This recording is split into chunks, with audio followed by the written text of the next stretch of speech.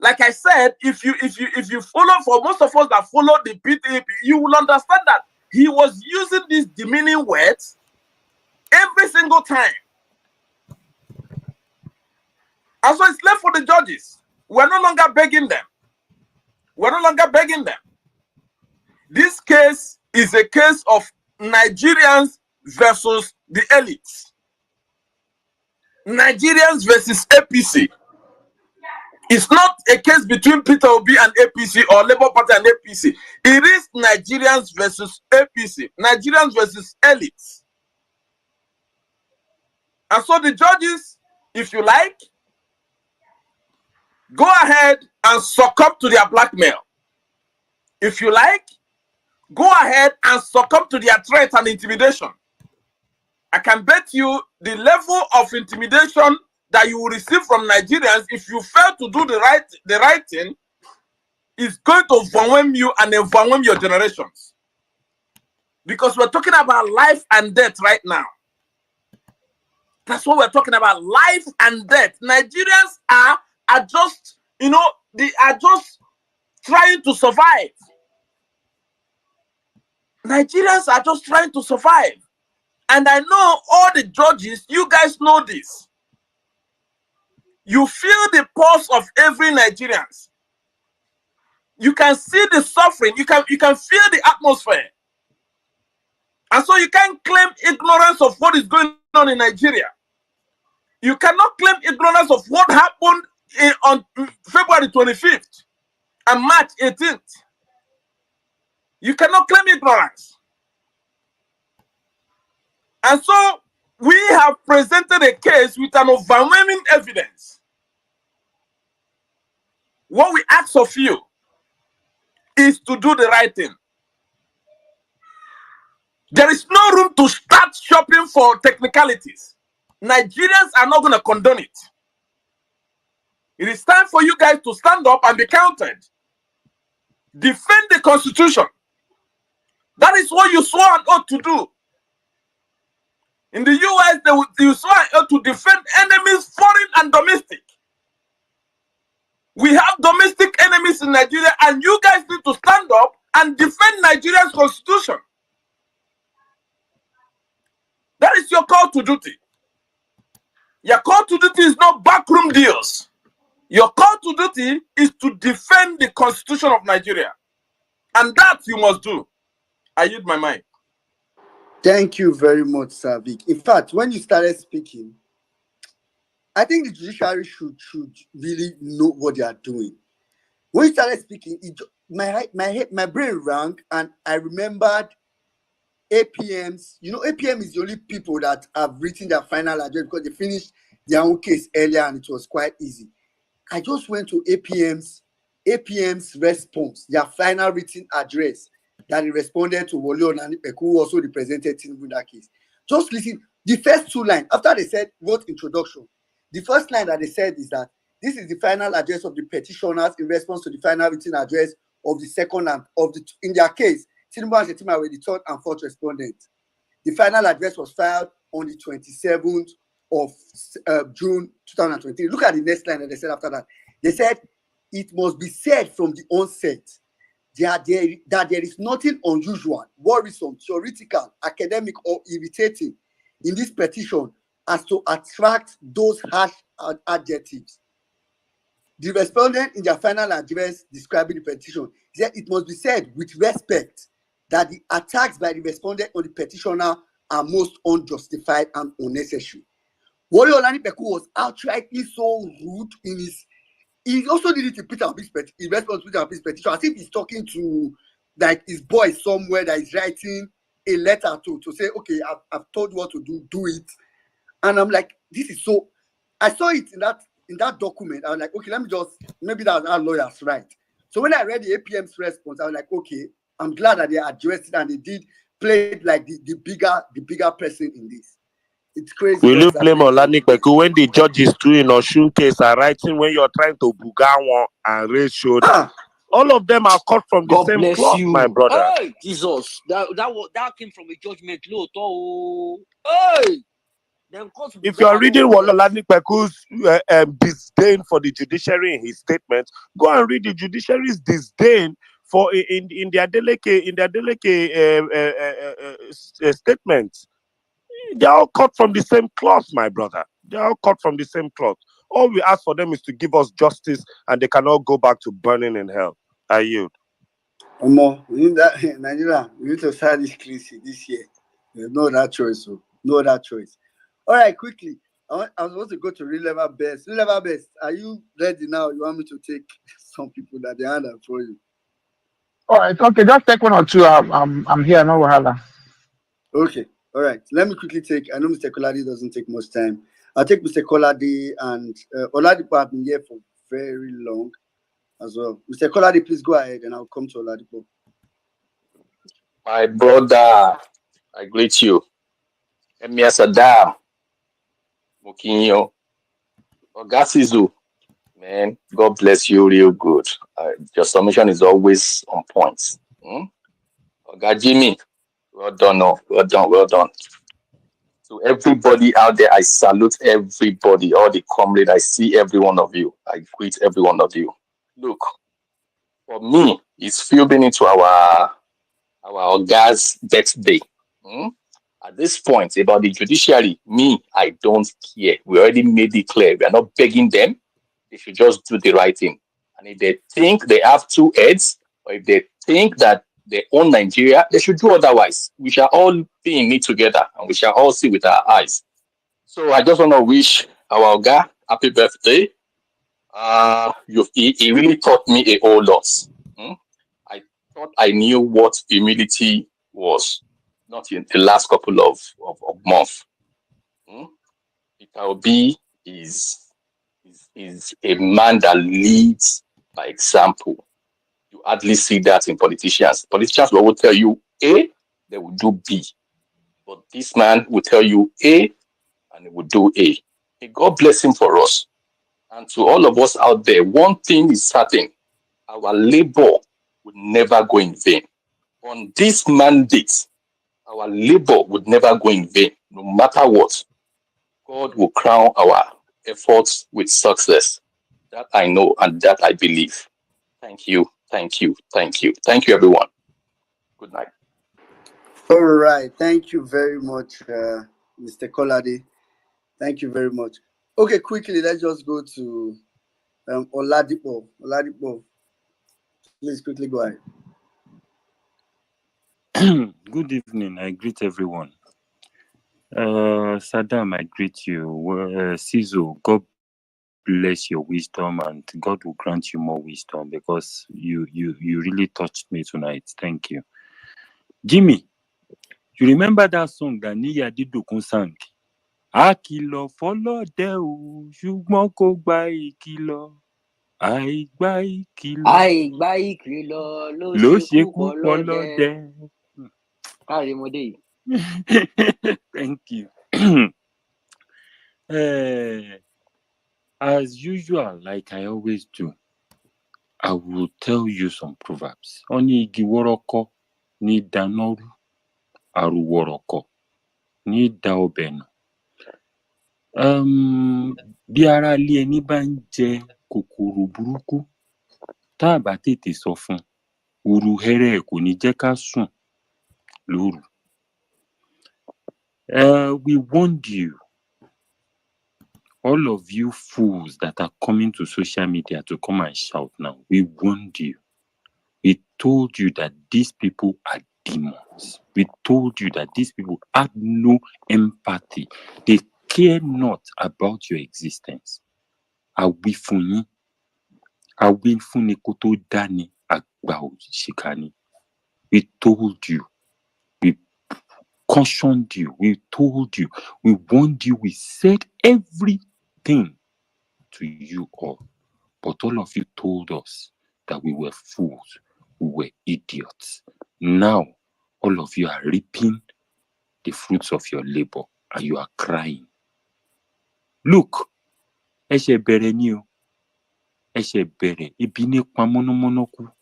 Ẹ̀ṣẹ̀ bẹ̀rẹ̀ yà. Ẹ máa jẹ. Ẹ máa jẹ. Mọ́nàbọ̀n yà. I'm not wishing you well at all. Any of you that supported these fools into power, I'm not wishing you well. I'm wishing you the 10 plagues of Egypt on a daily basis. That is what I'm wishing you. Because we warned you. That is that. You see, I said something the last time I spoke on Violence Space. I said, by the time this... Oladipo, yes? sorry, let me interject you for a moment and formally announce with, it's Peter Obi's birthday. All right, so... Oh, shit, Jerry. Flog that chicken one more time. I beg you know who they do birthday. Correct, guy. I bet not kill the chicken. I beg you. We go see kill him for night. Oladipo, please go ahead and conclude the submission. Yeah, you see, let me tell you something. I said something in the last Violence Space. I said, by the time this wahala we did look for go start, no be obedience go lead the wahala. Now the same set of Yoruba fools and the same set of fools that voted for them will lead the wahala. I had the opportunity to talk to some few people today. Do you know a bike man told me today that whatever they do, whatever is their plan, they will go back to robbery. The guy told me point blank. And we will not rob the poor. We will go and rob the rich. As in, I was shocked. That is number one. Number two, whatever anybody thinks that is going to happen, and whether he will be able to use all this his touts that he has in Lagos. Lagos is not Nigeria. Someone that knows Tinubu should tell Tinubu, Lagos is not Nigeria. You can keep Lagos under your thumb for so long, and it's just but for a while. Lagos is not Nigeria. Because we said, you keep thinking that whatever you do, that is going to just affect the obedience, is not going to affect you. A lot of you spoke. You said a lot of things, all you APC fools. I remember the words of Mel Gibson in this movie, The Patriot. He said, this war will not be fought on a frontier or some distant battlefield, but amongst us, amongst our homes. Our children will learn of it with their own eyes. The war has started now. You people are shouting. Èmi ò ní nǹkan sọ fún yín o. Ìyà lẹ máa jẹ̀kú. Mi ò gbàdúrà rere fún yín o. Mi ò fi ire ròyìn rárá. Things are not going on well for people. Well meaning, I've seen your hand. All in the name of the fact that a fool reached this way into power. He's going to return that power. And I said it before these guys became whatever he is today. I said, God is setting him up for a catastrophic failure. We all will see when he falls. And it's going to be a nasty fall. I yield my mic. Thank you very much, Oladipo. Guys, it's Peter Obi's birthday. There are so many pictures. Give us jams now. Give us jams, eh? You want records? Why record artists? Where are my artists in this building? I don't know if do a cappella. No worry. Your artist. Please, English, please. Unmute and give me. I am standing by. Everybody, I greet you. Please give me a cappella, please. Happy birthday, people. Happy birthday, people. Happy birthday, happy birthday, happy birthday, happy birthday, happy birthday, P.O. Happy birthday, my dear Pressy. Authentic president. Happy birthday to ya. Happy birthday, happy birthday. Let me save the other one saying for, the main, later, see the hot. Thank you very much. pause this for now. I have another video to play. Hi, is everybody doing? Greetings to you all. Don't mind me. I'm not speaking. I don't intend to speak much today. I just want to play you some very important videos that I think you all need to listen to. Welcome to the show, guys. Thank you so much for coming by. Happy Tuesday. Today is Tuesday, right? I beg. Let me be right to you. Yes. Today is Tuesday. So happy Tuesday. I hope it's not too hot where you are. And I hope you're staying cool. Welcome, Mr. Tony South. Highly favored. I appreciate you. Welcome. Who else? Let me welcome everybody. Mary, welcome. Greetings, everyone. So let me quickly play this video. APC is a terrorist organization. Tinubu must be disqualified and P2B won the elections. Keep trending this night. I plead with all of you. I indulge all of you. Please hit your phones right now. Don't be lazy. Don't be tired. Don't be weary. Don't be worried. Hit your keypad right now and let's get this hashtag trending. And with that, I'm going to yield the mic right now to my brother, my friend, my artist, my superstar for weddings and special occasions. Please, like the burial ceremony of APC, contact me. Jimmy, how you doing today, my brother? Good evening. I'm fine, oh Saddam. How you doing, my brother? Thank you. Otumba, well meaning. Auntie Bolanle, Woli, UC Maxwell, Reliver Best. Everybody, don't worry, I will heal you in a bit. Welcome to another segment, Thursday session of Roll Space. Thank you for joining us again. The regulars are here. Thank you. Obedience. At today. We won't be tired. We'll keep doing this. We've decided to bank on it. We've decided to jump up on it, and we will keep doing it. Ìdúró ò sí, ìbẹ̀rẹ̀ ò sí fẹ́ni tó gbódó mì. Ọkàn wọn ò ní balẹ̀. Àwa la fẹ́ nǹkan, we will get it. We are the ones in search of something. We are ready to go up the hills to get what we want, and we will get it. I have no single doubt. Let me start with the judicial system. The judiciary. I will start like this. Tòun tẹ̀rín ní ó lọ. Tòun tẹ̀rín ní ó lọ. Ìtàkùn tó ní kájànàkú má wọdò. Òun tẹ̀rín ní ó lọ. It's a Yoruba proverb. I put it out as a song. There's another one that says, ṣé ẹ mọ dágúnró àbẹ́ ẹ mọ dágúnró nígbà tẹ́ mọ̀ pé ro ò ṣeé jẹ dágúnró ò ṣeé jẹ ìjẹ tí ẹ jẹ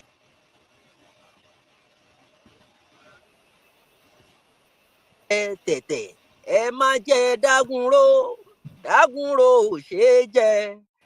Dágúnró is a vegetable, but a very poisonous vegetable. Tete is a vegetable as well. It's a Yoruba a vegetable. We eat it with any kind of food. But you trying to eat the dagunro the way you eat the regular tete vegetable, it's dead on arrival. You are going to die if you eat dagunro. It looks like vegetable, but you cannot eat it. Obedience. We are dagunro of that Nigeria right now. Whoever dares to chop us, whoever dares to approach us,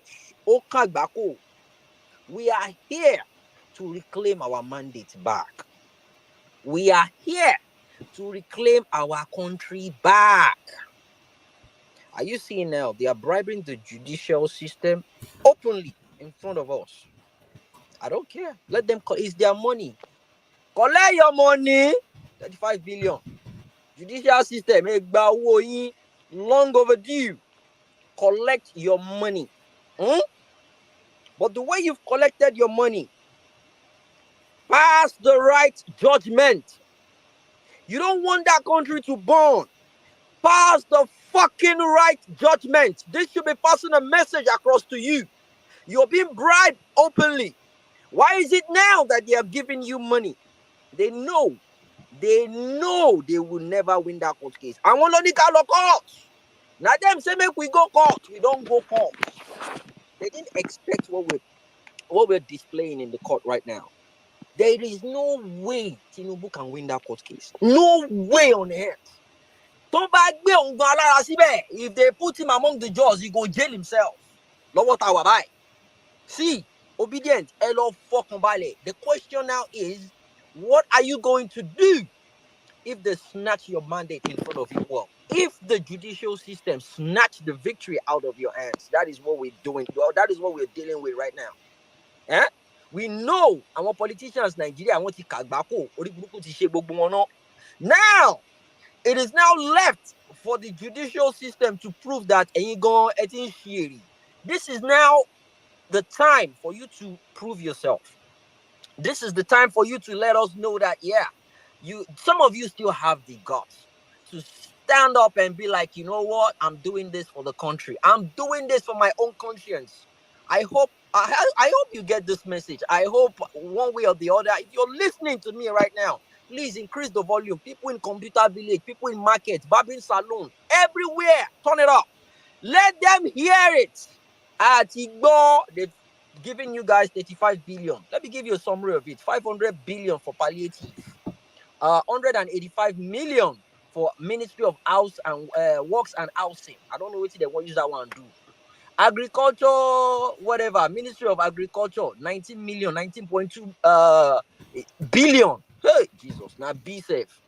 35 billion naira. National Judicial Council. 10 billion for Federal Capital Territory. All people now when they shout 25% is sacrosanct in Abuja, they won't bribe now with 10 billion. Say, yeah, Abuja people, they are sacrosanct. Let's not forget them. Them put them budgets now for the scam too. They remember now 10 billion naira for now with the FCT. 70 billion to National Assembly. The people that will uphold the law. See, this man is mad. This man is mad. He's doing everything. He's buying everybody. He wants to put everybody in his pocket just to make sure he legitimizes sham victory. It will never work.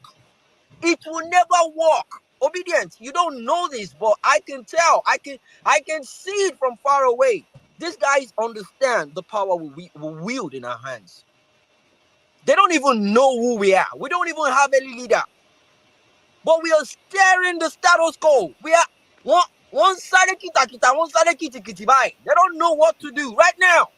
A pen in their backsides right now. I'm hearing a story about a couple of them trying to run away from the country. Am I worried? Let them go wherever they want to go. Let us get our mandate back first. Now, to all the bastards APT members,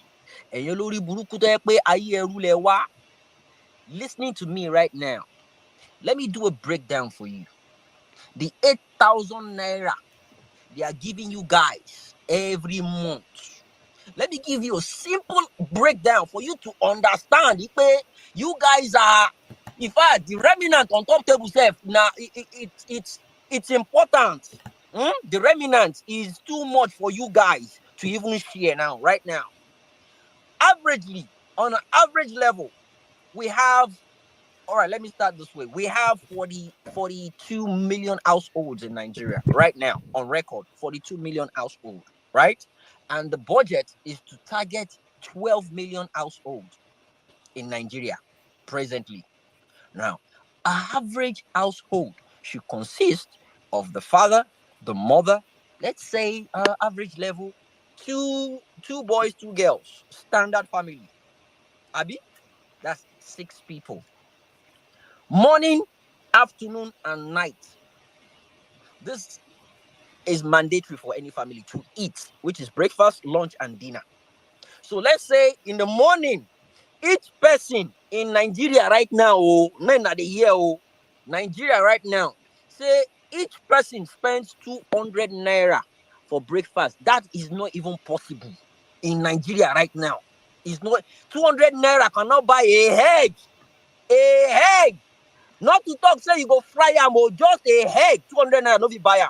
So, but 200 naira per person. So, for the 6 people, that is 1,200 alone. That's for breakfast. 1,200 for breakfast. Now, lunch, another 200 naira. That's another 1,200 for lunch. Dinner, 200 naira. That's another 1,000. This is excluding, say, maybe then go school, then go work, transportation, and it. No, this one I just food with the calculator.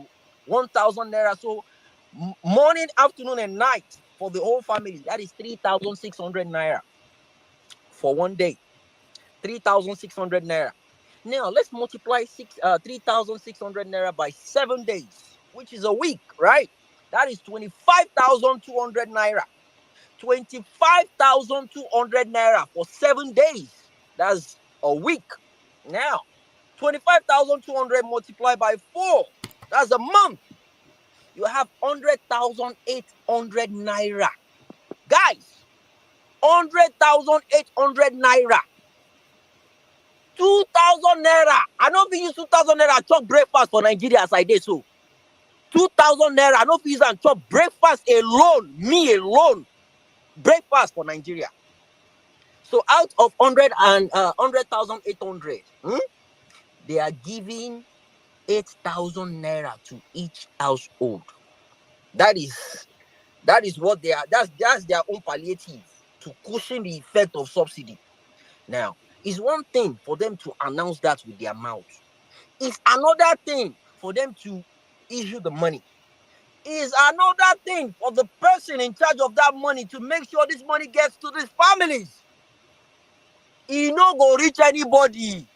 Ayé rule YPC ẹ máa jìyà kú ni ẹ ṣe wà yẹn.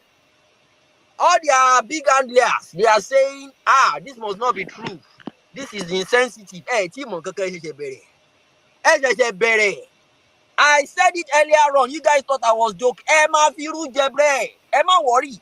It will taste nice lẹ́nu yín. Before you know it, you'll be like, this thing is not that bad. Oh, yeah, I mean, it's good. It's proteinous. Ẹ máa fi irú jẹ bread. Tí mọ̀ kankan. Ìyà. Akọ ìyà.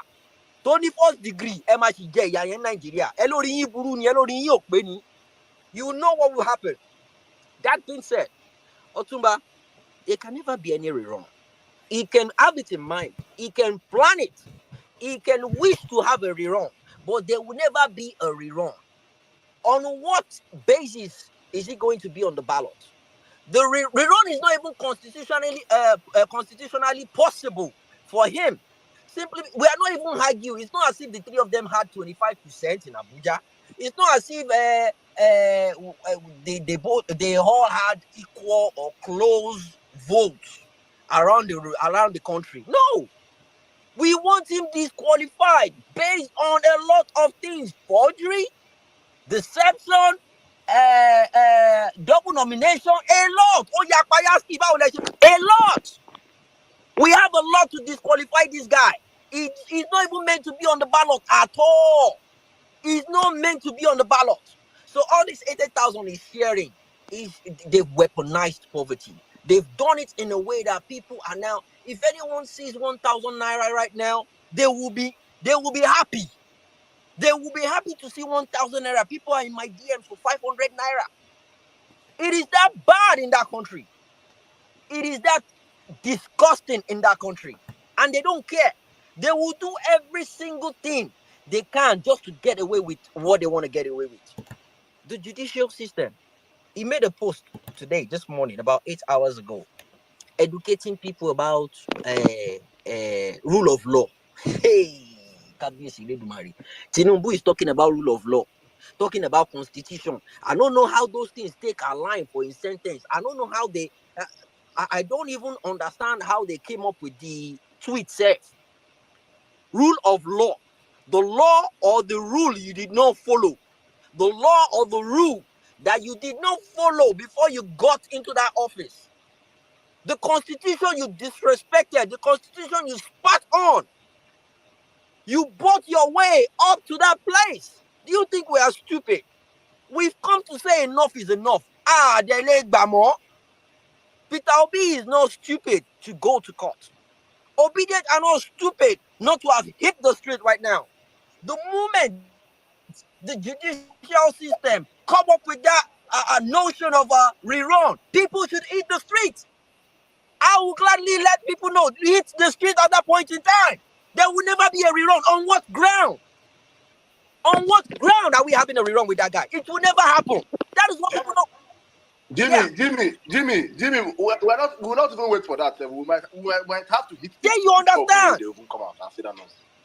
That nonsense of that one. We don't have to wait for them to give. We have to show them that in us lie the strength to shut down that country. Honestly speaking, they need to understand that people are angry right now. They need to feel the pulse of the nation. People are getting killed by their numbers every single day. Did you see the stupid stunts they played? Was it yesterday or a couple of days ago? They killed I think about 3 people. Then they labeled them the bandits. I don't know which bandit will go around killing people with police badge on his chest. Obedient, be careful. Yeah, Jimmy, that's Bro, it. I was just obedient, laughing, be smart. What they're trying to do now, they want to make it look like it's part of the North Central people that are killing themselves. Don't let them turn you against yourselves. These guys are bastards. They are demons. They are playing dirty games. So, these guys. So, the person going to do such atrocities will carry everything. No, you don't wear uniform. You don't wear uniform. You don't wear anything. You don't carry another. But carry in police badge. Carry in police badge. Put for pocket. Say, yes, he wants to go and kill people. This is my badge. I will show them after. I ain't in badge APC. You guys are bastards. And I know a lot of people are not informed. They don't understand what is going on. And the moment they see this thing, that's what they will show them. They show them the badge, and people will be like, hey, so it's just one of us that is doing it. It's a lie.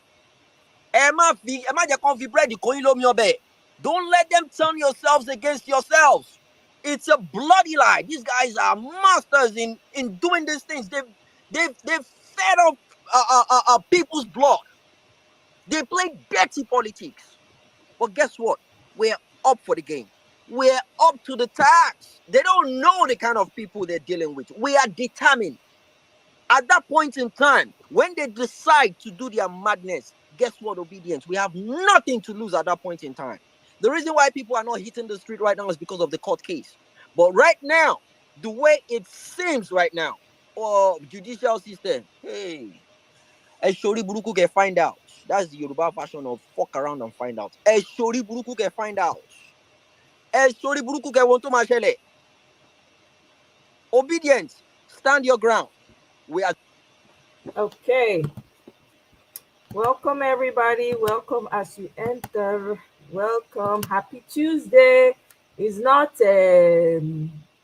according to my sister, for you. For you, today no be Sunday. It's not Sunday. At least I got it right this time. Even in my Wenge listeners, how on a day? Bola Ahmed Tinubu don dey receive woto. Shey that they talk say to get 25% inside Abuja no dey important. Make una hear this man wetin this man talk about Tinubu and 25%. I think somebody should call Bola Ahmed Tinubu to order. Somebody should tell him that he is not bigger than the nation. Somebody should tell him that statement he made is an obvious and daring threat to not only the judiciary, but to also the generality of the citizens of Nigeria. Nobody anywhere is mightier or greater than the nation. I don't know what is wrong with you. Why is it taking you people a great difficulty to interpret and understand your own constitution, your own laws of the country? You see, somebody should tell that man that he did not win 25% of, in Abuja, that he did not even win the election. He should get out of office. Somebody should tell him, Bola Ahmed Tinubu, to get out of office. Enough is enough. You see, the judiciary, all eyes are on you. But let me tell you one thing. This is now, a history you're making for yourself. How can one man, just one man, intend to gag all of you. Gag your mind. Don't you have a mind of your own?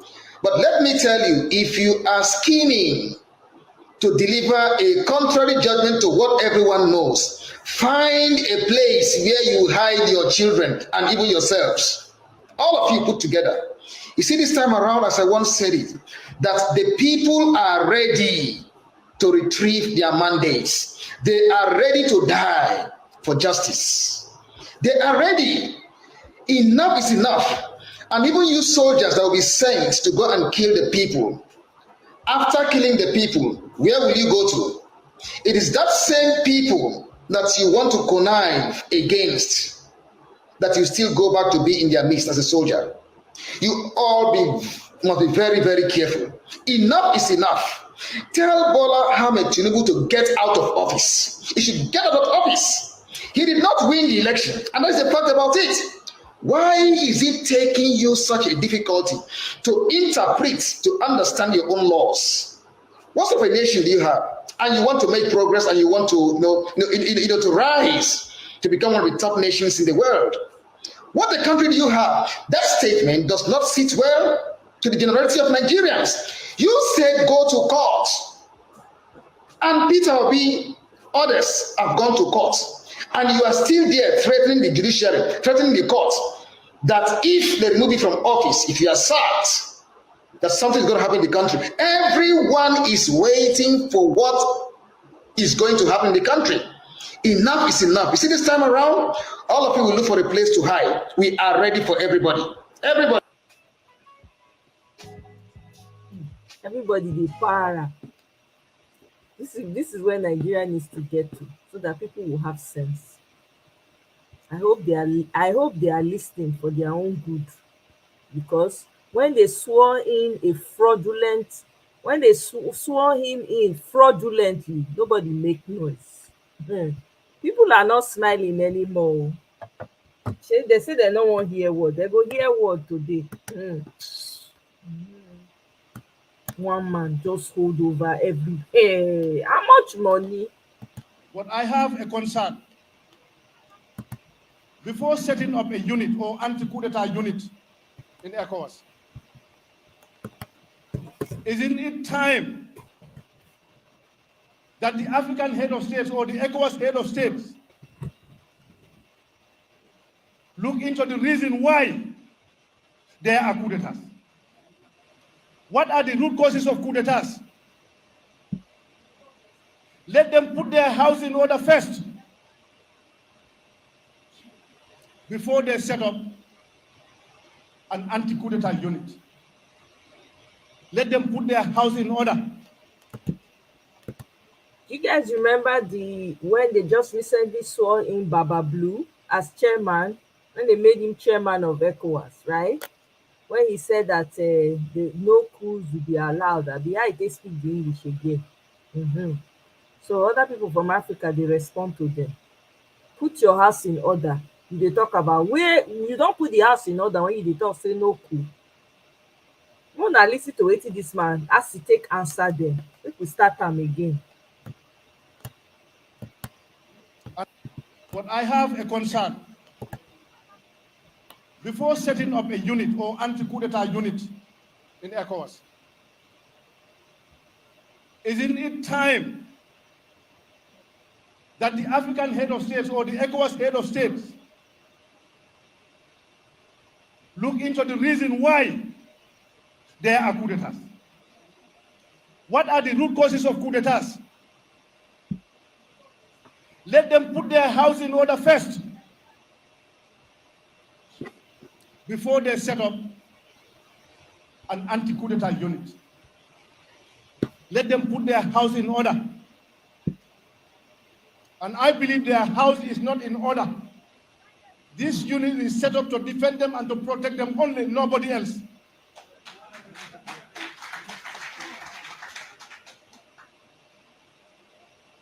What is more coup d'etat than your national constitution gives you 2-term limit, 5 years, 2 terms. After serving 10 years, you want to change the constitution for another term. Is that not a coup d'etat?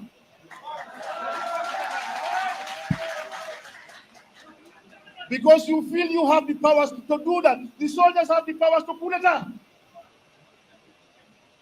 That is also another coup d'etat. And they are living with them there. They are there. In the name of civilian, putting on mufti clothes, calling yourself a Democrat, when you loot all the resources of your country, mislead people, torture them, imprison them, burn their businesses to us, and you call that a democracy or a civilian rule and an illegally elected government. The leaders must stop lying to their electorate first.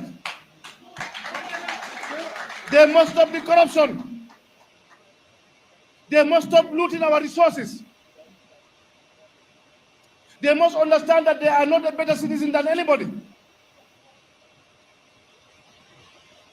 They are given a responsibility, a role to play to help develop the countries and make sure that there is peace and tranquility and respect the constitution of the country. But this is not happening. Example is this government. This government has lied to people in 2016 that they are going only for 3 years. Was that not a lie? Who asked them to tell people that we are going for 3 years? Were they forced to say that? They went around the whole country, lied to everyone. When the people started reminding them, this is what you promised us, they threw tear gas on them. And the president is bragging, yes, when I threw tear gas in them, they never came back.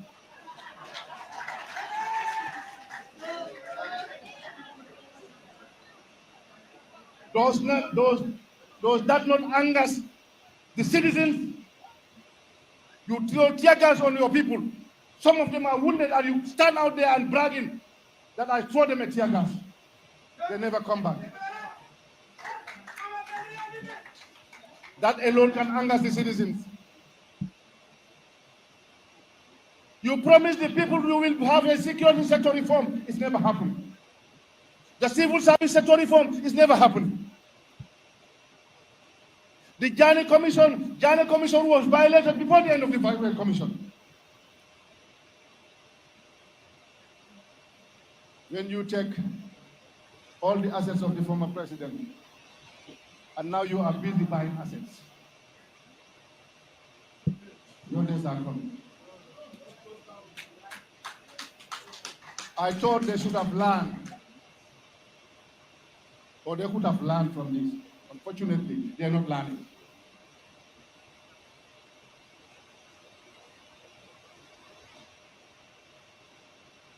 So before you create a unit to go against any attempt of coup d'etat, put your house in order. Stop lying to your electorate. Stop lying to your citizens. Stop looting the resources of your country. Stop corruption in your country. And then you can talk about anti-coup d'etat.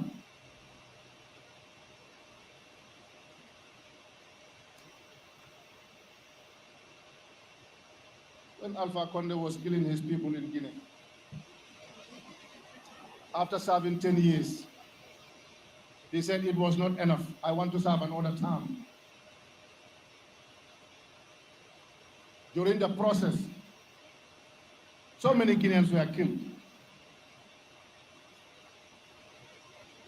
And I did not hear any Ecowas going there or condemning him. You know why? Because Guinea was too big for them, or Alpha was dancing to their tune. Because I think that was why the small Gambia was surrounded all sides by soldiers and guns in 2016. Because Gambia was small, or Gambia is a small country, and Jammeh was not dancing to their tune.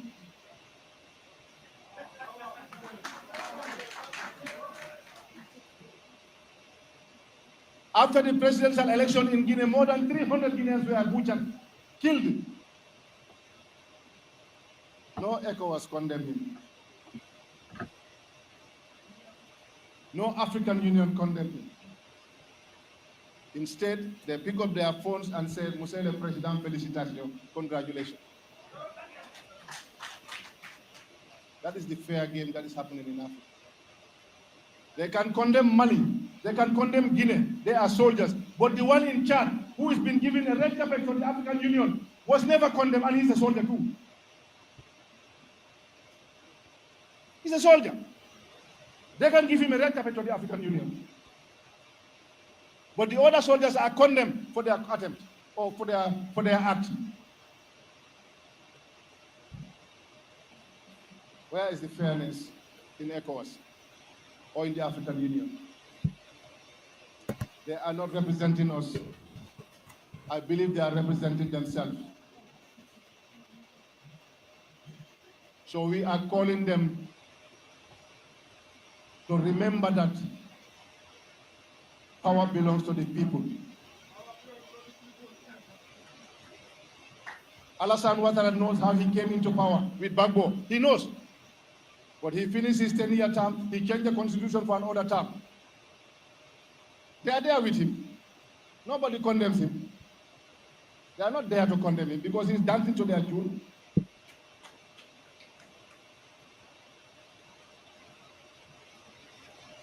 So I'm calling on Ecowas to do the right thing.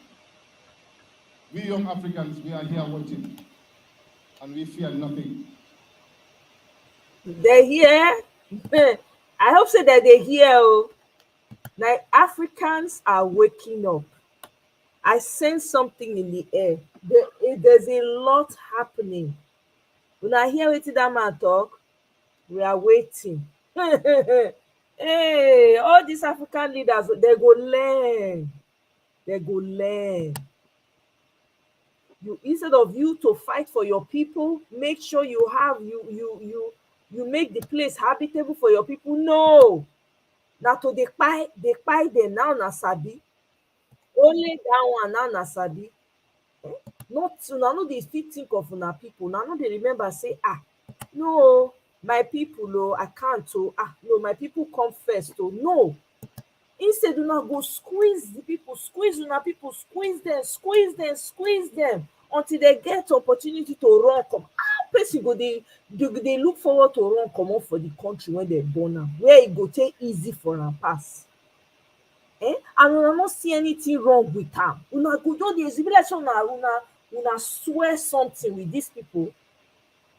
Una drink from the same cup with them. To una mortgage una people to them. Say okay, no worry, we know as we go take squeeze life out of them, so that they go frustrate, run comot for the country, so that they go come work as slave for you. Una no dey think that one at all. I never see people when hate their children. When I go talk say Nigerian people don't like their children, you go talk somewhere, what are you saying? This na part of am now. Which papa go born pikin wan make that pikin not be turn out to be anything for this world? Which papa, after he don suffer finish, you come born, you come say no, this my pikin, nothing good go ever happen to am. You don't ever see am. Na only Nigeria know say that one dey happen, and Africa now know say that one dey happen. They don't care about their people. Na to punish the most harshest. Only in Nigeria, Africa, now tell you know say oyibo go come una land, una go dey carry them like egg.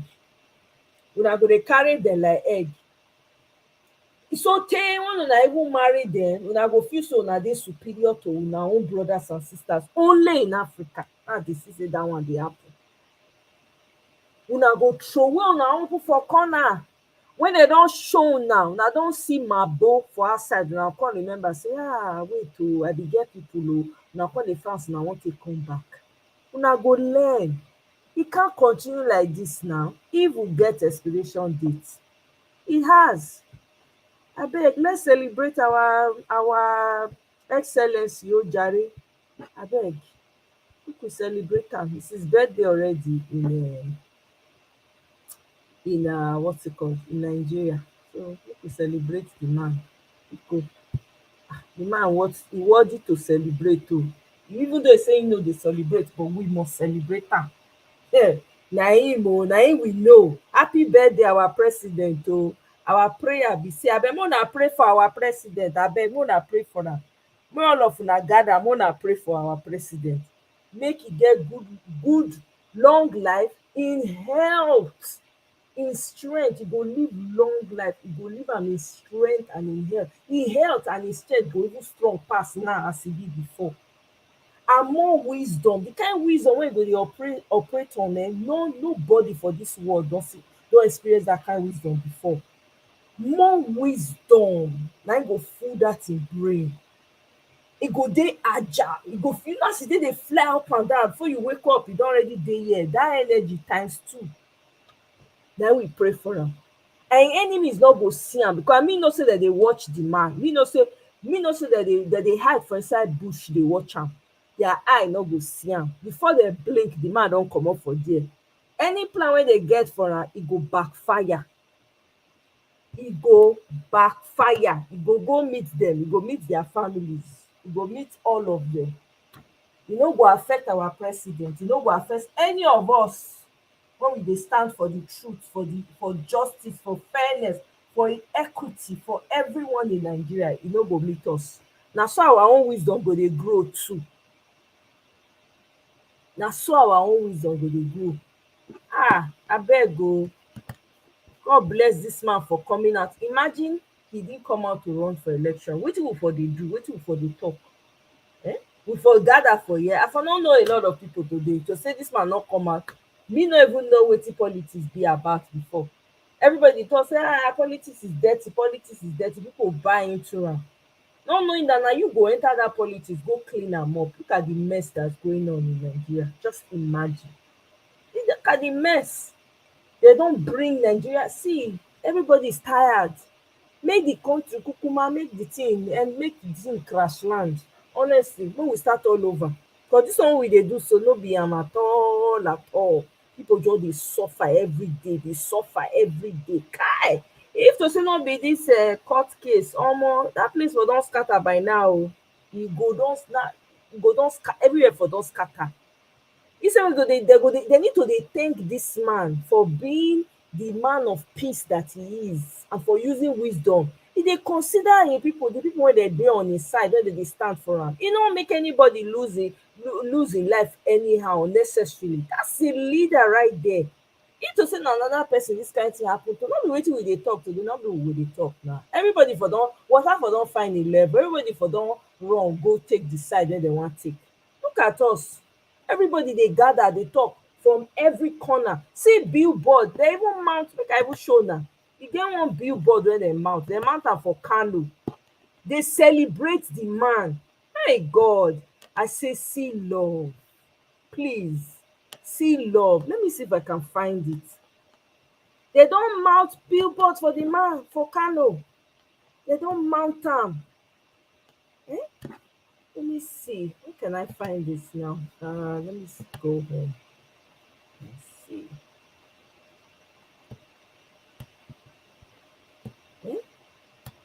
They're celebrating this man everywhere, even though he says, you know what, I don't want to celebrate my birthday. There's nothing to celebrate. Does it not make sense? Look at what is going on in Nigeria. Does it not make sense? What person in their right minds will be celebrating at this time? Every day they kpai people. Every day they kpai people. Every day, like say na soldier ants they kpai. Every day. What kind of country is that?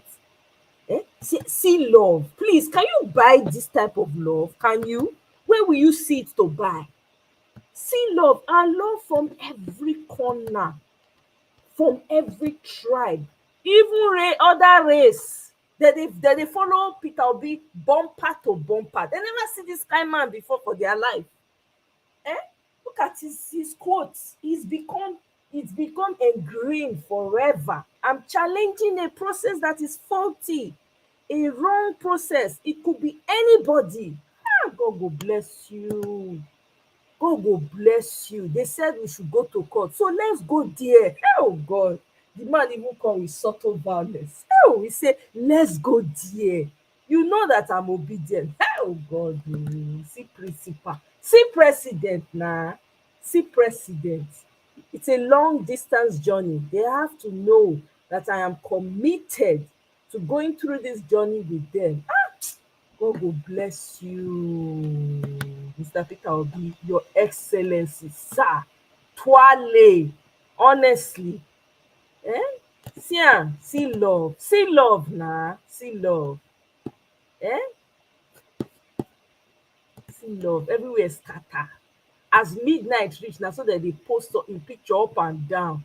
Everybody dey celebrate am. Can people celebrate the ones that have been running? See love, see organic love, see nowhere everywhere dis man go na so people dey follow am, dey pack follow am like sardine. See small pikin o, if small pikin dey gather person you know say na better person. See am, you see am.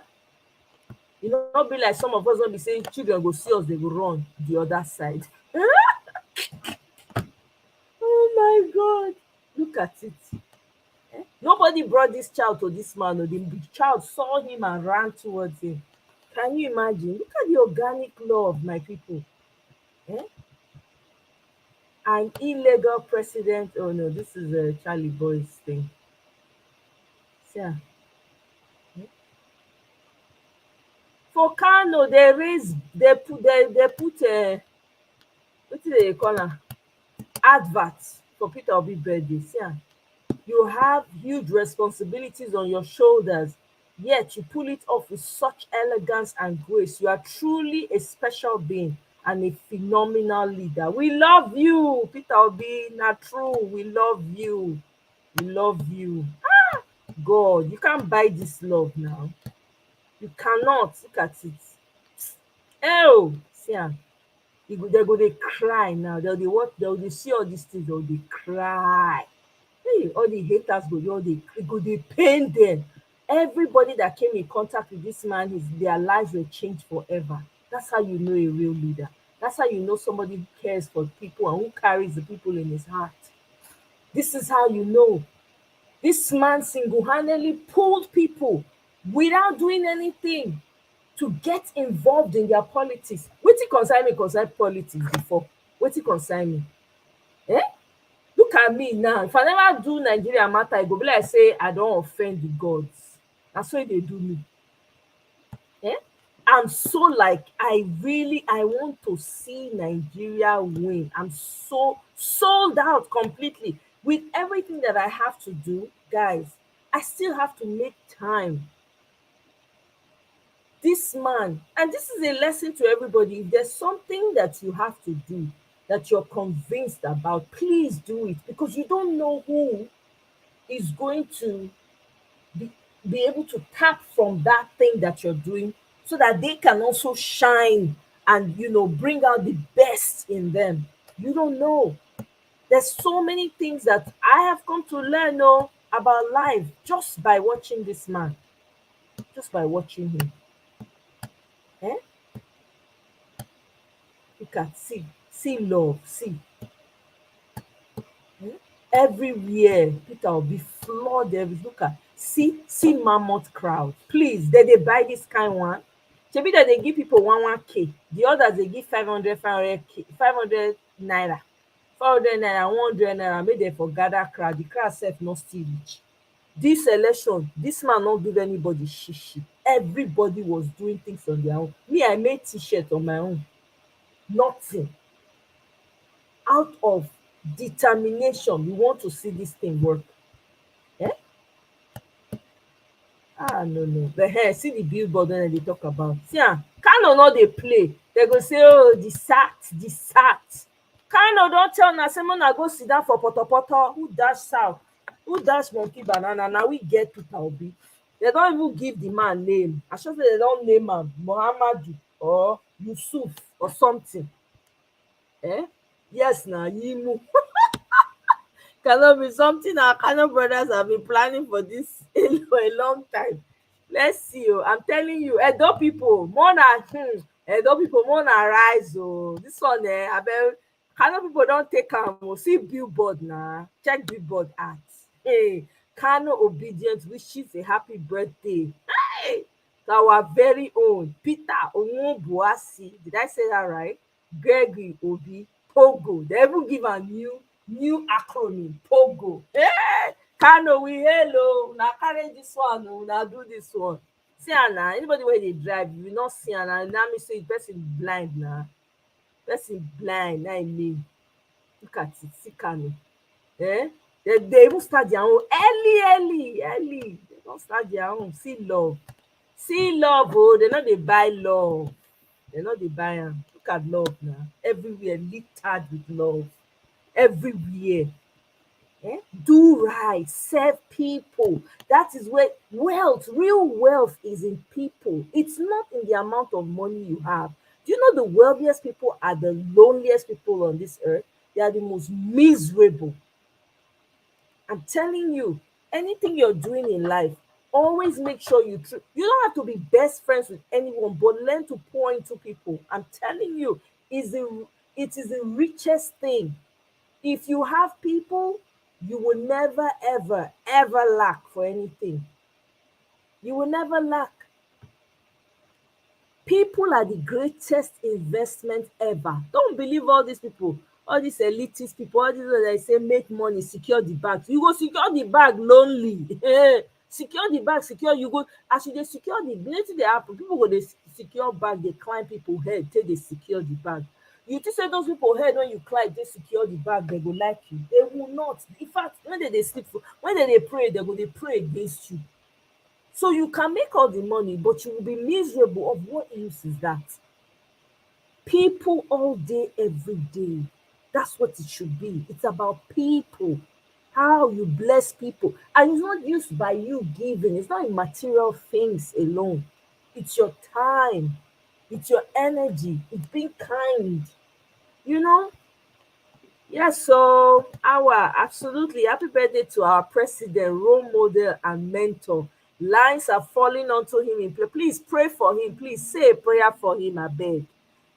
Lines are falling onto him in pleasant places, unspeakable joy and unassuming heights in his portion. Absolutely. Your birthday is on the 20th. Oh wow, hey, great people are born in July. Now wow, now one start now. July people call the people when they born around that time now, they call they feel like they call they raise shoulder like peacock. Hey, great people are born in July. My principal was born in July. Eh? I have a brother that's July too. So great people are indeed. Look at me, I'm being partial. Okay, he's protected. Yes, he's protected from the left and right. Wisdom are working him. He gets divine revelation. Hallelujah, somebody. As he inspires a nation, continent, and the world, he shall stay inspired. His family is blessed. He said, Pastor Kenny, hey, Pastor Kenny, pray for me too. It's your prayer strong, oh. Eh? Hey, we know our principal, my brother, we know our principal birthday, unlike Bulaba. Who know him birthday?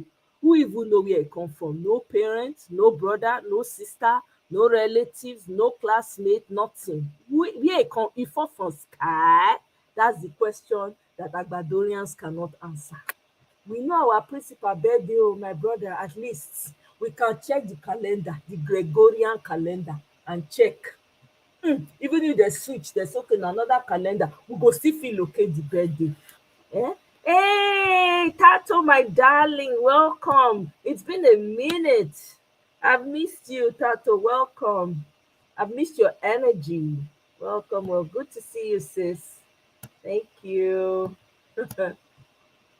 They are uncountable. In fact, oh my god, his videos, his speeches are uncountable. It's mind blowing. He's a rare one, rare human being. He's one in a million. I have never seen or heard or read about any leader like Peter Obi. No, with all due respect to every leader that has emerged from different parts of the world and Africa, Peter Obi stands on his own. I'm telling you, man, stands on his own. Hi. You try to buy love. It didn't work. You took cassava hoe and palm oil. Did that one work? Now, oh my god, that was so funny. Yeah, so Oh my God. I know you're bragging, right? Bragging, right?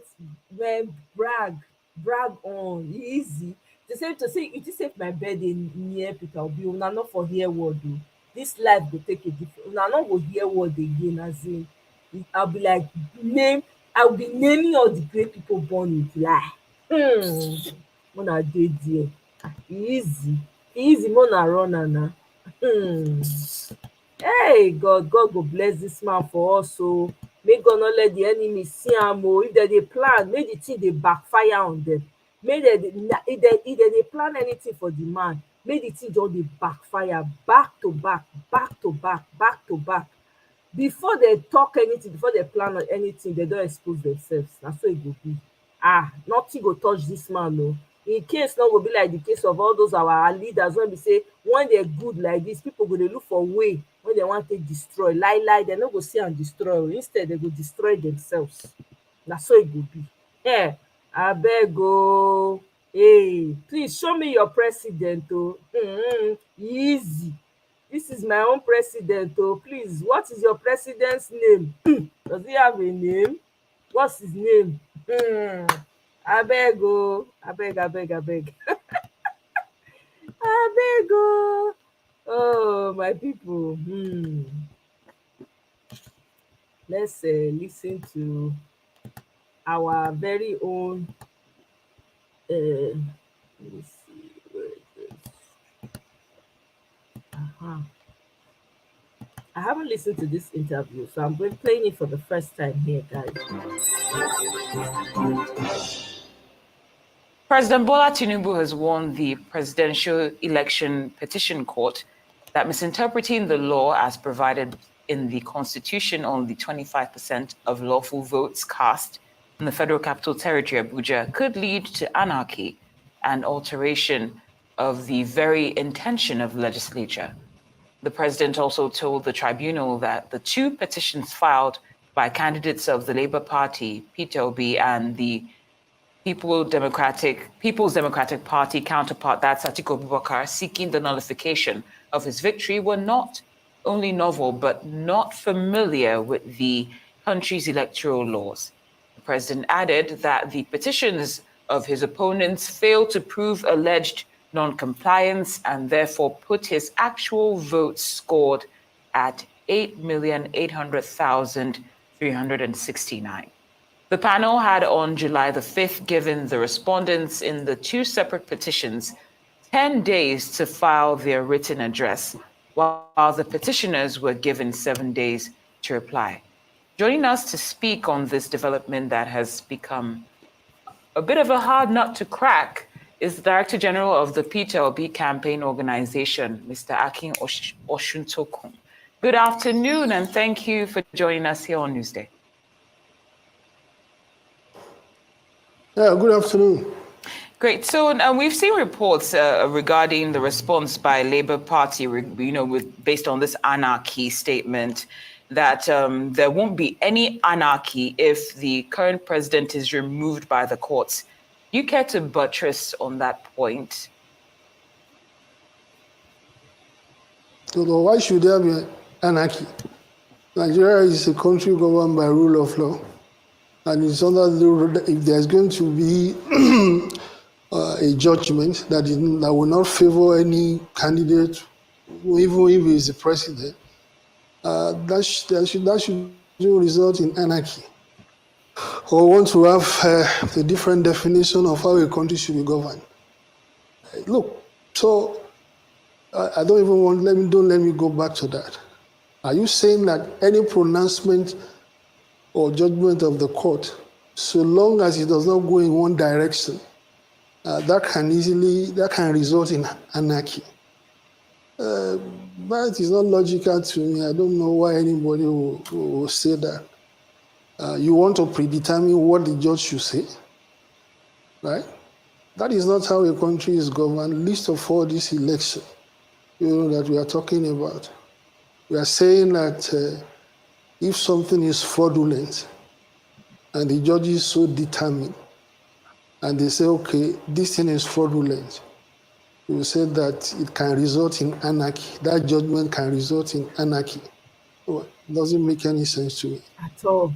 New leader. Okay, so besides warning about it leading to absurdity, chaos, anarchy, like you've said, and of course the alteration of the intention of the very intention of the legislature, he also said that the two petitions filed by your candidate, Mr. Peter Obi, and the People's Democratic Party counterpart, Atiku Abubakar, seeking the nullification of his victory, was not only novel, but shows that you are not familiar with the country's electoral laws.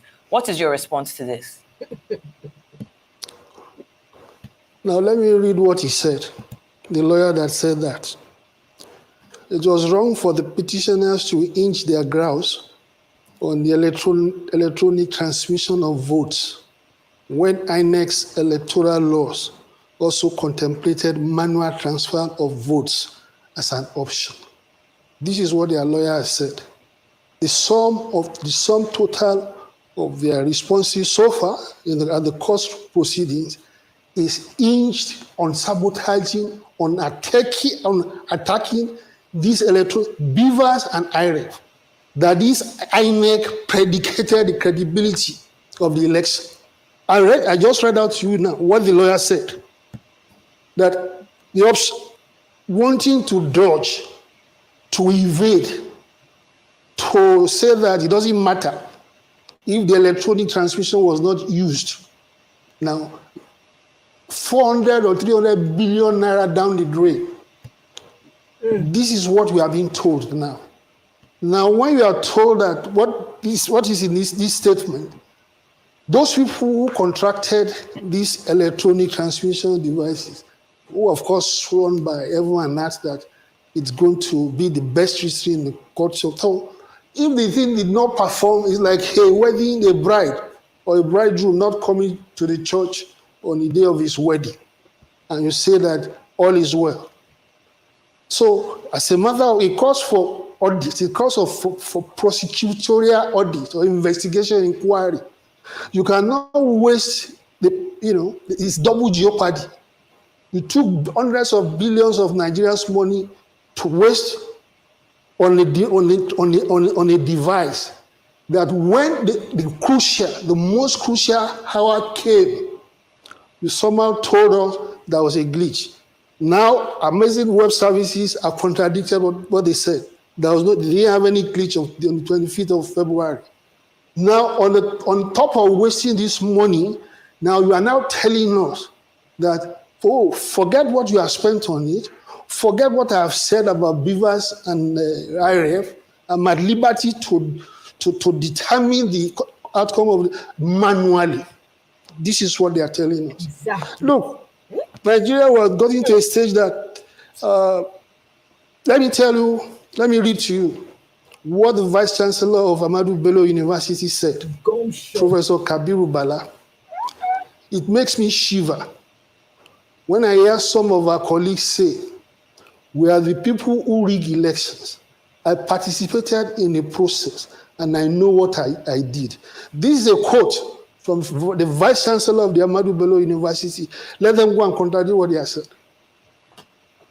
The same, look, this INEC has a history of sabotaging itself, of sabotaging what should have been a constructive input.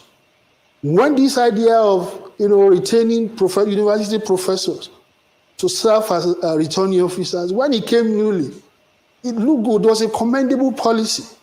Now see what this INEC has made of it. Anything this INEC touches under the chairmanship of this Professor Mahmoud, it turns to dust. Yes. It turns to death. And Mr. Shintokun, So you see, it is the same culture. We have just about a minute and a half with you. So what are Labour Party's next steps in light of this picture that you've painted? Stop. Did you know thousands of Americans are piggybacking off an IRS program? No, we're in court. I mean, they have given their address. We are going to respond. So that is the next step to what they have said. But the issue before us, of course, is they have shown their true colors. They're threatening anarchy. I remember there was, anyway, I don't want to go back to what our VPC said, the running mate to our presidential candidate, saying that if Nigeria, if a certain is done, we are going to throw Nigeria into constitutional crisis. But here now, everybody rose up in arms. Now we are hearing it. Now, this was an off-cuff remark from the running mate. This is a statement. This is a statement, adopted statement, before the court, under oath, that we are being told that a judgment, a certain kind, a potential judgment of the court will result in anarchy. I've had several interpretations, so I don't know what you think we should make of that. You see, the point is, during the hearings, right, I called 2 witnesses. The 2 of them very low down in the hierarchy of INEC officers. Given the significance of this election that attracted so much attention, hope, from Nigeria and the international community, why wouldn't you think that the chairman of INEC would seize this opportunity to come before the court, to seize the moment, to give an account of everything that has happened? On the contrary, none of them showed up. Not the chairman, even when he was subpoenaed. Not the chairman, not Mr. Okoye, the director of affairs, not the director of ICT, to come and explain to us what happened with the ICT. Omokore. Okay. And I recall that you remember people were saying when this man was appointed, that he's a sympathizer of one of the candidates. Mr. Akin. So this is where we are, right? We'll be putting the burden of everything on the victim. We're going to have to bring this interview to a close, but we of course understand what you've expressed this afternoon. Thank you so much for being here. Isn't that, there's something very uncanny here. This man just said something that hit me. He said putting the burden on the victim. But isn't that what Nigerian society has been doing to its citizens? If as far back as I can remember, even in Nigeria, when woman come up for house, now when woman, maybe the man they treat am bad, they come up for house, or let's say the man has issues with the wife or whatever, they always blame the victim. Even when on the issue of forced kerewa, they blame the victim. Everything is about the victim. Even when they say, okay, that they buy people for, bandits, Boko Haram, this and that, they go blame the victim. Oh my God. Now, the same thing that they do even at the highest level of office. So please tell me how narcissism want to treat itself. Because we are seeing narcissistic behavior at the highest level right now. All the people that they beat now, who they want cry go meet. You have a man that they forced on the Nigerian people, that never gave interviews, never spoke to anybody. People don't know what's in his mind. Nobody knows where he graduated from. In fact, nobody knows where he came from, who his parents are, if he has siblings, where are his siblings, what school he attended. You have a man with forged NYSC certificates, 2 different forged alleged. I don't know if it's him. Let me ignore that NYSC certificate on one side. I withdraw that statement. Everything about him is forged. Name is not his own. We don't even know which one is the right one. Everything about the man is a fraud. And then he has the audacity, even with this hardship that is going on, he doesn't even know how to come out and talk to people, or even, because in a difficult time like this, you need a leader that will step up and say, I know what you're going through, empathize with the people, talk to them so that they know, even, okay, this is what we're going to do, this is how we're going to do it, and all. Nothing. The Aso Rock has become a dungeon for bandits, for former thieves, the Boris, the Gbenedion. It has become a hoarding place for thieving people. All manner of thieves, criminals, creepy crawling in Aso Rock. Recently, he just received the Guinean president, the different all these African presidents that are very brutal with their people, that have been accused of heinous crimes. They go greet am for Aso Rock. Nigerians, it is now or never. Make the whole thing, make everything just scatter. That's what we want. So if judiciary, like, if I mean everyone, judiciary, please don't do the right thing. Please don't do the right thing.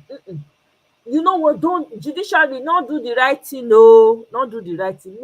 Make everywhere just scatter. There's no need. We have to start all over again. These people have damaged the system. You have thieves on rotation. All the people, the House of Assembly speaker, the House of the Senate speaker, all the ministers, all the senators, they are all thieves, criminal people. Na dem dey there. They have no enterprise. If you comot dat position for their hand, they will be the poorest people, because they have no vision. Their vision, they be like dead man walking. Who don read that, who don watch that movie, John Grisham? That's what it's like. They are dead men walking, no vision, nothing. They don't have anything, nothing to contribute to society, nothing. In a country where you say, oh, you want to give one man in a country with geniuses, you put aside one man wey be like say the man no even know anything. You tell am say na him go get the refinery. Till today, your people dey buy petrol when you dey produce. E be like now, na you get house and you born children, your children no dey see food chop for your house, wey be say na you dey buy food full the house, but then the children no dey see am chop because you dey sell it. You rather give it to outsiders. You have people that have wrecked their continents, countries, have wrecked the continent, their various countries. They have stolen all the resources to go and give to their colonialists, to their paymasters. We cannot continue like this. Judiciary don't do the right thing. Me, I have loved ones back home. Oh. My wish will be not for everything. Let them do the right thing so that everybody will move forward. But omo, ah, it's terrible, terrible. Ay, jai, jai, jai, jai, jai. Kai, na wow. Abeg.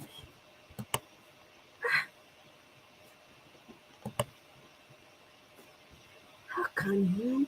I mean, I don't understand it. I don't get it.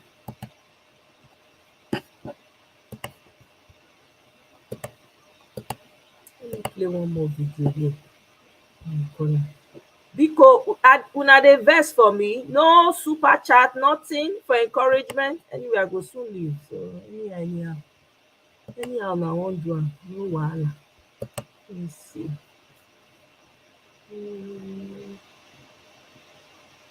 Is it this?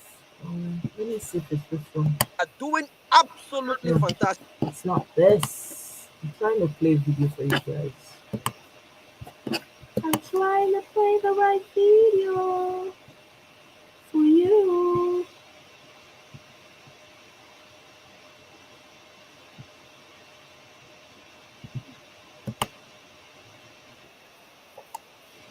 Okay.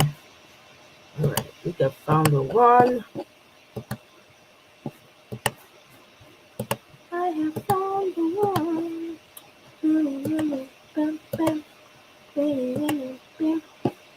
That's the end of my earlier submission. And this is to the Nigerian judiciary. Saddam has said no more ranting, so there'll be no rants here. All I want to say is this. The greatest political revolution in the world happened in France. It's called the French Revolution. When that revolution happened, I promise you, the French elite thought a revolution was the last thing the French people were going to do. Let me remind you how close to a revolution Nigeria is as we speak. The French Revolution had 10 major factors that caused the French people to get up, drag all their elites, and literally behead them. As I speak to you, Nigeria is currently suffering all 10 of these factors and more to really make you understand where the anarchy could come from. Factor number one. In the French Revolution, they created 3 tiers of people. Now, the first one was called the French estates. Let me explain. In the 1780s, the population of France was about 27 million people. France was divided into 3 estates. The first estate was the Roman Catholic clergy. They numbered about 100,000. The second estate was the French nobility. They numbered about 400,000. Everyone else in France, including laborers, merchants, lawyers, and even the peasants, belonged to the third estate, which comprised about 98% of the French population. Listen carefully. The third estate was me and you, the poor, the masses, the middle class. They were 98% of the French population. But the third estate was excluded from honor. They were excluded from political power. They were looked down upon by the bourgeoisie. That's the estate number 1 and 2, what we will call their elites. This led to anger and resentment. That coming together caused the French people from middle class to poor to hate their elites and eventually kill them in the French Revolution of 1789. The number 2 reason, as I speak to you, in Nigeria, they are the rich Nigerian political elites. They are the Nigerian clergy who have spoken out vehemently this period. And you wonder why. You will be a fool to think they are speaking on your behalf. And then there's you, the masses. The number 2 reason for the French Revolution was the tax burden on the third estates, which were the masses. The first estate, or the clergy, owned 10% of the land. They were very wealthy, but they paid no taxes. They enjoyed many privileges, your Dangotes and your political elites. They collected tithes. Tithes was 1/10 of the annual produce or earnings taken for the support of the church. The nobles owned 27% of the land, the second estate. They were exempted from paying taxes and they were allowed to collect their taxes from the peasants. In contrast, the third estate, the masses, was forced to pay heavy taxes while the other 2 estates were exempted. It is so wicked that on Wikipedia, there is a statement they wrote on Wikipedia that is absolutely mind-blowing. Let me read that statement to you. They said the poor were to pay taxes while the rich, I forgot, God, I can't find it in my notes anymore. There was a statement about how the poor were to pay taxes while the rich were just allowed to do all they wanted. The price of bread went up. There was a lot of cockiness from the rulers towards the people. Dear Nigerian Judiciary, everything that can lead to a revolution and has led to a revolution in other countries is currently ripe in Nigeria. Absolutely. Please, I beg you. Override. Today, one man is celebrating his birthday. His name is Peter Obi. Yes. His name draws crowds. Yes. He goes everywhere and he is loved. Yes. The Nigerian people came out in the 2023 election and sent a strong message to the establishment. Peter Obi won that election by a landslide. Absolutely. He won more votes than INEC has claimed. Today is his birthday. If you are a judge in the Nigerian judiciary overlooking this case, give Nigerians the best birthday present and hand this man his mandates. Hand this man justice. That's right. He is an honest man and he has good plans for this country. Peter Obi would never have led Nigerians into subsidy and then turned around and handed 80 billion and 30 billion to the judiciary and 80 billion to the House of Assembly. He would never have done that.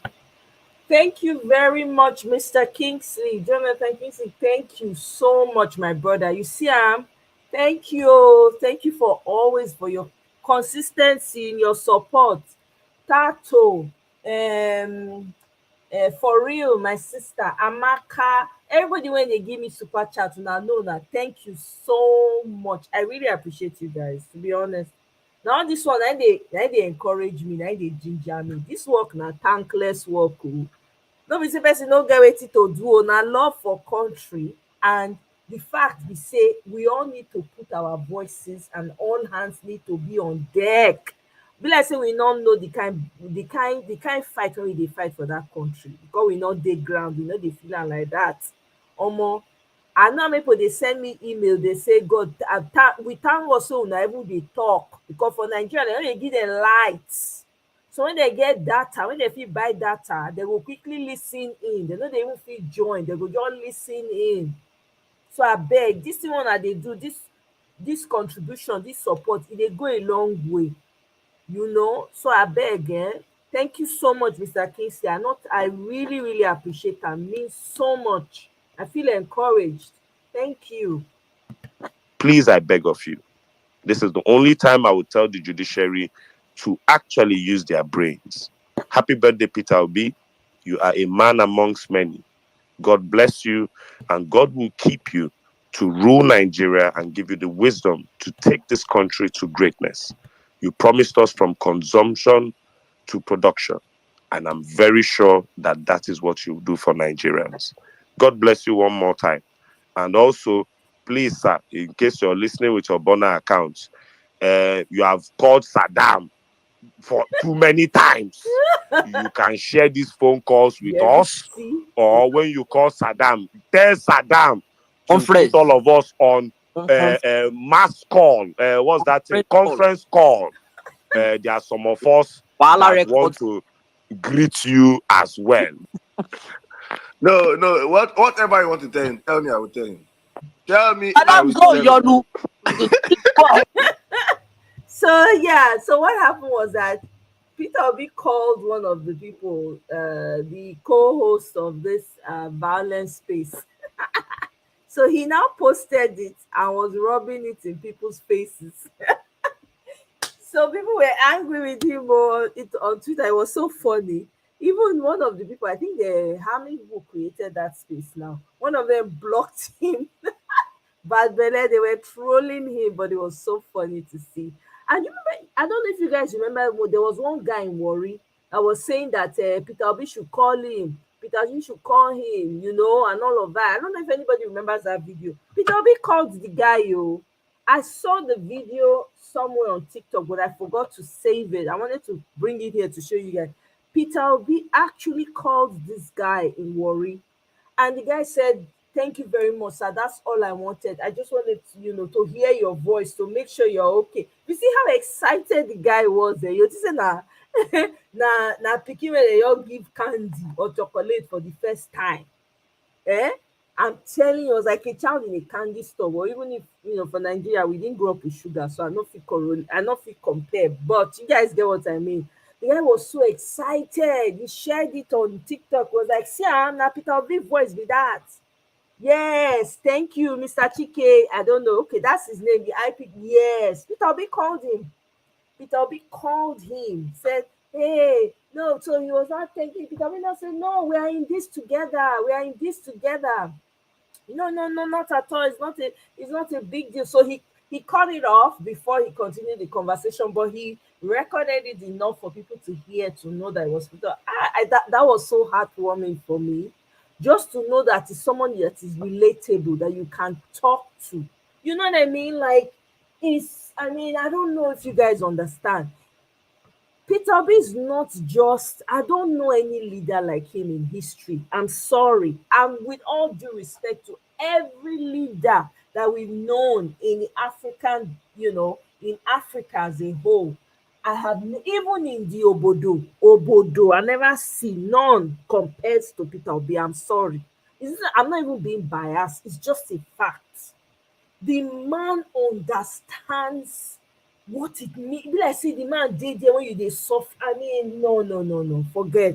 that was so heartwarming to see. Look at everybody was just smiling. Look at the comment section. The guys' comment section was just blowing up. People were like, "Hey, lucky you! Oh. Hey, so you talk to Rani? Oh, see, oh, better man. Imagine, can you imagine?" He said, "Look at him. He did not feel like, oh, who are you that I will be calling?" He called him, made the attempt. I mean, if you do that, people would love you. Tell me why people won't love him.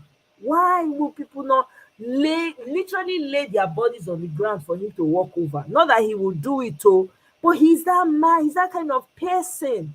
You can't hate on someone like that. You can't.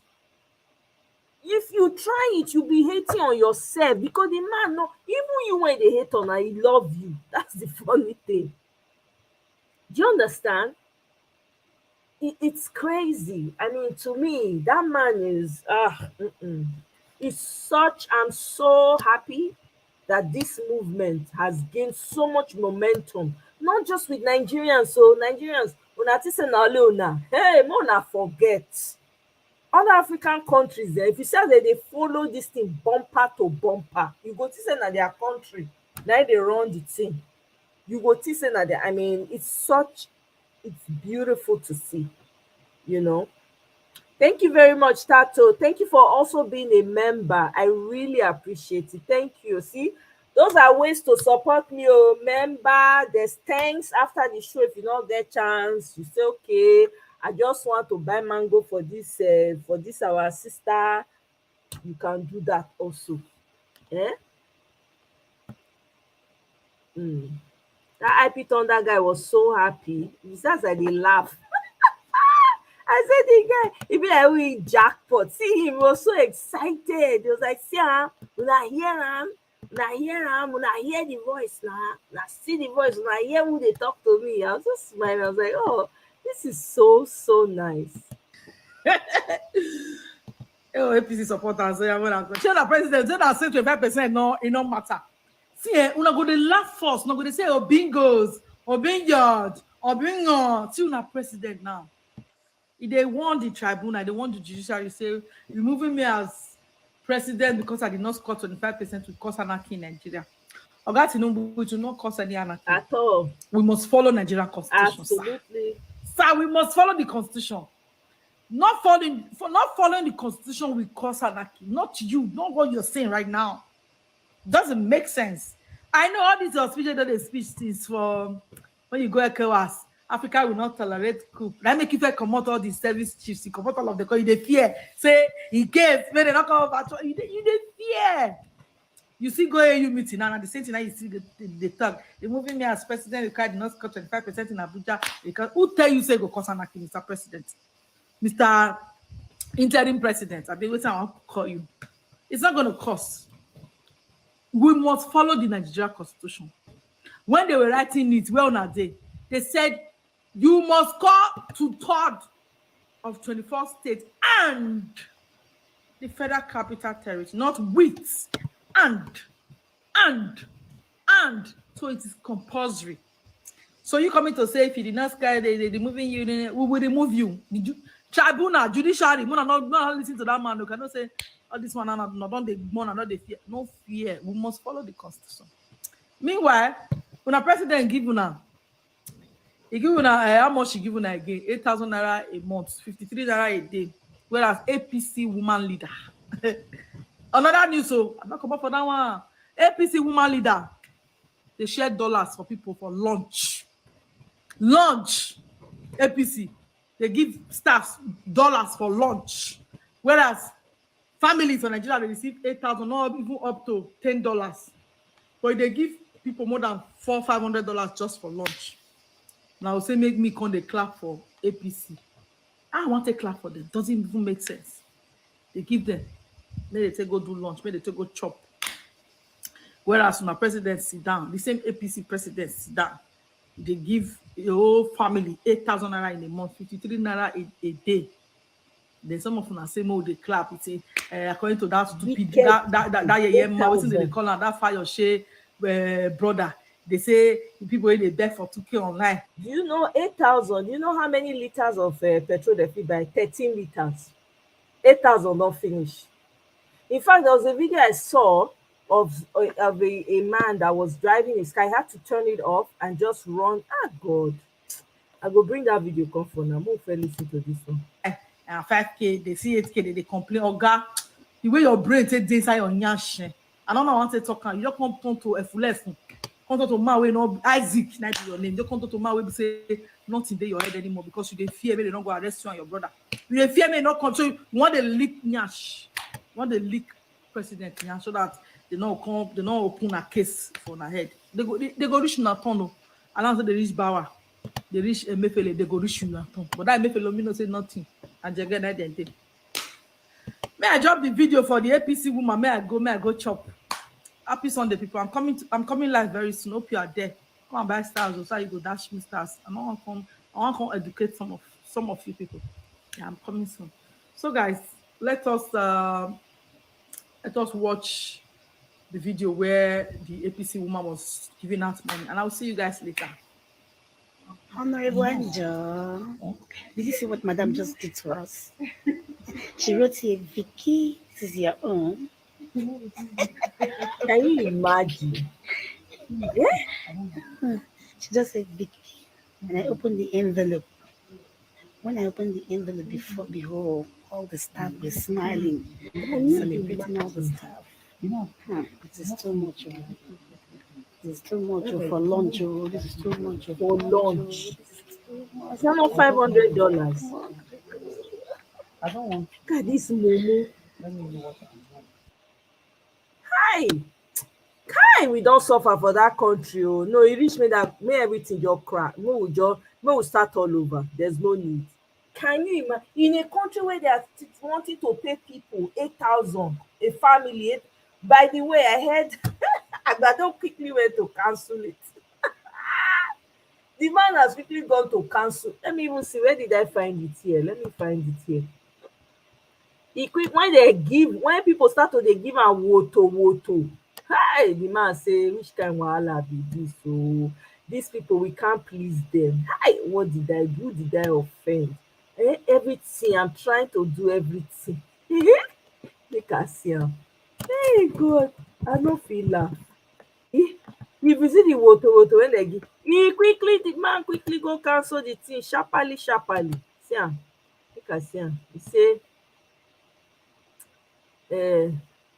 Agbado cancels 8K palliative plan. I also read somewhere that he's trying to increase it to 200K per family. Oh my God, this is so funny. And then NTA was trying to do cover up for him. NTA too. NTA, nobody signed up for the long statement. NTA has turned to Nyama network. My God. NTA, when we watch growing up with all the cartoons and the decent shows when they produce that time, it's such a shame. How the mighty have fallen. A whole national network news. Not be cardboard fall, not be that same station cardboard fall on top of person head while they were live on TV. I mean, it's crazy. So let me play this video for you guys. This guy, they show us how into the run am as petrol don't cost now. Everywhere don't come up with a very, very creative ways. Wow, I say Naija. You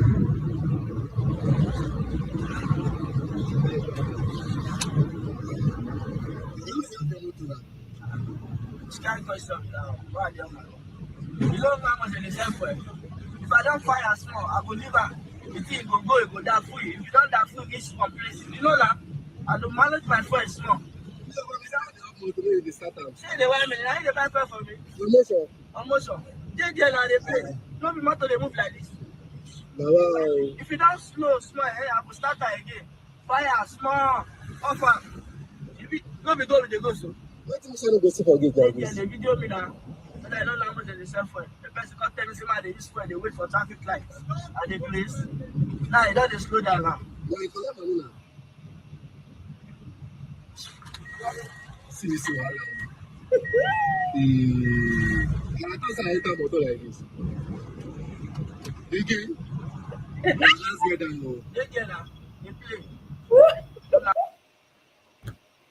Can you imagine, guys? The guy they drive, he off the car. Hey God, bro. Hell, this not the problem. This can't go on for long. There's no way out. If judiciary like me, they not do the right thing. Honestly, that's it.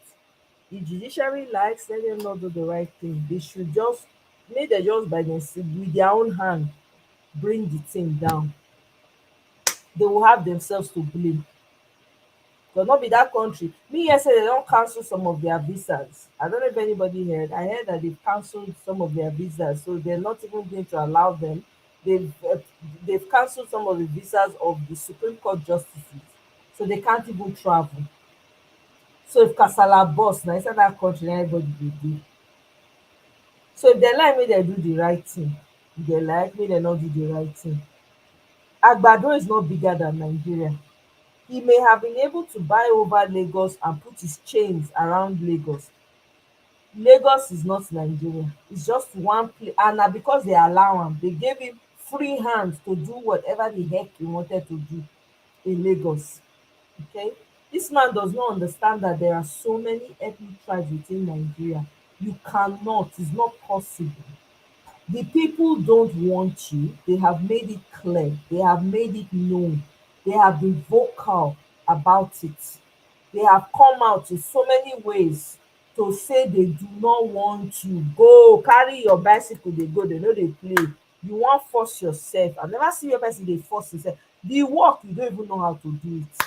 You don't have the vision. You don't have no ingenuity whatsoever. All you did was steal Peter Obi's wetin dey call am, abeg all the English speakers in the house, steal Peter Obi's manifesto. You steal am finish, copy am. You copy verbatim. You no copy how e take reach where e dey. You did not figure that one out. All you did was just copy. You say you take away subsidy and you took it away, bam, that's it. Nothing. Since you enter, the country don go from worse to bad. Somebody was even calculating the number of people wey don kpai since this man enter. The same things wey dey happen when bubu dey, na still dey happen. Nothing don change. Nothing has changed. It's the same BS that was happening then as just it's a continuation. And you guys remember, let me see, what's the name of that lady? Is it Zakaria they call her? That woman that was talking about 25% in Abuja. I was preaching.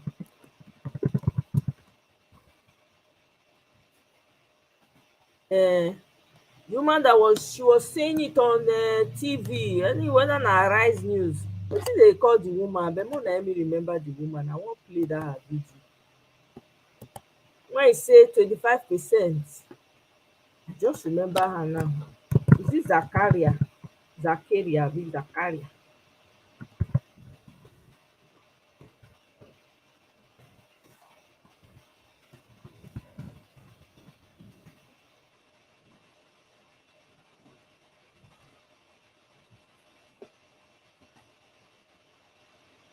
What is her name?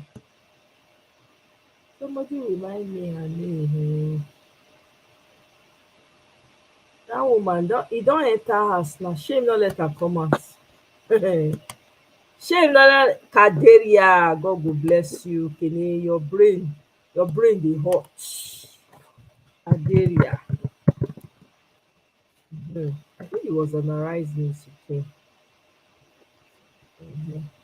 Where did you talk about the 25% in Abuja? Where is that video? Yo, wow, that's it. Correcto mundo. Make I play am. All these people. Where are they now? They've gone to, and I hear say this man don Adamu, he don run comot for wetin dem dey call am, for APC as APC chairman. He don run. He and Momisore, not that I know them and I care about them, because forget na the same, all of them are the same thing they be. The woman's mouth was sharp that time. That one that was interviewing Peter Obi, disrespectful to the man. See the way even say they ask her question, just they press the man. It was Ahmed Dati that was even cautioning her sometimes, but Peter Obi was up for it too. Peter Obi was telling her, it is you belong to the old order. Ah man, I love that response when he said that. It is sweet me.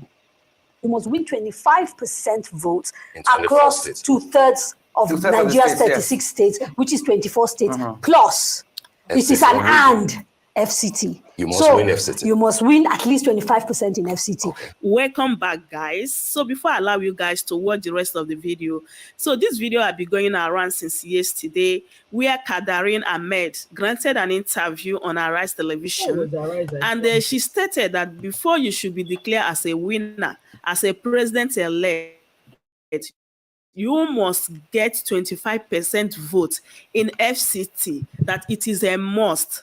So my people, good people of Nigeria are calling on Arise Television to call her back, to grant her another interview and ask her the same question, because we want to see what she's going to say again after they have selected Tinubu as a president-elect. Just because of one man, Nigeria want to throw away their constitution into a trash bin. Just because of one man, Nigeria want to, start what they cannot continue. If you check very well, you will see that the past president of Nigeria, they won 25% vote in FCT. So I don't know why Tinubu's own is different. So Nigeria should not start what they cannot continue just because of Tinubu. This interview was, I think, a day before the election, 25th of February. And she said it like clearly that you must get 25% vote before you should declare as a winner. So they never thought that Peter Obi is going to be the one that's going to get even more than 25% in Abuja. So it's kind of a surprise to them. And now all of them have gone to mute. Like, they don't want to speak up. They don't want to say anything about the whole thing. But they should not forget that all eyes on Nigeria. We are watching and we are going to see the outcome of the whole matter. So my people, I will allow you guys to watch the rest of the video. But before then, if today is your first time, don't forget to subscribe, like, and share. So let's go ahead and listen to what she has to say, my people. Yes. Now, but my question is that do you feel that the NSAS incident has given the youth more confidence? Well, what I can to ensure that their voices are heard more this time around? I think what we can say for a fact is that they've realized that they can play a role in determining the direction Nigeria follows. And that's why I said, these elections, if you have to, regardless of whether he wins these elections or not, we have to thank Mr. Peter Obi, because he did ignite a certain segment and a certain part of Nigeria that traditionally were sort of apathetic towards elections. So for that, we have to be grateful, because unless the people engage with their country, then it's unlikely that you'll be able to get nation building done properly. Having said that, it is important to note that the youth vote has actually declined in 2023. Ironically, by almost 5 million, right? So in 2019, you had more people registered to vote that were the age of 18 to 34. That number, if you look at INEC figures, has declined by about 5 million. Nobody knows. I would speculate, my speculation would be maybe people who became older than entered the sort of 35-year bracket are sort of slightly more than those who became 18. I mean, that's the only thing I can think of. But 5 million, is a substantial number of people. So sometimes when we talk about data, we're enthusiastic, and because we are, and it's a good thing, but we don't interrogate some of it. So there are 5 million less 18 to 35-year-olds voting than did in 2019. That's if they all come out. That's right. Because, it's also a question of people collect and don't come out. The second thing is those numbers of young people, those young people are actually domiciled mostly in the north of the country. So with Plateau having the sort of highest number of young voters of something like 50.1%, right? And in Adamawa, 46.1%. And then the rest of the states, Lagos has the lowest with about 26.1%. But when you hear the conversation in public media, because that's the perception. You wouldn't assume, because some people don't have especially on social media. On social media. media, One would have especially on thought that it would have increased a lot Yes, more. but Yeah. I take the good of it, Yeah. which is that you have the majority of young people are sort of now engaged in the process. They understand the power that they have. their voice They has. understand that they can make a difference, and they are engaging. And without that engagement, I think we could continue to do same old. So there's an energy and that they've brought to this, election. There's an enthusiasm that I hope is sustained beyond these particular elections, and we keep building on it until such a time where it becomes part of our civic culture that we're always involved and we're always There's a so runoff. there's a little bit of misinformation about the runoff that is out there, and I said if I got an opportunity I will correct it. So most people assume if you have a runoff, automatically the first two candidates will go into the runoff. That's not the case. does the law say? But what does the law That's say? not the case. That's not the case. So the law says the first person with the highest votes highest number of votes? automatically will go as the candidate one for the. But the second person might not necessarily be the person who person comes with the second widest in numbers. It is actually someone, not just widest, it's majority, which is over 50%. So the person who has won over 50% of the votes in the most states will then become the second person. Even if he doesn't have the highest number of votes. Yes. If he has over 50, so if you look at people who are dominating their regions, like a Peter Obi, right? There is a real possibility if he goes to a runoff that he'll be the second candidate on that ballot paper. Not necessarily the person who comes second in the first round, because you need to get at least 50%, what is called a majority, at least 50% in more states. You're trying to send 50% in hopeful vibes. No, I'm just telling you. No, because this I'm telling you what the law says. I'm telling you what the law says. So if today you, me, and Ruth go into this competition, I have the highest votes, followed by Ruth, and then you come third, right? Yeah. I automatically, as the person with the highest votes, goes into a runoff. Right? Yes. But it's not necessarily Ruth, unless Ruth, in addition to having the highest votes, also has more states where she's won over 50%. If you have more states where you've won 50%, then you go into the runoff with me. That's the law. What is the situation that can lead to a runoff? So the Constitution is very clear about how you win these elections. Yes. First, you have the highest number of votes. Again, not the majority, because sometimes people confuse that. Majority means over 50%. Highest means even if you win by one vote. It doesn't necessarily have to be 50%. Yes, it can be one vote ahead. So the highest number of votes, that's the first condition. The second condition is that you must win 25% votes across states. 2/3 of Nigeria's 36 states, which is 24 states, plus it is an and FCT. You must win FCT. You must win at least 25% in FCT. Okay. So even if you win those 24 states, you have 25%, but you don't get 25% in FCT, there's a problem. Wow.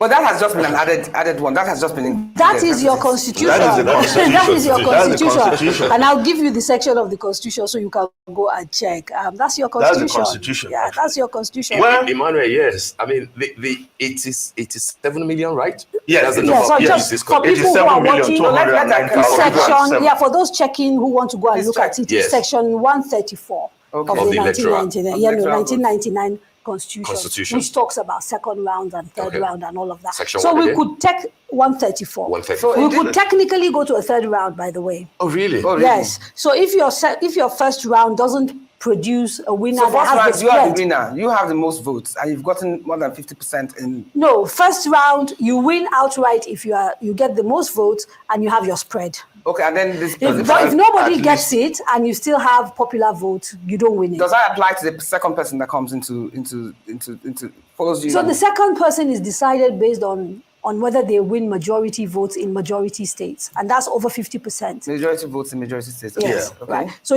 those two go to the second round. The conditions are exactly the same required of the second round. You must win majority votes and also have the spread. But this time it's just two parties. Yes, just two parties. If at the end of that, you still don't have a winner, then you go into a third round where a simple majority will determine the president. So the requirement for spread is removed when you get to the third round. Looking at the strength of let's say the top 3 candidates or parties, do you see the possibility of a runoff at all? I think so. I honestly do. You do? But everybody from Labour, APC, PDP have done their best to try and convince me that they're going to win it. But is it worth it? Now, wow. Now, here, see when she was running her mouth, it's a must. 25% is a must. Is a must. Now, hear that part, Abi. No, but let me hear her more. She was even emphasizing it. Or pull the section out so that for the sake of your listeners, so that they will know. It's a must. You people saw how she was putting strength as she was saying it. 25%. Oh no, it's a must. That's your constitution. It's a must. She kept saying it. See now, they never expected it. She don't go radio silent now. May they invite her back. Make it come talk again. May they invite her. They have to package her like plantain. When never ripe and go hide her after this. I came across recent I think she has a podcast. I don't know if she was interviewing Onyeka Owenu. I saw it was a clip of it. So I say, see this woman, oh, hey, see this woman, oh, but I didn't see the title of the podcast. I forgot to find her right. Send her a message, say, come and explain again. No, she was interviewing Onyeka Owenu. My brother, Mr. Pius, I don't know. What will they drag? Is it not self-explanatory? It's self-explanatory. Yeah. He say the package are like plantain whenever rep. Hey, go hide her after this. Mr. Chike, you can say that again. May the whole thing just crash. Now be my own. May we just start all over. When we go till we get so it no be amateur. Forget. Now jungle. We don't get country. Sorry. I read jungle every day. Exactly. With the interview she did inadvertently, yes. You caught on that, Mr. Chike. Yes.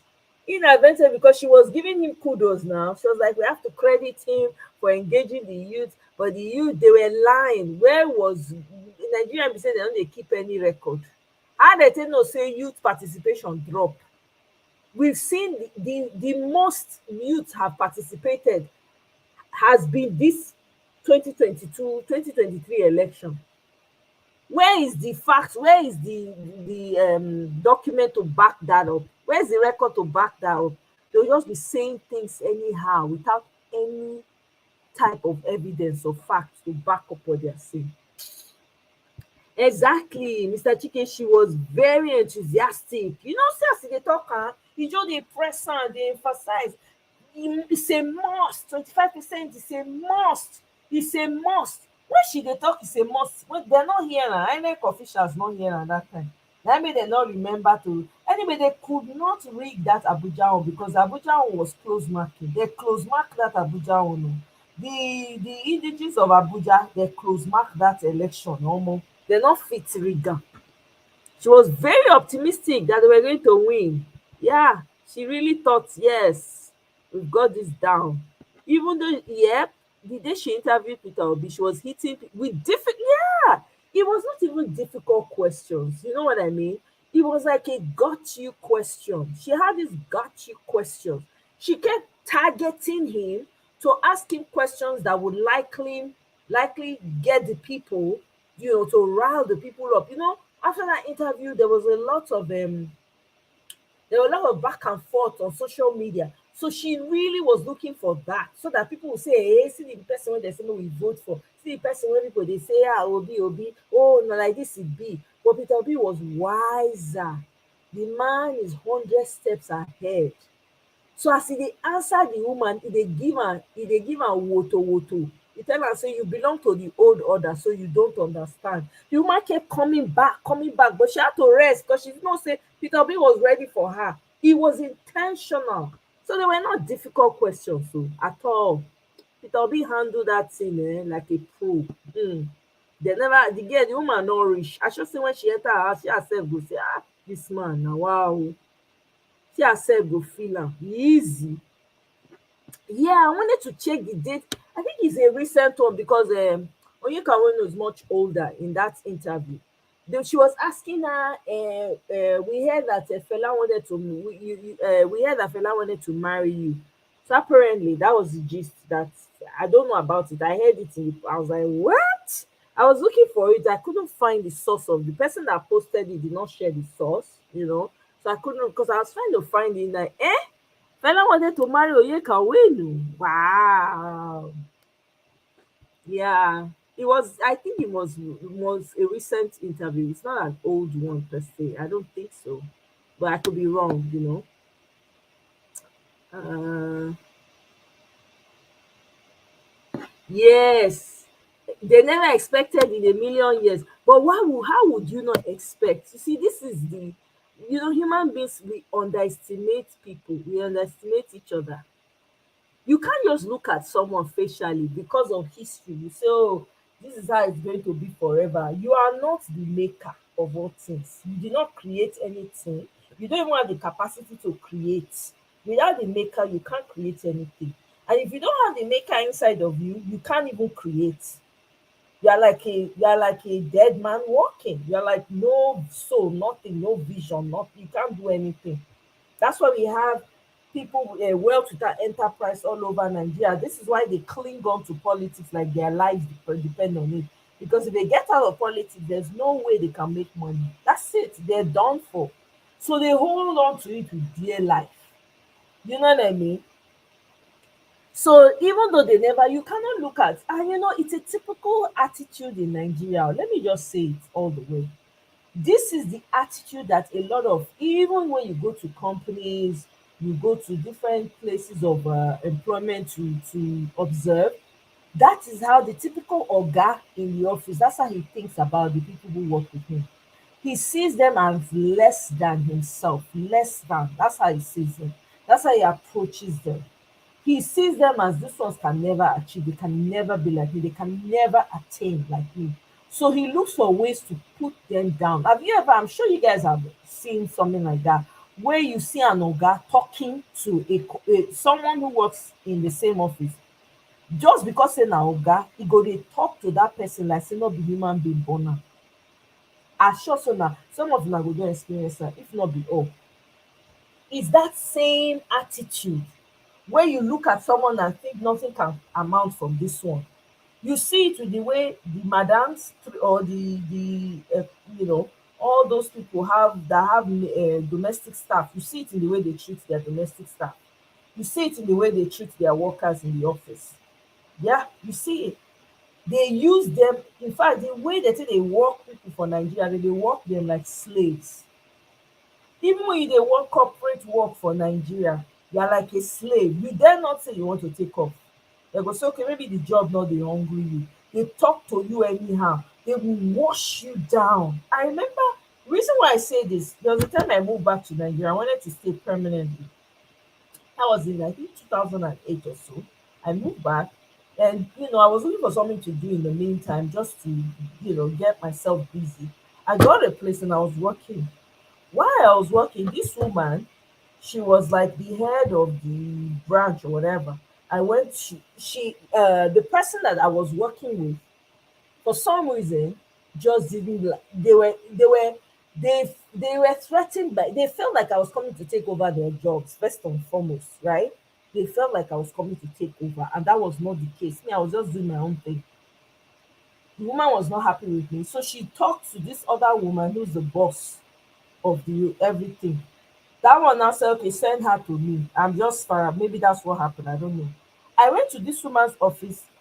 Guys, if you see the way this woman talk to me that day, because of I still remember the woman name and her last name. I still remember her. I said the day when I go ever see that woman, by chance, anywhere, I'm going to look that woman in the eye and remind her. There was nothing that woman did not say to me. She didn't know who I was. She just heard, oh, there's this girl, she just relocated, she thinks she. Meanwhile, I don't talk with an accent. this is, I know they carry body, that's just me, I just dey do my thing, you understand, normal person, nothing. These people were just intimidated for no reason whatsoever. There was no reason for the intimidation, right? But everything about me was a threat to them. And I only wonder, so what kind of warped mentality is this? This woman use, he put, be like who put Isaiah for mouth, use and rinse him mouth, take and wash me from head to toe. Do you know what you know what happened? In my heart, as she was talking, I just said to myself, if this woman says one more thing, I'm going to lock this office, I'm going to beat her up, and I'm going to leave this job for good. The moment I said that, that woman stopped talking. I experienced a lot of things when I went back to Nigeria to go and work. The envy not be here. The envy for no reason, the hate for no reason, no be here. I'm telling you, I can never forget that experience. That make me get insight as to how these people they talk to their staff. That they talk to them anyhow, nyama nyama, they don't care. So when you see these people acting like this at that level, that is how they operate. They think that they've arrived, so nobody else can come. Even among maybe relatives, maybe you have one wealthy relative, you go and stay with them, they will be looking down on you. Is it a lie? If it's a lie, please put it in the comment section. They'll be looking down on you. Maybe they born them for overseas, they not born you. They use you, they go they laugh you. Maybe you speak English, the English not correct, they go laugh you, they will say no, you no talk in the Queen's language way. I know you guys know what I'm talking about. It's a mentality that is so messed up. We're not going to talk about that today. It's so messed up in Nigeria, it's not funny. It's a mind F. I couldn't stay in Nigeria because of that. The mentality was effed up, man. I couldn't deal. I was like, oh, hell no. Because I feel I would fight every day. It was getting there. No. No. She works for Kafanchan TV. You should be Kafanchan TV. Yeah, that one did. Yeah. Yeah, Peter Obi was smiling, man. That his smile. You go to look at like saying a weak man. That man's smile is volatile. When he go release violence, small, he go just give you small. You don't even know when he hits you. She's a bully. Yeah, that was what she was trying to do. She was trying to bully Peter Obi, but it didn't work. Yeah, exactly. They made it compulsory. That was why she kept emphasizing you must have 35%. No, see, God pass all of them now. At the end of the day, what is the result? See her now, make dem do anyhow. Everywhere we go start, everywhere go scatter, we go start afresh. We go start afresh. Yeah. Exactly, Tato. It goes to the mindset is messed up. So this thing that you're seeing that we're talking about is eating so deep into the society. You see it in everywhere. Even ordinary, maybe saloon where you go. Maybe the madam of the saloon. You used to see the way she dey talk to her staff for saloon. You go say, now wow. Not be staff. These people be. When they talk to them like say they're not be human being bonding. That's how they do it. Yeah. I know I was ready to throw hands. So Tato, that was how bad that woman, the kind of thing that was coming out of her mouth. Oh my God, I would never forget her name. Never. The kind of things that are coming out of her mouth, I meant it. I would have laid hands on that woman. I was ready to walk out of that place because I wasn't doing it because I didn't need the money, but I just wanted to keep myself busy. I was working on some things and I needed something to do to keep. I was like, who the heck? I was ready to lay hands on that woman, honestly. There was just too much hate, unnecessary. It was unnecessary. And they're Christians. This particular one, they used to say every day, Redeem used to have that this thing now, that their expressway that we do. They don't miss it. When they're coming to work, you see them, they'll be playing their Christian music. They will not put it on, be listening to it, they'll be singing it as if, they are with their maker right now. I'm telling you, the hypocrites. That's why I knew that, man, this religion of a thing is a hypocrite. Can they welcome? So can when you take picture, put mat, put face. Thank God say not be mango. Welcome, oh. Happy Tuesday. Can we not dey hear you? Wetin dey happen? I never begin talk now. Why? Oh, okay. Welcome, oh, my brother. How Yeah, you good evening. I do. I know. doing? I bam. Thank God. You can't resemble one of these rap artists. What do you mean? All Which this of? all these people that they all these rapper when they sing, no, not be rap artists, like soul artists, all those people that they sing Nate Dogg. soul music. Soul A music. little bit like Nate Dogg, but you have like more soulish. Like someone like maybe Common. You know the type of song Oh, when okay. Yeah. yeah, Okay, I see what you're saying. Yeah. It's funny though, because this is just how I am now. But my daughter is sleeping on my chest, so I just cropped her out. oh, that's nice. Oh, okay. That's cute. Daddy duties. I like that. Not You so see a no. daddy's girl. Uh, I would say so. They're I would always say so. daddy's girl. I would say so. That's sweet. I have two girls, so. Hey, you go dey spoil them, see. I can imagine. I try not to though. But you are tempted to I know. try not to. You know how it is though. You I can't. know. You can't help it. You can't help it, man. You I was can't. a daddy's girl, so I know how that feels. I was a real daddy's girl. Nah. I wasn't. I was. You can't come close to my father. My dad. My dad. As he they enter house, we they come out for the. We they enter room. Everybody dey run We scatter. everybody they roll. We know the sound of his car from the on the street before our own. Yeah, we say, daddy they come. That is coming. Everybody will clear. Everybody will behave. If you're watching, we had the VHS video, whatever. You could just pop out the tape and just Exactly. go Behave hide. yourself. Arrange yourself. Arrange yourself. Man, that's true. Oh man, Yeah. Nigeria, wahala. My brother. Nigeria. This thing eats to the very. No, you're very true. Thank you very much, Mr. Pius. Absolutely okay. Now I was ready to throw the Lali hand. So I was ready for that woman. I was ready to give her some lesson of her life and leave that job and go back to where I'm telling you that was how bad it was. Useless, badly trained people envy one finish their life. They see you driving a car that maybe looks a little bit better than theirs, Mm-hmm. they're envious. You wear a shoe that maybe they see they've never done, they're envious. You wear clothes. You know what they used to do then? When I come to the office, maybe I take off my jacket. You know how they put on the AC in the office and everywhere is like ice block. By the time I come back, they've checked the label of my jacket. Wow. No joke. I had a bag I used to take, and it was just one bag that I used to take to work. Because I'm not that kind of person, right? They will go and check the label on my bag. How did I know? It was somebody that we all used to like work together. I kind of used to say hi to her. So she now called me one day and said, this is what she observed. That anytime I leave, I should always wear my stuff, take my, I shouldn't leave it because she noticed that anytime I leave it, they're always checking it. And she finds it irritating.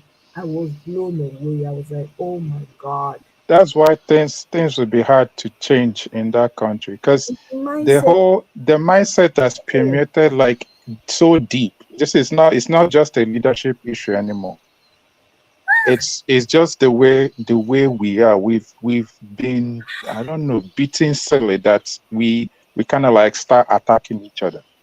Me, I'm not like that. Oh, the Nigerian me I I grew up know. with, I did not. know. I did all these things. It was not. Of course, It wasn't like that before. It wasn't like that before. That's why I say we've been beaten like so much. You know how you will flog like somebody so much that when they even see a tree with a branch, they start cringing. But Kennedy, the problem in this is that it's not the people it is those ones that are at the top that do this to those in the bottom. So those ones are the top that, you know, the ones that went to school overseas, maybe their fathers paid their fees, they're from wealthy homes, they inherited businesses, now they are the executive director of their father's companies or their banks, if they're banks and all of that. These are the people who do it to other. So they will do it to, okay, for instance, let's say there's a director, right? There's an executive director. The way the director will talk to the executive director, you go wonder, say, hey, director fit talk to executive director like this. Executive director will talk, maybe the executive director no dey talk to executive director like that.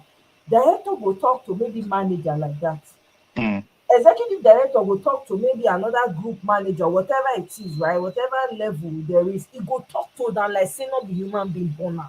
That one now, if not be better person and e dey soak in all this hate, e go talk to people wey dey dey under am like that. So it trickles down. The people That's what I'm saying. That what go ahead, so, sorry. yeah, sorry. So what I'm saying is what you just described on a corporate level is the same thing. I also see like on like people doing like on a regular, like the regular Joe, average Joe person is also doing.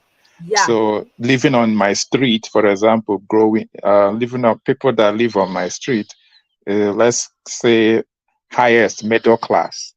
This is how they also, you see them treat like the house maid they bring from the village, right? So it's the same treatment. You know, once the kid is not theirs, they treat them like different. They send them to a different school from their own kids. They talk to them anyhow. They give them too much work. A little girl, a little 11-year-old, the kind of load she'll be carrying, like the water she'll be carrying. Their kids will not be doing anything around the house, but this little girl they brought from the village will be doing everything. So it's across board. That's how we just treat people. Then it also now enters into business. You know that we don't have customer service whatsoever. Even if it's a stretch for even Nigerian businesses outside Nigeria, like in the States, for example, maybe if you go to like Niger restaurants, or go to Nigerian store, African store, you want to buy something, and the owner is there on the phone, speaking Igbo or whatever to somebody. Yeah, it's obvious you want to pay, but they're not paying you any money. Or even if they're taking money from you, they're also on the phone still talking. So when they're saying whatever they're saying, you don't even know if they're talking to you or not. So it's just too many things just gone wrong, man. But too many things. It's sad because this is why, when I think I remember one time somebody came on and was saying that the mindset it really is true. The wickedness not be here. Even ordinary market, when you you won't go buy one derica of rice. You tell the woman, say, I won't buy one derica, but you not gonna say that derica they don't cut them in half. Right? So you go assume say na one derica you dey buy, meanwhile na half. So that woman don cheat you. You don't make more than 2 times profit for that same thing. And sometimes when they won't even give you price, they will look the way you take the talk and the way you dress to give you price. The way you speak and all that. Exactly. So yeah, the way you speak, they know. They can smell you from a mile away, like, how familiar you are with the environment. Yeah, and those cops, man, they have so many cops. Even if you pressure, I don't go market though, so I know if you get us, you can pressure them. They could go for back, bring a different cop again. Exactly. It's crazy. It's crazy. And they don't value relationship in business.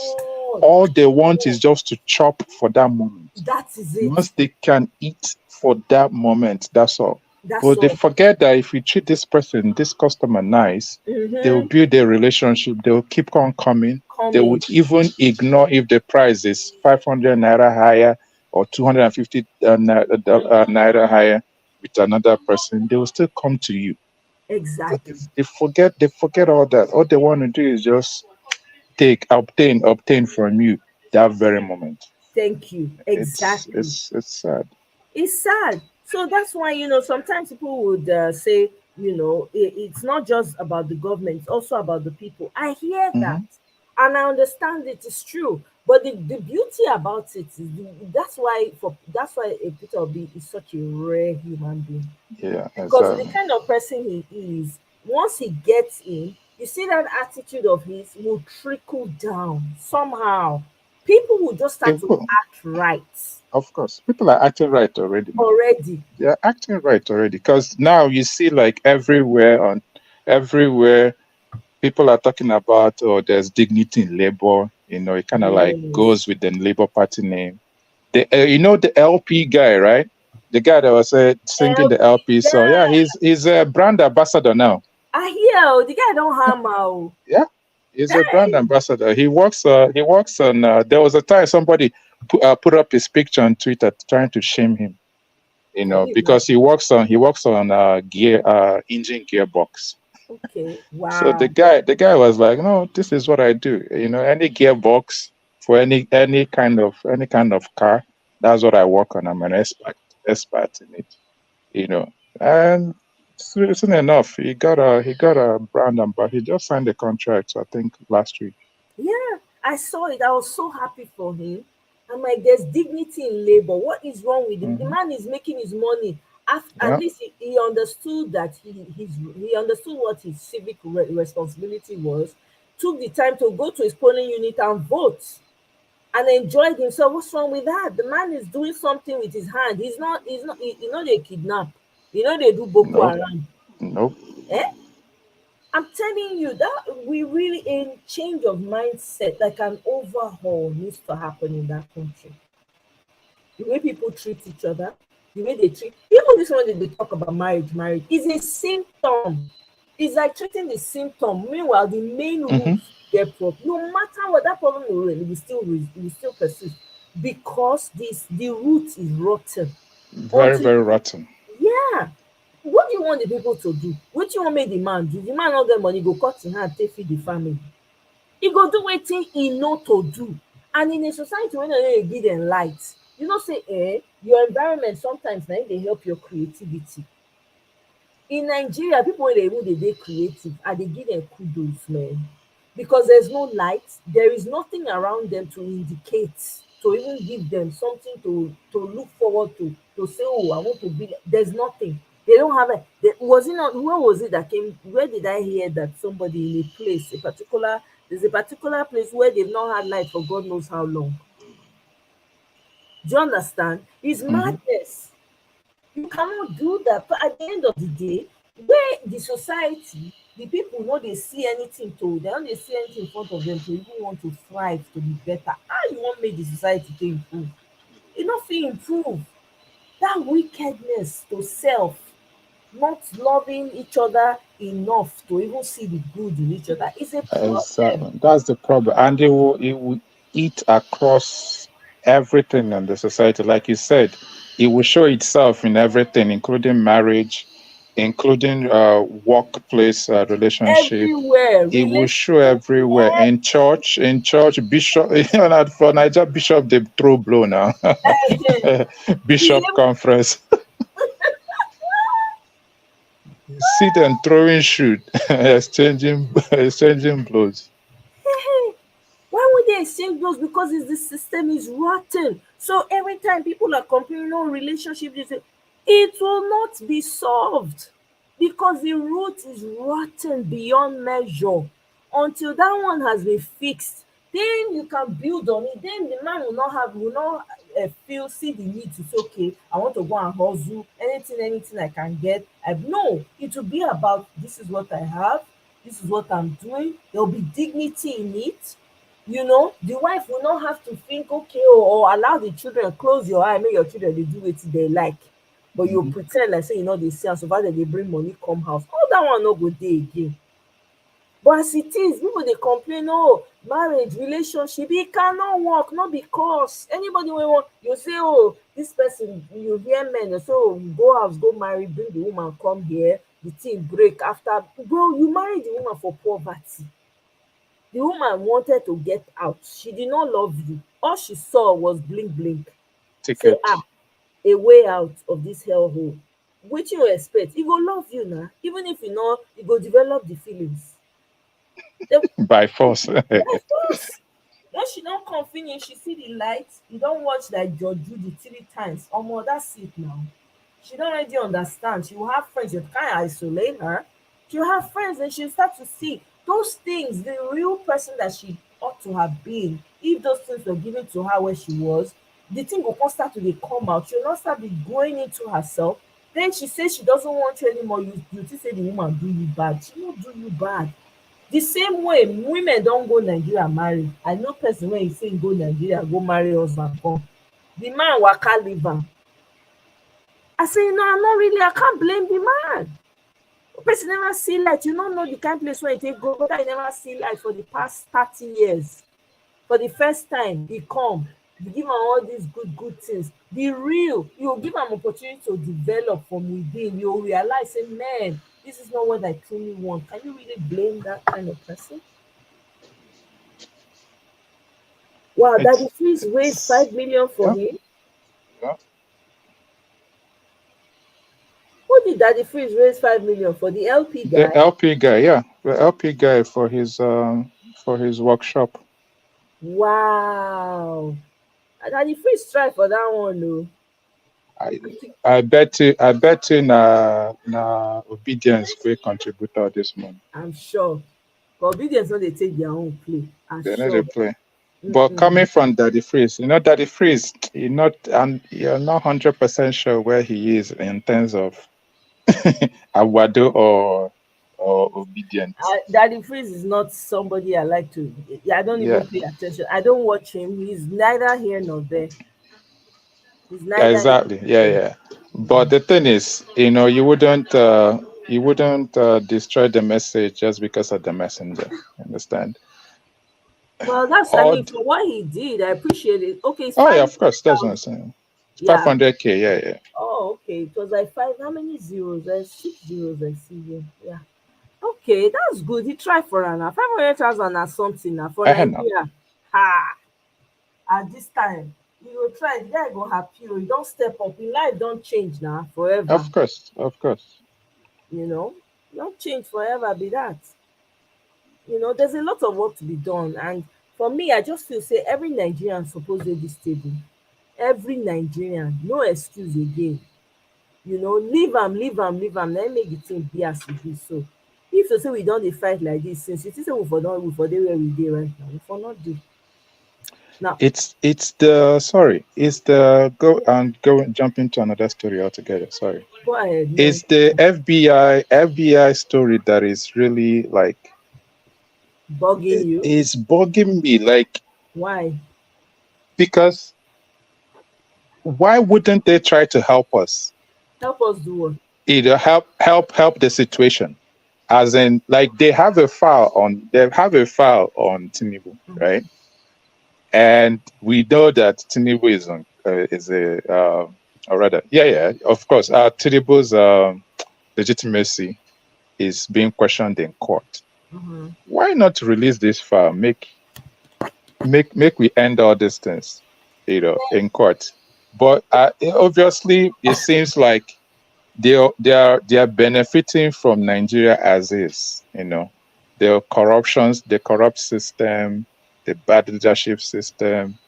That's what they like because it's benefiting them. That's my interpretation of all this. But of course, not be today now. And I not blame them. Now their interest will come first. Their interest, they always put their interest first. Now today they start to be doing.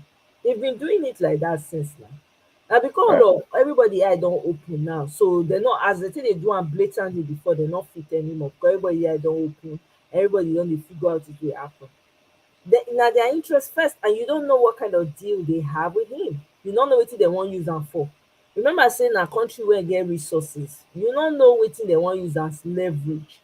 So now that's the thing now. It's serious leverage because now even if Tinubu doesn't know, now he knows that there's a file of him, and US can dangle it in his face and tell him, hey, you know, you do this, do that, or we release this, Exactly. you know. Exactly. So now leverage, now bargaining leverage, the bargaining chip for them be that.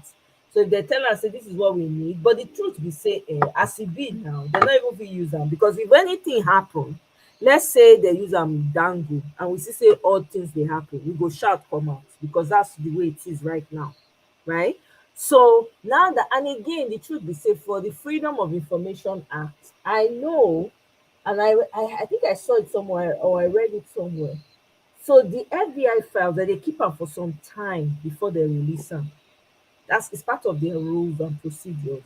They're not they release them just because you ask. So that they keep files like once the time be far, right? They will put the time limit of how long that file they will keep them before they start to give out information. So I think that that's what they're working on. They're not just going to release it because you're requesting for it. But this thing happened when in the 80s. Are we asking? We're not asking for something that happened yesterday. You know, Well, again, so like you said, now bargaining chip. They, so they get interest for our country, and everybody, every man to him own, every malam with a kettle. So if they feel say that information when they get, they go feel use them, depending on which way it goes now, especially with this Agbado guy, right? Now he's desperate. Okay, so it depends. If they feel say, and again, also remember, Biden they won't do re-election again. That's another thing. Everything at timing. You know when anything when go disturb in re-election as well. And the interest, the foreign interest when they get. Me, I'm just playing devil's advocate here. Those are things no, I understand. going through their heads. Mm. So for that reason, they might not because they feel like they're gonna need it to use it as a bargaining chip, put it over the head of this Agbado guy to get what they want. And by the grace of God, they won't because we're gonna get our mandate back. So whatever they want to do with him, then we don't care. Imagine the likes of the Guinean president, all those horrible African leaders coming to Aso Rock. That Aso Rock has been desecrated. My goodness. Oh yeah. Ibori guy, the class of 99 governors, all those rogues. Dokubo. Exactly. All of the kind of people that have been the kind of people that have been to Aso Rock. It's such a shame. It's really a shame. Big time shame. We need to this one. I mean, they talk. So see the way everything they go now. Judiciary like me, they not do the right thing. People are even waiting. They're even begging themselves not to do the right thing. Make everywhere jokokuma. Make water for everywhere. No one knows we are starting all over again. Because this one when they don't put their legs so they can't get out of it. Peter Obi lawyers, man, they lock in. They lock everywhere. No running. Everywhere, lock and key. Like they just checkmate them from every. What happened was they planned for this before the election, right? So as things were going, as things were happening, they were just gathering information. Any loophole they saw, they just gathered information, and just keep piling it up and devising like a strategy. So immediately the whole thing went to where it went.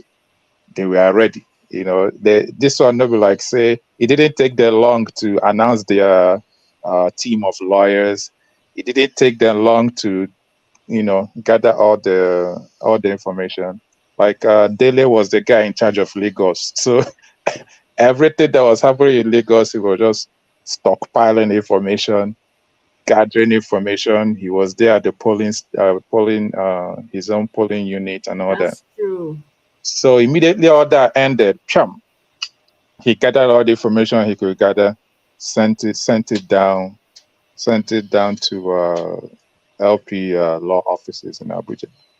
The same thing across the country.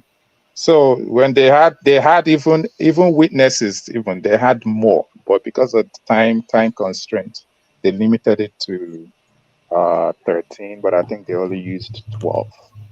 You know, so everything was in place even before anybody knew they were going to court, because they knew it'll probably end up there. Man, you have to give it to Peter Obi. Oh. He was really, really prepared. He was more prepared for the fight than he did for the election. And look at the way he did everything. It was with ease, though. My goodness. The guy was just moving. Next thing you see, before you blink, you don't reach here. Before you blink, you don't go here. Remember when he went to Egypt to go and look at how they do the electricity? They were Yeah. sleeping. Look at him. What is he going to Egypt for? Is he not supposed to be running an election? Is it not the same? Is it not the same? Is the same Siemens that even Rufai was criticizing? Isn't it the same Siemens that was supposed to do our own that did Egypt's own? That it should be studying the Nigerian one. Like Man. he told people it is people who go business school, they know you do case studies. So you have to study things where he has worked, even where it didn't work. He studied those too to see why it didn't work. How they applied the concepts, the ideas, the resources and all that, why it worked, why it didn't work. And that's why it is a fact-finding mission. He went to Egypt, gathered all the information he gathered, came back. He even told us in interviews what he found out. The kilowatt power that they are generating, how their setup is, that everybody can see what they're generating every second. Even the minister can see what is being generated every second. On all these things, he talked to the people that finance the project. He talked to the people that are working on the power generating plants. He even talked to them about how they transitioned from the Siemens people to the local Egyptian engineers running it today, and all that. So, but Nigerians now, we too criticize. And At we the don't end, have patience. we don't have patience too, yeah. But Peter Obi was running a totally different game altogether. So it wasn't your regular election campaign nonsense, frying roasting agbado at the street corner, frying akara. So he changed, Hawking in the streets. hawking in the streets, like what's this guy? This guy was hawking granite at some point. What's his name? Dino Dilo Melai, yeah. And then Atiku was eating corn, roasted corn. That's their thing. Then Otedola at some point was in BRT bus. I remember seeing him in BRT bus. Was he running for election? There was a time he wanted to run for election. Oh, really? Yeah. I thank God nobody for vote for me. People for vote for him, but I'm not sure say if I not make him. Sorry, unless they rig me. Yeah, not their way now. No. Peter Obi bring game come. They call game calculated game. I remember seeing a tweet right about somebody was asking him if you, when are you going to run, something like this. Was like years before me. I didn't know anything about him then, so of course I was finding this old tweet. And he said, well, it depends on if they zone it to the east, I think, or the south, that he will come out. So it depends. Mm-hmm. When they now zoned it and he didn't, people were like, what is this man doing? When he now left that party and then moved to Labour Party, within how many months changed the game? Thank God. Complete. Hey, Turned everything upside down. Turn everything turnable. The old guard, everything, all of them confused. They never see this kind of thing. They are still in confusion right now as we speak. Then they run kaba. They can't beg him. They can't talk to him. The man is not fighting anybody. You ask him, why don't you just give this case up? He say, no, it's not about that. It's about the process. How did you get me? Won't understand. So that next time when I'm preparing to run, I will know how you people do. So show us how. Hey God. Then jam wetin pass them. I love every second of it. It's They're still crazy. trying to figure him out. Yeah, and the people, another thing people don't understand is there are people that he inspired that have entered the pipeline right now. Yes, Yeah, yes. so young people that have entered the pipe that are actual holding political positions, like all these people that won like LP, senatorial zone, or all these some things you might think is just small positions. But it's huge because they can go from there and go to the higher level, maybe senators or whatever. But these are people that, went in for a different reason. They were inspired by a different person. They were inspired by, like, a need to serve the country. Like there's somebody from, he's LP. He just joined, I think, House, representing one area in Anambra State. Okay. But in his free time, he still goes back to go teach in secondary school in Anambra. Check that out. Yeah, I think he's a chemistry or physics teacher. So that's what he does. All these senators, they don't sit all the time, right? So yeah, his free time he goes. So one, he doesn't live in Abuja. He doesn't stay in Abuja like the rest of them. Like stay like camp in Abuja. Meanwhile, your constituency needs you wherever you are. Exactly. So and that's what he's doing. So it's a different breed of politicians now that just entered the game. Absolutely. And God willing, they will make changes in their own little way. Because actually, those are the ones that actually their changes has more impact because they're working directly with the people. So it's like somebody that is, for example, local government chairman. If you're local government chairman and he say, okay, today this is the law that we have, he can go, test run the law, apply it, see how it works within like 3 days, and you can see if it's working or not because you're with the people. Yeah.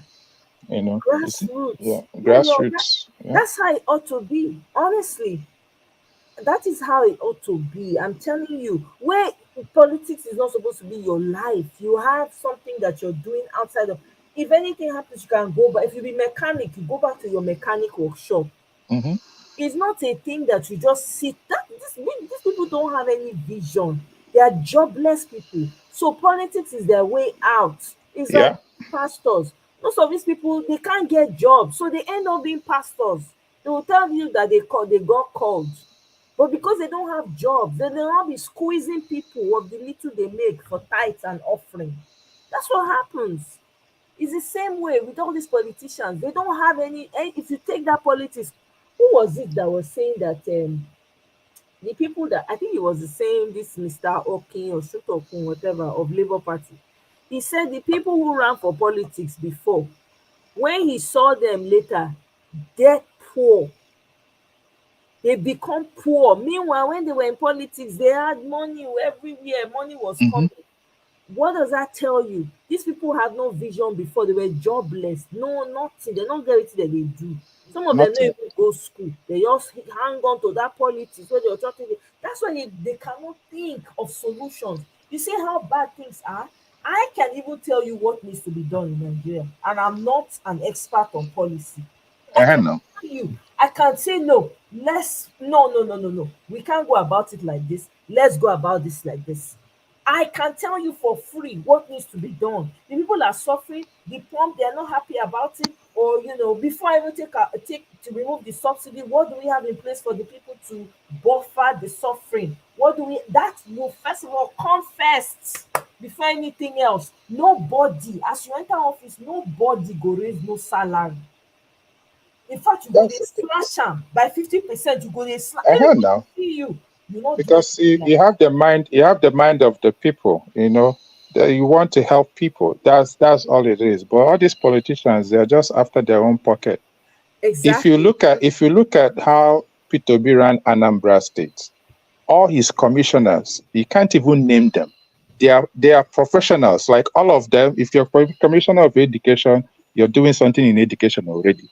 So, and once they finished their term, all of them went back to their regular duties. All of them. None of them is a politician. You know, the guy that ran, the guy that did, I think the commission for environment and all that. That one came from the US. He has multiple degrees. He's like an engineer, a lawyer, and something else.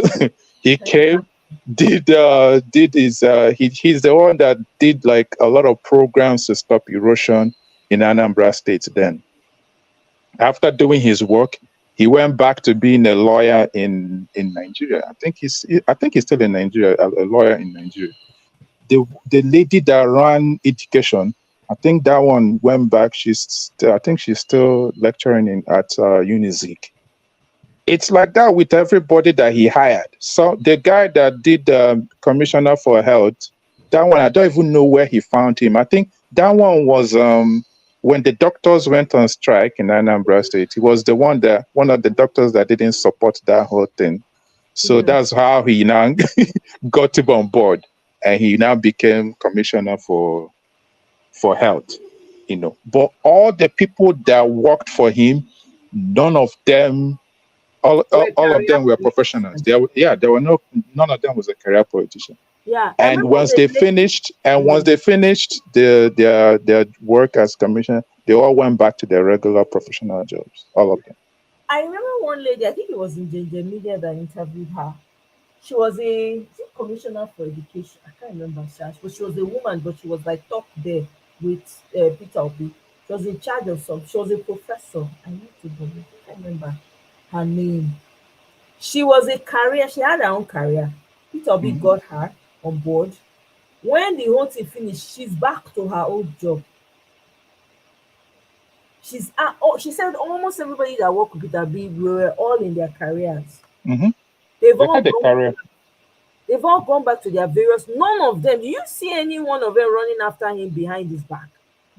None of them that worked with him in Anambra are with him today. They're all doing their various careers back in Anambra. That's how it ought to be. If you're a farmer and you come, you say you want to serve the people, you serve, you go back to your farming. It's simple. If you're a mechanic, you say, okay, this area, I want to focus on this because I really want to be a part of it so that we can solve this problem. You join, you serve, finish, you go back to your farming. It's simple. But Nigerians turn out to career. They don't get career. Anybody when they don't get career, when they all get jobless now how they want to enter politics, now they will think, or how they can be called and become pastor and be siphoning money off people and be demanding for seed. That's what they do. You know, I read somewhere that government OT sacked all the doctors at the state. Yeah, he did. He sacked all the doctors. I think he said they should if they are interested, they should reapply according to that letter that I read. Let me see. I have it on my community page. He said if they want to, that's fantastic. Man, I love it. Because they run private practice, like they will sabotage the government hospital and now refer you to the private practice, their own private practice. Exactly. And it's messing everything up. Hey God, this is selfishness. This is what we're talking about. Peter Obi did. We can't hear you, Kenya. What happened?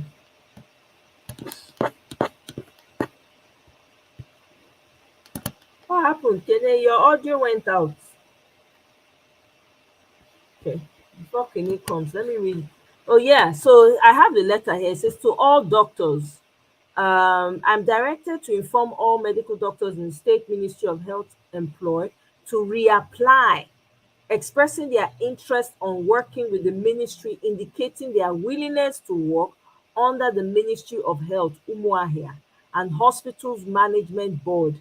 This is in line with the government vision of delivering healthcare services to all Abians.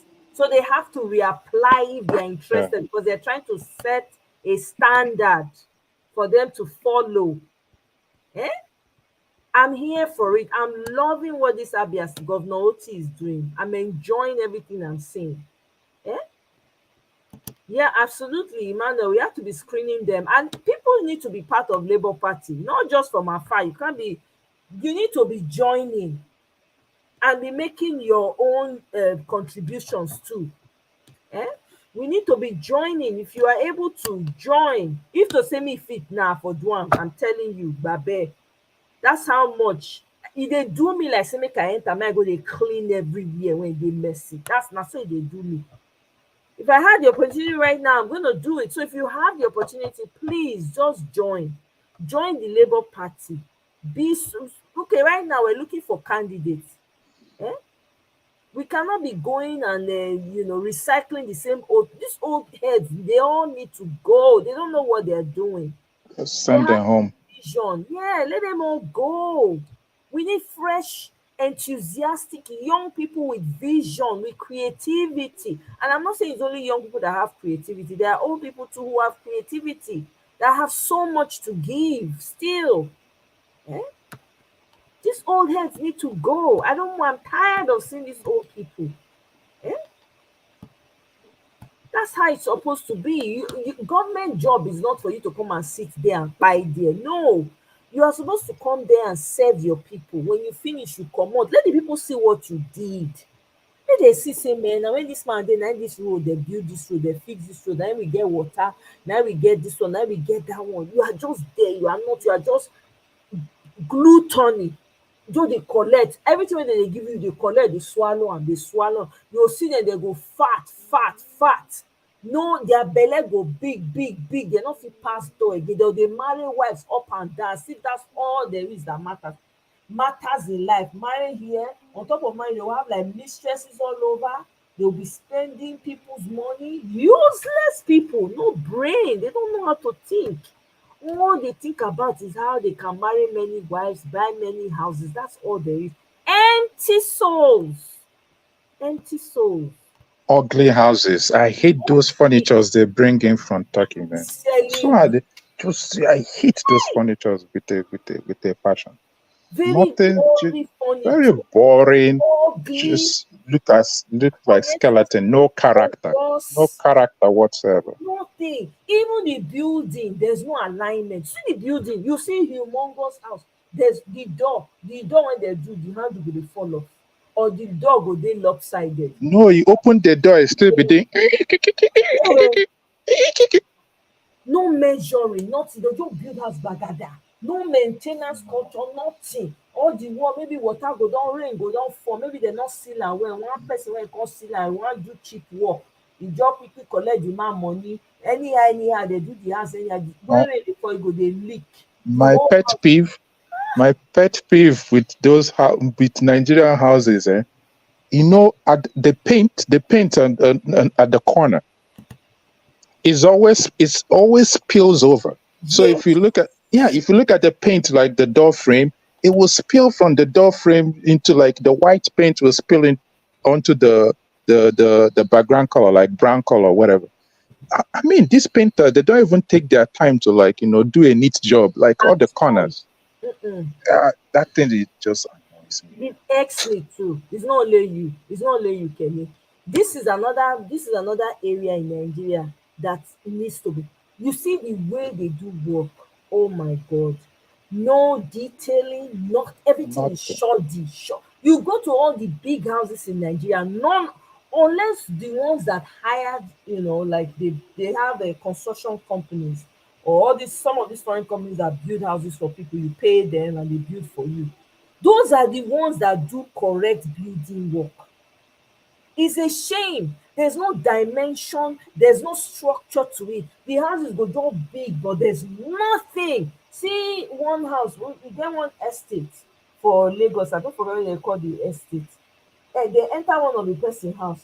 When the person dey show the house, they put bucket under the staircase because rain dey fall, because dey leak. So as the rain dey fall, now they enter. You see, they make tone, they enter the bucket. New house. Water fountain. What are you saying? It's waterfall inside the house. And it's crazy. There's no measurement, no dimension. Everything is just blah.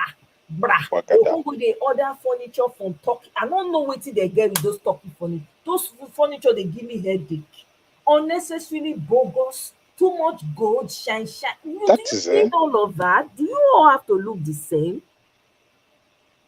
Eh? They go buy bed, you go see the bed, the thing no shape, nothing, you get gold in between. I'm like, what the heck? This is so shoddy, tacky, everything. Do something well, for crying out loud. That's another area.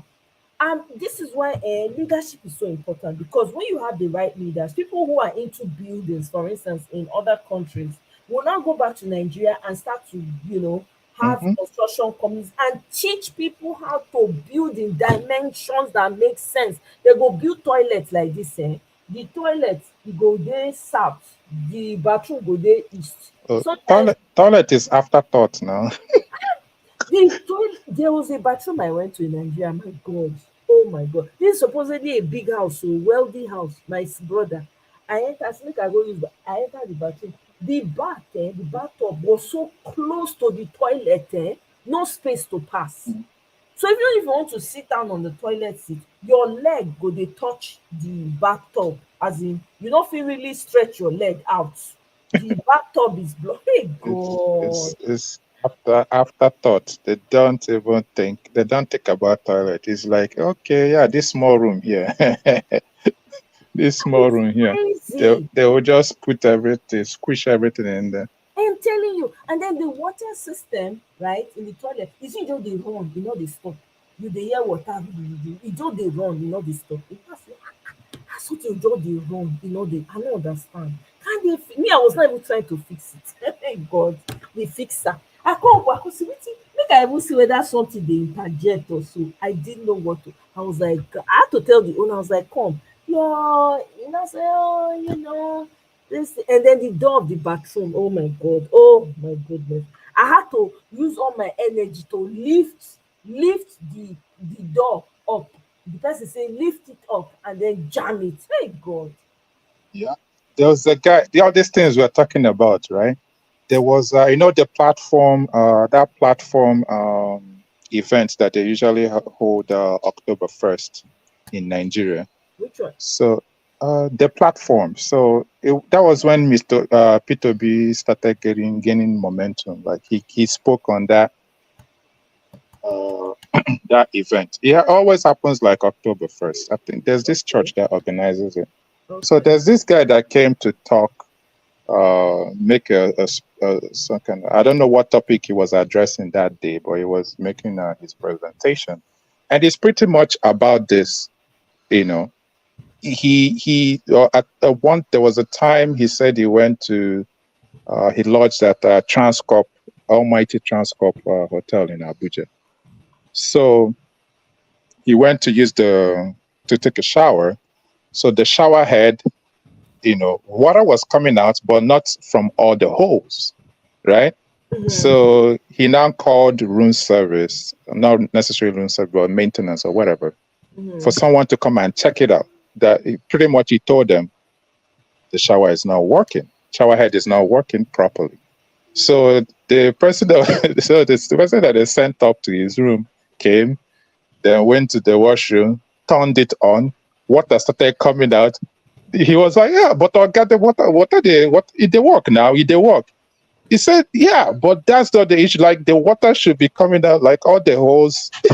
The water should be like, the shower head should be like, pushing out all the water, and everything should be working properly. But for them, all that matters is that, just water is coming out. So it's working. There's nothing about excellence. This thing where people they talk about excellence. Mm-hmm. There's nothing about like excellence with whatsoever. And it affects, like, that's the thing affecting craftsmanship too. Like when people say Abba made, there are good Abba maids, but if they take their time, because they have the skills, but they have the skills, they just have to take their time and just, and detailing and just perfect everything. And it'll be amazing work. Listen, but they don't, they just rush. Yeah, Yeah, we used to. Do you know Abamid used to be top notch back then? We used to buy our Christmas clothes and shoes in Aba that time. For Christmas, we'll go Aba, go buy ready-made cloth and shoe.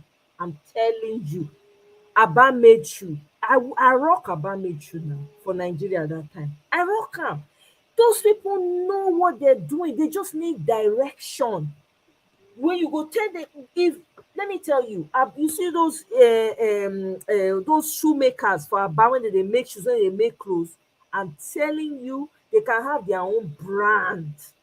If the right guardians in there, is Nigeria made in Nigeria, you go see as people dey rush am.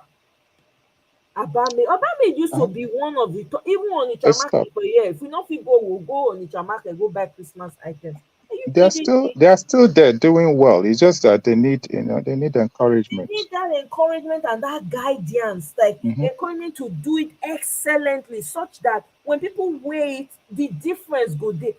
Haven't you seen some of the designers that they sell? You go to Aba or Onitsha market, you will see it knock off. There's no difference between what you bought that is original with what they made in Aba. So the ones that know how to do it well. That's the problem. No excellence in every aspect of Nigeria. Honestly, none whatsoever. Is it in construction work? Zero. You go and meet a carpenter and one table. You go make table for you. The table go be like, well, the thing go dey, one leg go dey shake by the next day. The thing no alignment. One go big pass one go small pass one. Nothing. You say make wardrobe for me, the wardrobe no go last. The front, the cover of the wardrobe go dey fall apart. I had a friend then, she said she got a carpenter to come and do, like what's it called? Layers for her to put her shoes or whatever. Man, the thing almost kpai my friend. When the man make am finish, she say make she go collect something. As she just touch something, the whole thing came crashing down. And she paid how much? A lot of money. No excellence in it, nothing. As far as they don't do and they don't collect their money, that's all they care about. They don't care whether they don't put their heart into the work. When you put your heart into something that you are doing, you go do am well, excellently. Why? Because there's no encouragement, there's no direction. You have to understand, we've not had leaders. We've not had anybody telling us what to do. It had to take me leaving Nigeria to understand what it means to have to be involved in civic responsibility. I would see it and be like, man, I like how these people are holding their people accountable. I didn't know I could do that for Nigeria. It took a Peter Obi to come out for me to say, wow, I can actually add my voice. For the first time in my life, I'm involved in grassroots and talking to people and sensitizing and being passionate about waking people up to be involved in your everyday politics. It's not going to get fixed by anyone else but you. If you're quiet, you say, no, I beg, the wahala is too much. Nigeria problem too plenty. It's too much. Or this one says, oh, the problem too plenty, too much. Is that not why we are where we are? Because everybody kept saying the problem is too much, problem is too much. That's why we're where we are, because we now gave way to the worst of us, the worst, to be running the show. That's what has happened, even to the point where we have people that are non-Nigerians in our House of Representatives, in our Senate houses, as presidents, non-Nigerians. Is that not a monumental shame? It's a huge shame. People that are not even from your place, they are the ones. It's so I was on Twitter and I saw somebody call himself white Nigerian. I say, so when we start to get white Nigerian, please, Mba, maybe I'm old, I don't know. When we start to get white Nigerian, when the man is even talking and tweeting on behalf of Agbado, saying, please, the Nigerians, bear with him. Don't worry. My blood just dey boil. I say, who is this white man? Where he come from? Wetin make am white? Go look the man. He be like Lebanese man. I say, this one dey call himself white man, for crying out loud. Everybody wants to be white. Why don't you just move to a white place if that's the case? You want to be white in my own country. Go to Nigeria. People, when they do business, when they get all the money, they are all foreigners. It's not supposed to be. Lebanese people, they run your supermarket. The Indians get supermarket. Chinese people don't almost dey take over. They even have leased your own sea for 45 years in your own country. Is that normal? Make the whole thing just crash land o. Make we know say we dey build from bottom up o. No. I'm telling you, the day we go for ghost workers for Nigerian uniform, I sure say dem dey, no be ghost workers. Dem go dey, Mr. Chike, leave that thing. Dem go dey, no be Nigeria. I don't know, what did they contribute? What's that bill about? 70B. What's the bill about, Emmanuel? Since you're part of LP, what's the bill about? What the LP senators and rep contribute on the bill of 70 billion? Oh, I see what you mean. Like, right? That's a great question. What did they say about it? Nobody is asking them. That's another thing. This is why everybody needs to be involved. There's only so much one person can do, you know? Yeah, there's an LP senator that spoke on it on the floor today, being Tuesday. Yeah. What's his name? I've forgotten his name, but you know we don't see these things because they don't even show all these things on TV. I wish we had the video. I can play it here. Emmanuel, thank you very much for the super chat. Oh, thank you so much. I feel encouraged, guys. Thank you. I really, really appreciate it, Emmanuel. Thank you so much, Joe. I really appreciate. These are things that keep encouraging us to do what we do. We need the LP senators to start speaking up. I know, but I wonder why that's not circulating enough. It needs to circulate more. You know, say like if they're gonna ask senators, they wouldn't ask anyone from LP to speak for their house, right? Yeah. Or to even grant interview, because they are new and they are the minority. So. But that can they record? Can they have somebody record them? While they are speaking, because we need to be hearing these things. Yeah, of course. Yeah. For instance, now if I do look, I think I saw one rainbow bill, right? They were discussing the rainbow bill on their house, and the man spoke his mind, right? Then he now came out and now said whether they're trying to sanction them or something like that. He now said if they try to sanction them, maybe they have businesses in Ghana, they will ensure that people stop patronizing their businesses and they will shut their businesses down and they will be forced to move their businesses out of the country. If they cannot abide by their laws, they should move their businesses out of the country. I say, correct. That's what we need. Can you wait to happen to your connection? You don't come out. Okay. I know they can't be quiet anymore. Beyond the sky. Welcome. Thank you. They can't be quiet anymore. They have to be noisy. Once they're on the floor, they need to put the video somewhere in phone. So look at AOC. AOC does that now. Sometimes after the house, I remember when AOC just started, she will do video. She even used to go on Instagram live to talk to her people. She'll do videos, record. I'm telling you, that's how you do it, so that people will see you doing it. That's what you should be doing. In time of social media, put yourself out there. Yeah. Exactly. Shoes, belt, bags, exactly. Yeah. They even used to expect. I'm not surprised. I know, because a lot of us used to shop Christmas shopping at Aba markets or Onitsha market. Now there we go do our shopping. For those of us, you see, we are the real Nigerians. We dey buy products from Nigeria. Talk about Nigerians. There's one here. I didn't even know I was that patriotic until now. Yeah, they should put videos. They should always put position videos strategically when they're talking, so that people will know that they are talking. It's not enough for them to just talk. They need to make it clear that, okay, yeah, we're talking, so that people will see. Yeah? There's a lot of work to be done. Absolutely. I agree with you, Emmanuel. And that's why every Nigerian, all hands need to be on deck. Everybody need to do this table. Everybody. We are in a very crucial time in our country right now. Everybody needs to get involved. Everybody. Any other thing is just treating the symptom. The major problem we have is that we don't have the right foundation. Leadership is terrible. I tell you, if we have the same issues we have in Nigeria here, a lot of people, trust me, nobody go dey think of we no go dey here gather dey talk all these things. Another thing I we go dey do. Yep, absolutely. It has to start from the grassroots. Exactly.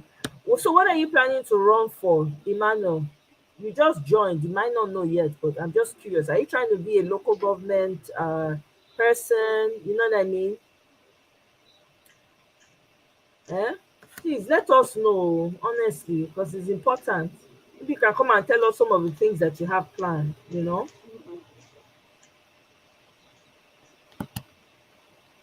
They're still making all that stuff. When a back plant comes up, well, they will boom. Yeah.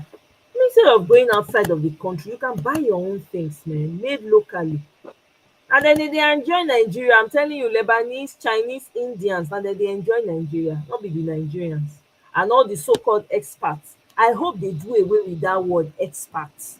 Any person or you go and walk over for Nigeria, may go find house by himself. All that one wey they do, they go separate themselves, create one community for themselves. No other person fit enter the community. As an indigene, we no fit go there. There's a problem. I have a problem with that. They need to scrap that crap. Nobody is an expert. Me, when I dey here, I be expert. I'm more expert than them. So they should leave the land. If they want to come and work for us, we not say make dem not come work. Make dem come work, we fit learn for them, but they go back after.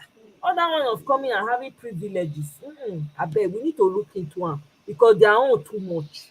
Abeg, when we get the land, we no dey enjoy am.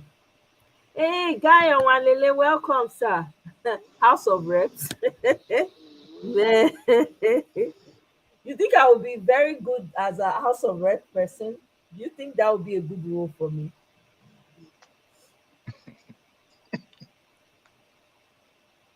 I don't know why I'm laughing. No, Mona tell me true. May not be say true. I will just decide say I won't go. Oh no, you do well. You do well now. You fight there with your words. I think I'll be too hot. I think I'll be quarreling. I'll be one of those people that will tie wrapper and be fighting. Quarreling is good.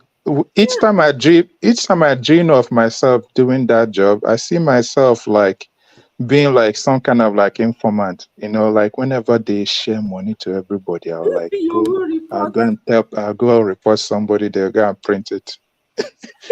They go and print it for these.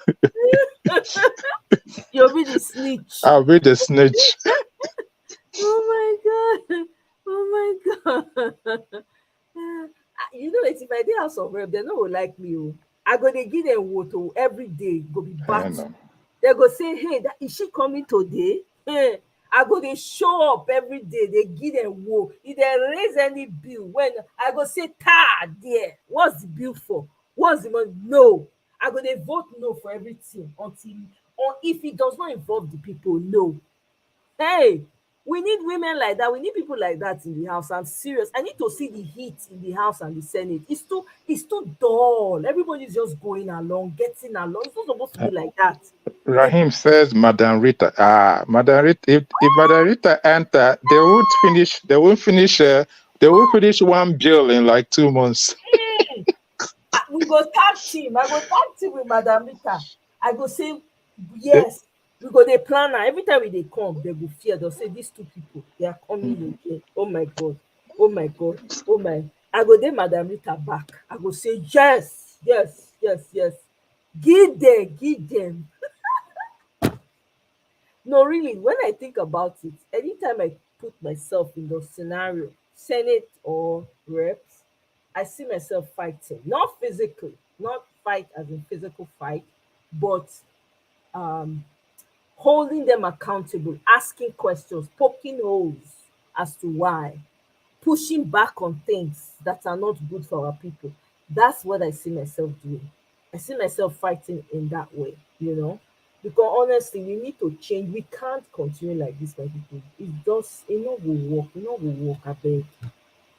It not feel work. Tato, Kene is going to be, yes, Kene is doing a fantastic job. Now me, I ain't going down today. Our people working from Monday to Saturday, 12 hours, no overtime. I'm telling you, Mr. Chike, I'm telling you. You know, these companies, they're so wicked. They don't give them time off. If they want to take time off, if I tell you the kind of pressure, they don't even allow them. Even this one of, okay, now that everything is, electronic technology, they refuse to let them work from home. These are things that they can easily do from home. No, because they want to be slave masters. I've never seen these people that say they claim all these so-called wealthy people send their children. They be like say they go learn how to be slave masters, come back to Nigeria and impose it on the people. That's what they do. Honestly, we need to fix that country to the point where people are not being sent to go to school outside of the country anymore, because they go and learn rubbish and bring it. They don't even learn about themselves. So in a way, I don't blame them. They don't learn about themselves. The only thing they learn about themselves is that they were slaves. That's all they learn. That's all they know. They don't even do the work to re-educate themselves and figure out and go back and say, okay, let me go study African history and find out my roots. No, they don't even bother. And all they care about is speaking with an accent, British accent, American accent, and they feel like that's it, that's all. Even if you are speaking, see, I'm not even against accents, please, because if you are born in a place, you're born in a place. There's nothing you can do about it, right? But do you really know yourself? And what impact are you having on your people? It's one thing to have an accent, but what are you doing for your people? How is it affecting your people positively? With all this accent, you have nothing to show for it. What use are you? You want to be comparing yourself, and then on top of that, you're wearing the Oyibo hair, everything. What? And you say that they look you, then they see you, they'll say this one, don't even know who it be. They're laughing at you. I'm not saying, and I'm not against people who wear, if you like, wear it, that's not my problem. I'm not trying to diss anybody. I'm just saying, I'm making a point here. You understand? You know, re-education, know who you are, get to your roots, understand your history. All they go, they learn how the Oyibo man na conqueror, Caesar conqueror. They not tell you say they were vile people. They not tell you say they slaughter your people. They not tell you say see wetin they do. They not they tell you that one. You go just take that one, come dey carry the. I remember, I know somebody supposedly from a wealthy home in Nigeria.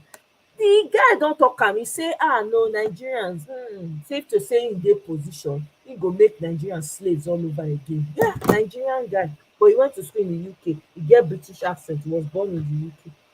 That's how he thinks. That's a black man, that's a Nigerian man. He doesn't like anything about himself. That's a problem. That's a huge problem. So you have a lot of people who don't like themselves that are running things in Nigeria. They don't even like themselves. They don't like you. They don't like anything about themselves. They're running with hatred. There's no way that country will feel good now. Eh?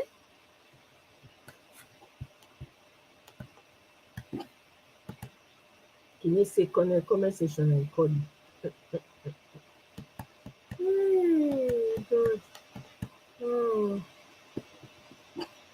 They are scared. No, they have to start talking. It's not a matter of being scared, though. They have to start talking. It's not about being scared. They need to be making a ruckus in the house so that they'll be hearing their voices.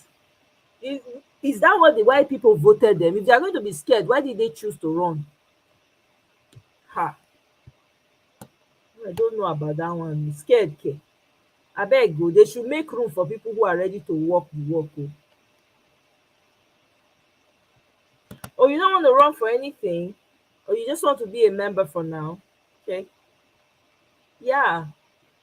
Okay. I mean, yeah, I guess it makes sense. And then you can just look, watch, you have a good leader, Peter Obi, to look up to and follow in his footsteps. At least learn some of the things and, work it into the way you are. Because, of course, not everybody's not going to be like Peter Obi, but you have your own unique way of working things. So that's awesome. Congratulations, though. That's a huge step. Honestly, I have to give it to you. For me, when I did here, so if I had the opportunity, I would definitely. I think I joined online. You know how they send those links and they said join. I think I joined, but I don't know how it will work on ground. I guess I have to get on. Exactly. We need a powerful voice, so yeah, from women. I'm telling you, we need. I'm telling you, Rahim. Madam Rita on the floor. Can you imagine? Just imagine, picture Madam Rita on the floor of the Senate. Just picture. Everybody go dey run kaba kaba. They go dey look for where to go hide. They go say, "Yay, this woman has come." She go dey give them woto from every corner. Yeah, we definitely need her. I'm telling you. Okay, support any good candidates. Okay, yeah, yep, we do, we really do. We need a lot of women. To be honest, women are very much needed though, in every aspect. The ones that have sense, not because there's some women who don't have sense. I'm sorry to say, all they care about is to go and add money. Their husband will tell them, just collect money, abeg you, don't do it. So they'll just go there and go and collect money. Not be those ones they look for. The ones wey dem dey vocal, when they go talk, when they go put the people interest first. Na those ones na we need to look out for. There's a huge difference, because we have women there, they are not doing anything. Women there, when they sign the bill, when they say they marry minor for Nigeria, none of the women say no, like they not put their, they not think, my child, no, I can't let this happen. They fold hand, watch am happen. Is that normal? And women were on that floor when they were debating that. God forbid, you know. Exactly, go press their neck, in fact.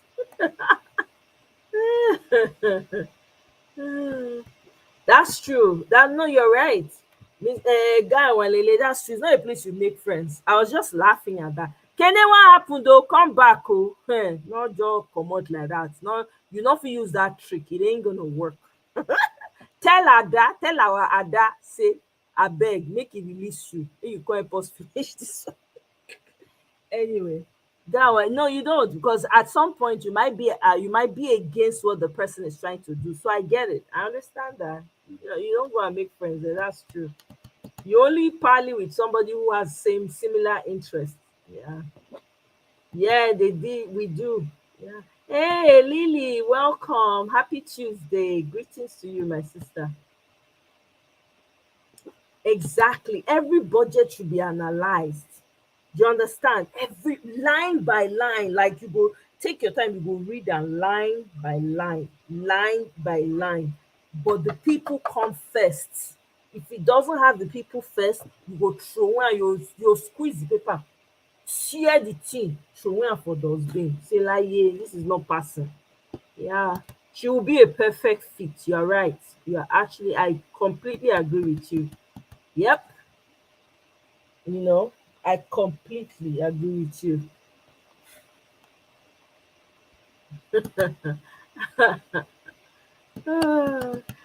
Oh my God. Ah. Yeah, Mr. Alex, I'm telling you, Mr. Alex go terrorize. Hey, they go dey run kaba kaba. Mr. Alex go bring hammer. You know how I picture Mr. Alex, right? I picture Mr. Alex like all those those when they will wear, those dashiki when they sew, when the trousers no dey touch ground. Sorry, Mr. Alex, no, this is actually a good thing. Like, you're the kind of person that's ready for business, like from the jump. You wear all those linen dashiki when they reach ground, starched, very well ironed, put together with the dashiki on top. The hand go short, not too long. That kind. That you go, and then Alex striking a person go dey wear one particular color. You go come serious business. You go come the house. You go dey give the head. You go come with hammer to dey hammer people head. No, Mr. Alex, definitely. I fully support Mr. Alex on that one.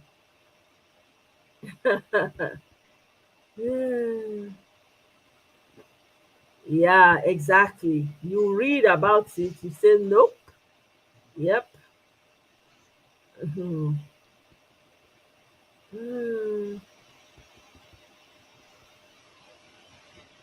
We need more women. We need a lot of women that know what they're doing, to be honest. Not just anyhow women. We do.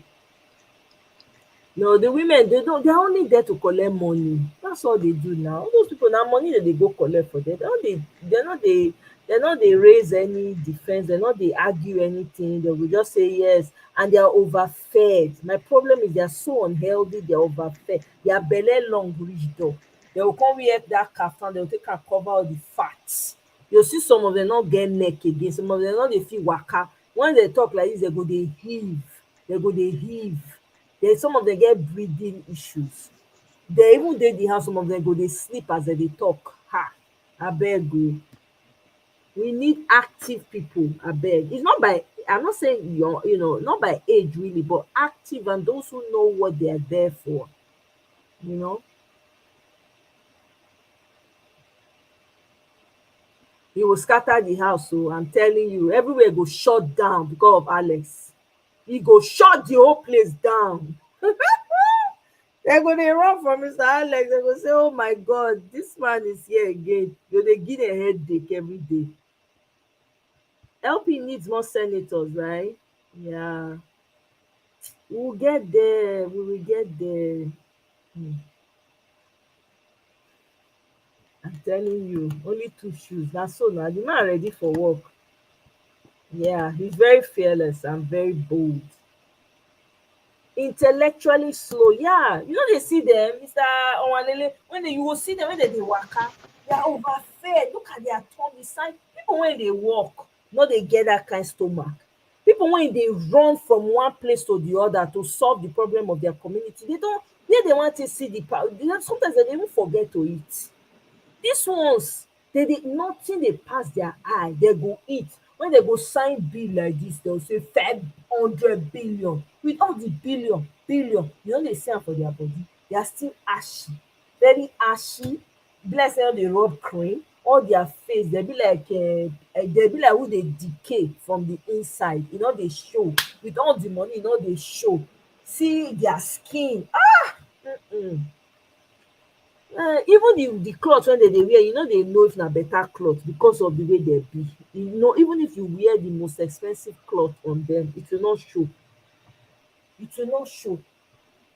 I'm telling you, all they do is go there and go and take from the people, steal, share money, billions, share am into 50 places. Or say all the years have it. Yeah, yeah. They're not even feel laugh reach ground because of the size of their tummy and their necks. Some of them don't get neck again. The neck don't enter inside because of too much food. Nothing they pass their eye. I bet you when they go, anytime they go to the house, when they get there, they'll just stretch their legs, stretch their hand. They'll use toothpick. They'll buy suya. You know, Abuja they go. They'll buy suya and kilishi. Everywhere will full. Maybe they'll get one suya guy for front of that house of assembly. They do suya for them. They'll come chop, they'll come carry drink. They'll drink all their cheeks go fat. They'll come fat stomach. They'll come get girlfriend. They'll come use that their dirty body. They sleep with different women. How they want to know who the right thing to do? No, tell me. When they say that they sleep with different spirits when they don't even know, how will they even know what they are doing? That's the thing. They won't know because the person they never know who they dey. By the time they don't exchange all the body liquids with all these people, those people in the process go don collect their sense, collect everything from inside their brain. The remaining one, not be say they first get before. They'll collect everything, shave their head, join, collect all the money when they did their hand. That's all. That's why they can't do anything. They don't have anything to offer the people. Eh? Mr. Jonathan, welcome, my brother.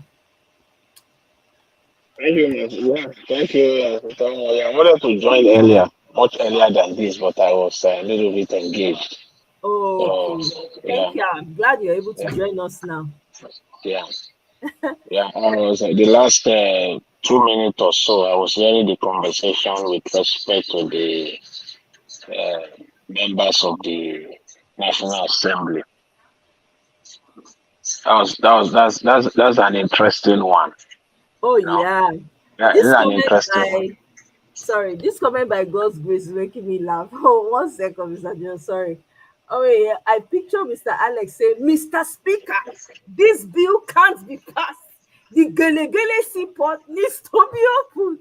That was the entry point for the Portuguese. If my history serves me right, I stand to be corrected.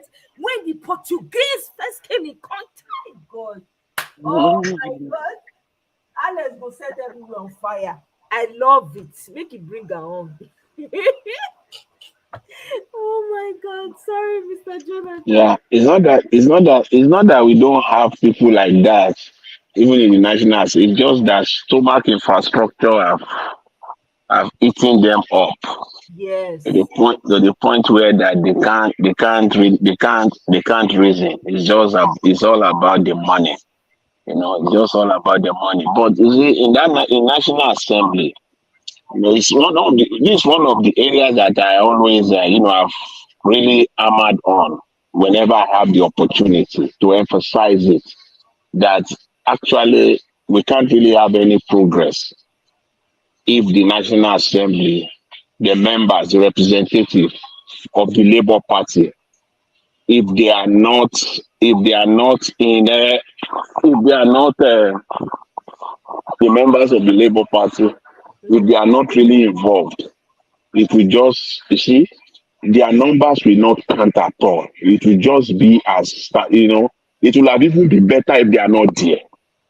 Because if they want to make themselves count there in that assembly, right, three things must happen. And even if you carry fire, go National Assembly, if those things are not in place at the minimum, you can't do anything. Number one, you must recognize that it's a game of number. If you need to have the majority, if you don't have the majority, you can't do really much. It doesn't mean that you can't do much, but you can make your position known and clear for two reasons. You make your position known and clear for the moment, for Nigerians to see that this is your position on this bill. This is your position on this subject matter. 1, 2. And you are doing it for the purpose of the next election. They will come and account for it. So when come the next election, you begin to juxtapose it that, look, 2 years ago, 3 years ago, 4 years ago, this was the bill. This was our position. Let's see how those candidates will now come back and come 4 years later and defend it. The result of that is that you will increase your numbers at the polls. At the end of the electoral process, if you are there previously with say 40, you will probably end up with 100, perhaps with majority. So those are your in fact, political objective is that, look, we are putting this on record for next election if you don't have the majority, because majority will force it down the throat. They will force it down the throat because at the end of the day, you will argue your position and they will put it to vote. And when they put it to vote, if you don't have the majority, that's it. That means you don't have the majority. However, public opinion will still play. And the second thing there then is that you must have your own caucus. These Labour people now, 38 rep members and 8 senators. By now, they should have their own caucus. They have their own caucus, and then 3, you will have the media. You have your own media behind you. You have a group of media behind you. See, these 3 things that I highlighted must be in place. Otherwise, it would have been better for you not to have even been elected at all. What that means is that if you go inside that house, on the floor of the Senate or the House, and you make your position known there, and you argue robustly, the moment you are stepping out, your media are already there for you to capture you. Right. You will put it there for Nigerians to see. Because some of those things, they do it in secrecy. They will say media they will send the media, whatever, they send them out. It's not all of them that are that they will allow media in. But you, your caucus, you will come out on the outside and then you say, this is what happened. These are the senators that are supporting this satanic bill. this is our own position. It is on record. We are not voting for this bill. So Nigerians know. So that the next morning, all the major newspapers will have it on the headlines. And guess what? Those editors of those newspapers, they will not put those stories, they won't put it out there. So you must work with them. You must work with them so that each time you step out, in fact, it's a daily thing. Each time you step out of the Senate, they know that this one is fire. It's coming out to say something with your caucus. You will come out, you will say something. And then once you come out and then you say something, the next morning, Nigerians will see it. Those Nigerians that you see them on that newspaper stand, they will be reading it. That's how a senator or a house member will become popular. It will become known because they always see every day, all the time, your position on every matter, and you are supporting it with your, with articulated position or with an alternate, idea. That's how it works in a democratic process. If you don't do it that way, it can't work. So that is why I put this labor people, this labor representative. That's why I put them to question. This 500 billion that was passed, where are they? So they don't have caucus at this time. They didn't step out of the Senate to come out and say, this is what happened. We are only reading it on the newspaper, not for it should come out from them. We should hear it from them first. They are the representative of the people. It shouldn't be that we hear it from Arise News or from channels or from Punch newspaper or from This Day or Vanguard. No, because they will have twisted it. To accomplish their own whims and caprices, they will have twisted it in whatever way, depending on what side they are taking. You don't give them that chance. You are setting the agenda. It is the same day that you will come out and it will be on record.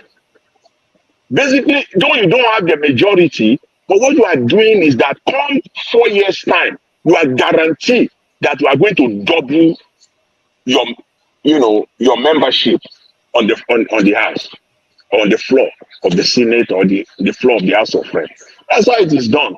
And they know that these people, Somebody made a comment that maybe they are afraid. So to that, I said, okay, then what's the point of them coming out to run for office if they are afraid? Because we don't need someone who's fearful. And see on that comment, I won't say that they are stupid or they are docile. I don't want to say that because these are Nigerians. They are smart people. They know what they are doing. For them not to come out, one of two things had happened. One, they have eaten Agbado, they've been compromised. Or two, those helpful people, you think they're gonna eat Agbado's money? Okay, that's 70 billion. Are they not going to collect their own 144 million naira? Hi. People are just talking, they don't even mention that they are also going to collect. Now it's for all the members, they will get their own 144 million naira each from that. They will get their own furnitures also. They will get their own bulletproof cars also. It's not only for PDP, APA, and APC, man. It's for all of them. So if they know that they don't want it and it is not popular, they should have come out and say, but they kept quiet. So at least these are the people, right? It's not going to work, except you have somebody like Peter Obi, that bill in the first place, he will say, no, there's no way, I'm not supporting this. I'm not going to approve this. But it's a way of driving them through the back door. It's just a way of driving them through the back door so that by the time, Nigerians, the way it works is that you must be compromised so that you will not have mouths to come and talk again. They've had something on you. So if any of those labor people want to talk, if there is a budget in the future or anything they want to, now that's how it starts. They already have something on them now. That's 70 billion. They are eating it. It's like, I think somebody was saying it. I don't know whether it was you or somebody on one platform. I was hearing it a few days ago. That once you are paid for a service, you cannot turn around and say no, you can't. They are getting paid. That 70 billion, they are also, people are talking as if that 70 billion is only for APC or P. No, those Labour senators, they'll get their own too, 144. And they never come out on the floor or outside the Senate to say, we question it. We question it that this is not the right time, and for us, we are not going to be partaker of this bill. This bill or whatever, this law. They should come out. They just didn't do that. Sorry, quick question, Jonathan. Yes. Yeah, it's okay. Sorry, but what if, because we know they don't have the numbers, which you admitted earlier, what if they now know that no matter what they say or do, this bill will still pass? They collect the money, then they use the money to go serve their constituency, like, take it back to their people to use to improve their communities. Would that be okay? Would that be that would be okay, but that would be okay. Yes, I agree with you. That would be okay, but they must state it. They must say, okay, this is what this money is for. We collect it, and this is what we are going to do with it. And it will be known to the public, to their constituency, and to the people will know that this is their position. And because they don't see, when you are in opposition, it is just easier for you. It's even much easier for you when you are in opposition, because it's like you are setting traps for them. And what you know that you can't do anything now, fine. But you are looking at the next election, because each and every of those things, they will come and defend it. And they will lose seats. If you are 38 there now, come next election, you'll probably be 100.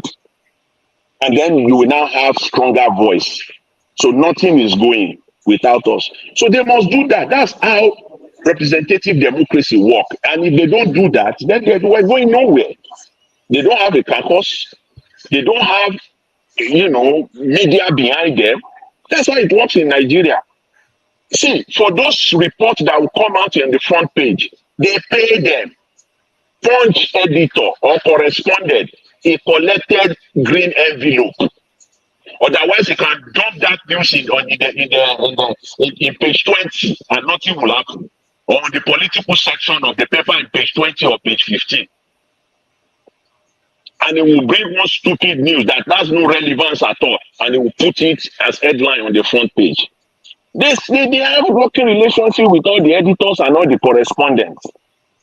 You must have your own too. People that you have, like-minded people that you have them, even if it is only one media house, so that all the time, and that media house will even be happy because they see that they are now selling. People are now buying their papers now more because they are bringing out the truth. So they must do. These are just plain simple things that they must do. They must have their caucus. In fact, coming out every day in front of the National Assembly, coming out is a daily thing. See the way Sister Omoye comes out on your media, like on your every day or the day after. That's the way it's a matter of they will come out. If there is nothing, they will have to come out and say something. Exactly. So to that point, Mr. Jonathan, thanks for bringing that. Because Kenny, I think it's you I want to respond to. Like, Arise does not give them the mic or whatever. We are in a time now where you can be your own journalist, you can be your own advocate. You don't need a news station to come and give you mic. They can create YouTube channels. They can even go on Instagram Live to tell their people what they are doing, give updates. They can even do Facebook. Some of the House of Rep members here in America, even senators, they get on AOC. Who remembers AOC? AOC, when AOC won her constituency in New York, right? In New York, yeah. When she won, how was she reaching out to her people, her base? She used to do Instagram lives. Sometimes she'll get on YouTube. She has her own channel. She'll go there, she'll be telling them, maybe there was a bill that they were talking about in the house today, right? And she stood against it. She'll tell them, this bill, this is what is happening with this bill. This is my take on it. This is what I know, right? So I would encourage you, she will educate her people about that bill. I'm telling you, she was always going back to her people with social media. She did not have any platform. Nobody was giving her. It was her popularity amongst her people that opened the doors to major network news to be interviewing her.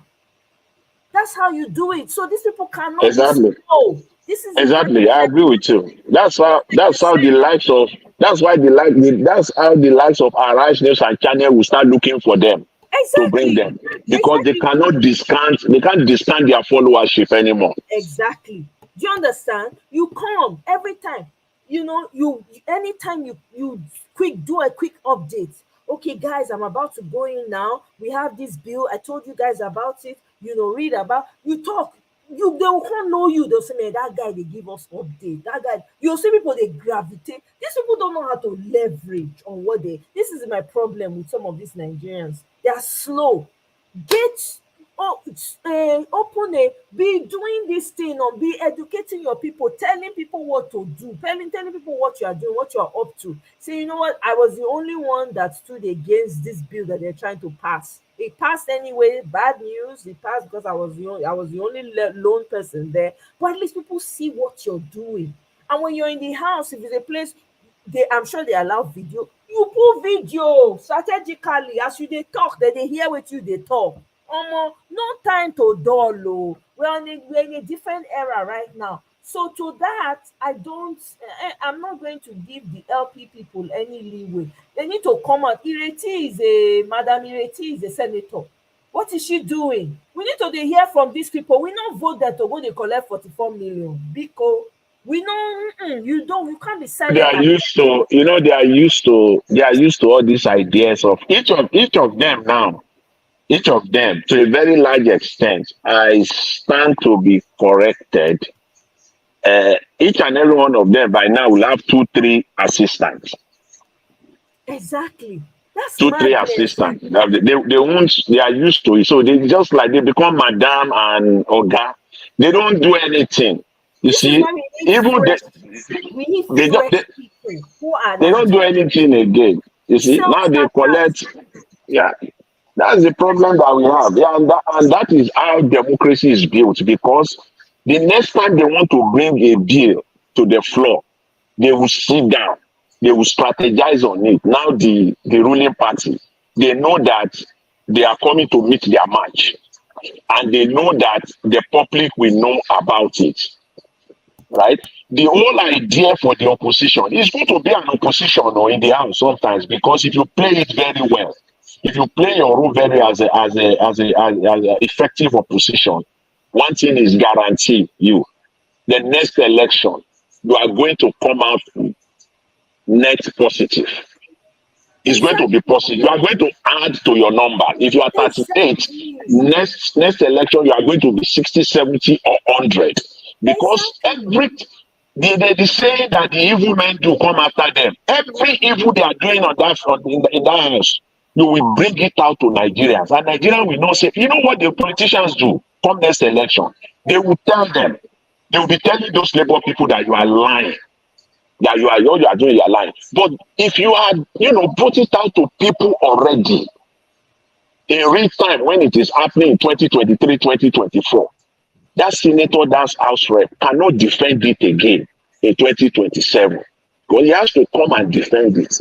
You have to take it back to the people, back to that constituency, and tell them, see, this is what your rep is doing. This is what is doing right now in the house.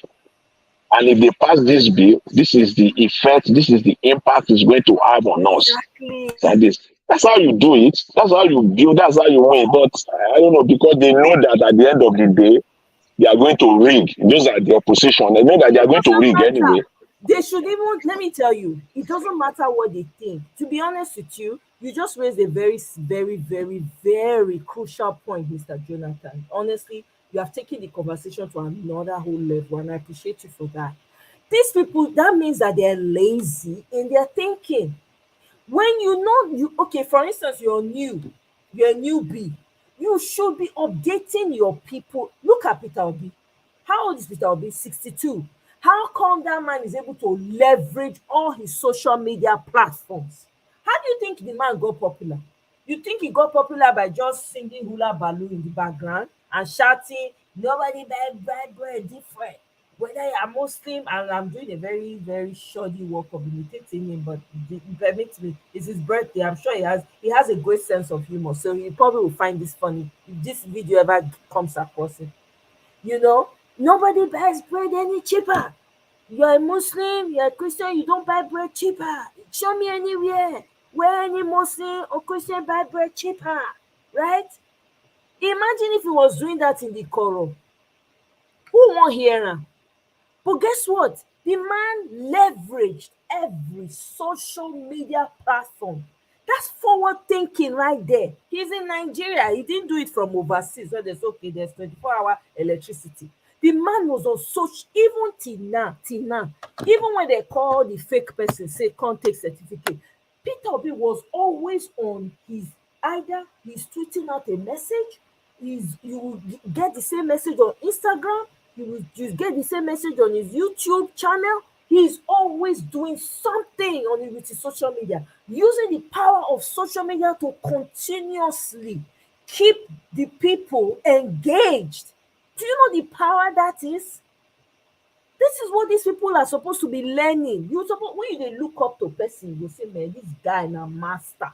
You go there every corner, you go there close marker for things when you know say you feel. All these people when they just enter now, I'm sure they're going to be looking for second term.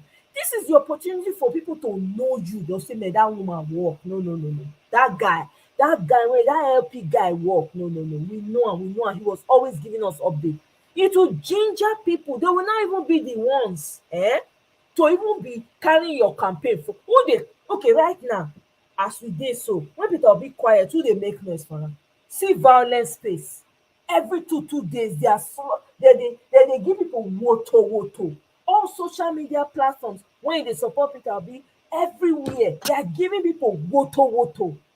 Peter Obi is not the one calling and say, oh, people, by the way, are you going to do a live today? Do a live now. Let's keep this thing. He does not ginger anybody. Everybody's just, look at me.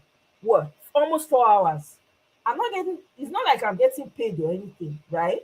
But I'm doing it because I want this country to work. And I'm fired up because of the kind of person Peter Obi is. I know that he might not be able to answer all or do everything. Of course not. But I know that he's going to at least he will help us build the right foundation so that we can build on. These people don't know what they're doing. How can you be voted in as a representative? You are quiet. You need to make noise. All of them, for me as a person, I believe that all of them, without exception, they rode on the back of Peter Obi to get elected. None of them. There's no single one of them that was actually scrutinized by the obedient movement or people that are supporting Peter Obi. They just voted for them on the background of Peter Obi, being the principal, being the presidential candidate. And I believe that actually Labour Party won more seats, both in the Senate and the House. It was just rigged. It was rigged. It's just rigging. And people don't pay attention to that because, see, it is in the West where you will say electorate are kind of well-informed. They are well-informed. They are well educated to a point where, okay, I will vote president in the US. I'll vote president Democrat, and I will vote, the senator Republican. It is people that have gone through the campaign, analyze the candidate, process them, understood their ideology. Then you go to the polling on the election day to vote, strategic voting. Majority of Nigerians don't have that. That's just the fact. We are supporting Obi, and nobody is going to tell me as a person that majority of people that day, 25th, they went there and then they voted Mama, Papa, Pikin, Peter Obi, and then they look the other way around, and then for the House and this thing, they now voted APC. I'm not saying that did not happen, but it is in the minute percentage that you can even imagine. People just voted for Peter Obi all through. See, all those ones, they are just manipulated. It's just because the fact that people don't pay attention to it, much to it, one, and two, most of these people, they don't have the capacity or the wherewithal to go on this long litigation, to go and fight this thing in court. So they just take their faith and they just, like that. That's just it. Other than that, but hopefully that, if hopefully Peter Obi gets this mandate is restored, and in the coming dispensation we will see a more inclusive National Assembly where the Labour Party will have majority. That's just it. But again, how do you even want to assess this? How do you want to come next dispensation? Even when Obi, when he gets his mandate back, for me as a person, if it stands like this, I'm not going to vote in my own constituency in Lagos. I'm not going to vote for any Labour candidate that I do not know. I'm not going. No. I'm not going to campaign for any Labour party in any other state that is currently a House member now. I'm not going to. People must be making their displeasure known right now, right off the bat. Don't give them the breathing space. Just forget it. You are a loser, because it's just simply the fact that they don't do, a credible, political polls. They only do it in Nigeria when it is 6 months, 5 months to election. If they are doing the poll, go back now and sample the opinion poll of those people now.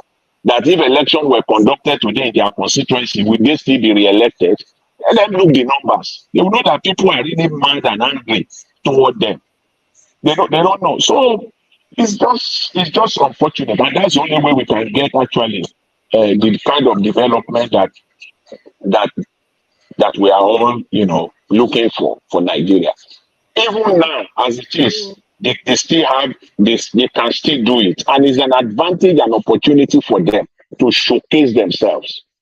They need to showcase themselves and come out and, first of all, on a daily basis. If not, like, a week cannot go that people at a point in time, in fact, people will recognize their faces more than that of the president, because that's your own party. You want to hear him or her talking than the president that is elect president.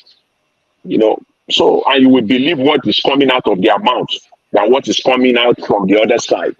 But now we have to wait for the media. We have to hear it from the media first. And they are inside. They are inside the National Assembly. They are on the floor. And we are not hearing it from them for the first time. We will be waiting to hear it from that in many cases, if not for the fact that people are intelligent, the social media is there.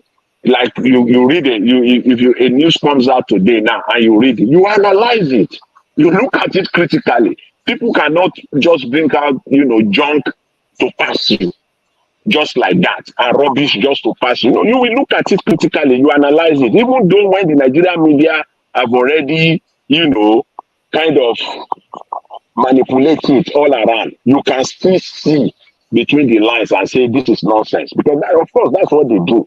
Most of the news that they brings out every day, the way they brought out the 8,000, but people can see that this is nonsense. This cannot work.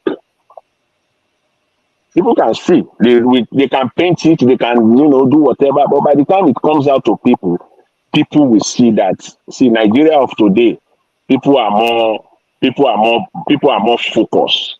People now have more focus and more, in fact, intensely focused now in the political issues now. That just throwing out, in Nigeria, they just throw it out there. People don't talk about it. You only just hear it on the TV. They will bring out their political pundits that they'll just come and analyze it. Some of them can't even, they don't even, some of them are paid. Some of them are just, they just come there to spin the news in favor of the government and all the rest of it. But these days, that's not the case. The way you give it out, like Abati will come out and analyze rubbish. You take him on right away. You alone will tear him into pieces. That what you've just said, what you've just analyzed is rubbish. Exactly. We didn't have this 5, 6, 10 years ago. Not even 4 years, not even in 2019, just 4 years ago, yeah. We didn't have this. So it's not the same Nigeria again. It's not the same Nigeria. And that's a mistake that they are making. And they are making that mistake continually at their own peril. Just at their own peril, they continue to make that mistake. That they still think that Nigeria is the Nigeria of 2019.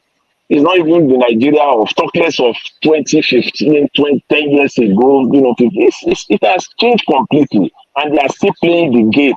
That's why they have to rely so much on manual collation, because they are still rigging. They are still rigging as if it's still the same Nigeria. Like if it's still the same Nigeria. That they are bent. They are so bent on that rigging that the only way they can rig is to go through the manual collations. And now they are stuck. They can't get out of it because they rig. This is an electronic election, and you rig manually. How do you want to get out of that? But it is still Nigeria of 4 years or 10 years or 15 years ago. They have to collate manually. And they have to come out and defend it that yes, it is manual collation, and the law gives us that right. It gives INEC that right to collate manually, and they can collate and they can do whatever they want to do. They think Nigeria is still the same. Nigeria is not the same, for crying out loud. And I think the intensity is going to continue. It's going to continue. Nigeria is not going to be easy to read. Especially presidential election in Nigeria, it's not going to be easy at all. National Assembly members are not going to be having a field day anymore. If you go there and you are just docile, you are just there, people will call you out. People will call you out because I've not even seen any one of them granting an interview. None. Even it's just so terrible. No single one of them. Except one that went to Aso Rock. No member of the House, no senator have granted any one single interview, have granted any media interview with all this thing that is going on in Nigeria. Everything that is going on. So they don't have a say, they don't have a position, they just kept quiet. Oh my goodness. They do not even a 1 page. Even if you cannot come out to the media, not even a 1 paragraph statement or press release coming out of your office. You are a member, you are a senator of the Federal Republic of Nigeria. Your voice carries weight. You can do a press release that will go all over the place. A press release signed by you, Senator XYZ. You can't even do that. If you can't even come out, do your press release, whether the social media will not blast it out for you. A press release coming out from a Labour Party senator on the subject matter that is, or any of the subject matter that we're in Nigeria as of today. So nothing. You don't even have anything. So you just kept quiet there. So you just want to come back to people and say, I've come back, come and vote for me again. Who does that? You think people are stupid? You think it's still Nigeria of 2019 or 2015? Nobody is going to vote for you again. Just pack your load and go. Nobody is going to vote for you again because all that will be done is that they will just raise another candidate. If Peter Obi, when Peter Obi becomes the president, and these people continue to do like this, what will happen is that people will just raise another candidate to run against them, their different constituency. That's when they will know that monkey no be leather. That's what needs to be happening right now. To be honest with you, that's what needs to be happening. Anybody who's not working right now, you just, okay, you mark them down. Say, okay, next time not to, because the truth is that there's no excuse. These people that were just voted in, they do not have an excuse. You need to be on social media talking to your constituents about what you are doing, what's going on in the house, what bill. Okay, for instance, that Christian bill that they passed, where they said they want to start putting checks on the Christian religion. How come nobody raised anything about it? How come nobody talked about it? Okay, let's say the bill was being talked being passed while before they got sworn in as representatives or senators, but at least you came to find out about it. How come nobody talked about it? How come nobody said, tweeted, or even used their social media to say, this is what I met on the ground, though. They are saying they want to do this, so guys, you guys need to be aware of this. This is what politics is looking like now. Future politics. You cannot be in the background and not say anything. It's not going to work. If we don't know you, you're not coming back next year. I'm sorry. Because you need to be able to show us. We need to feel your impact. Your people need to know you. They need to be able to speak to the work that you're doing. It's not enough for you to be there just because you want to add to the numbers. No, we did not send you there to go and sit down. You need to be making a ruckus. Maybe they say the guy na new guy. Na so they be when you first come. Na so their body they do them. You understand? That's what you need to be doing. Not just go there and you're not saying anything. We don't know what's happening. Bills are being raised every day, right? Okay, recently they were talking about what's it called, minimum wage for people, or how much, this 8K issue. Tweet about it. Be the first to tweet on your tweet. Say, look at what's happening. No, me, I'm not in support. So when they brought it, even though you tell us the process in the house, like, okay, they don't allow us to say anything about any bills yet. But for me personally, I disagree with. Let us know your thoughts and feelings about it. Don't be quiet. Your position as a representative or as a senator is to let your people know what's going on, how it works. We need to be able to see that. Opposition is very powerful. Their opposition is not just sitting down there doing nothing. One of the other ways that is they do, most opposition work in a most democratic setting is that they would also come out with their own bill. Because first of all, one of the things they will do, their first duty that they will do, all of them, they will amongst themselves, the senator and the house, all of them will, maybe they will do it separately. The senators will do their own. Their house members, they will do their own. But the objective will be the same. But they will come and they will say, during this 10th Senate or 10th House, National Assembly, these are the things we want to achieve. We are going to put ABC bill on the floor. Those are the things we are going to do. And you will robustly go for it. You will put your bills down. And that is, you need something to get something in a democratic setting. That's how you go and negotiate. You don't just go there and sit down every day and say, yay, nay. And no. You must put your own bill. And I know that in that setting also, the majority, the speaker or the Senate president is going to decide which bill is going to come on the floor, and when will the opposition bill come on the. You can delay it, you can do whatever, because they have the Senate president, is the House Speaker. I know they have all those. Those are their constitutional powers. So you can say, okay, I'm not going to bring this opposition bill to the floor. And the opposition will also say that we're not going to. You sound so much better now. Yeah. Hello? Yeah, we can hear you clearly. Yeah.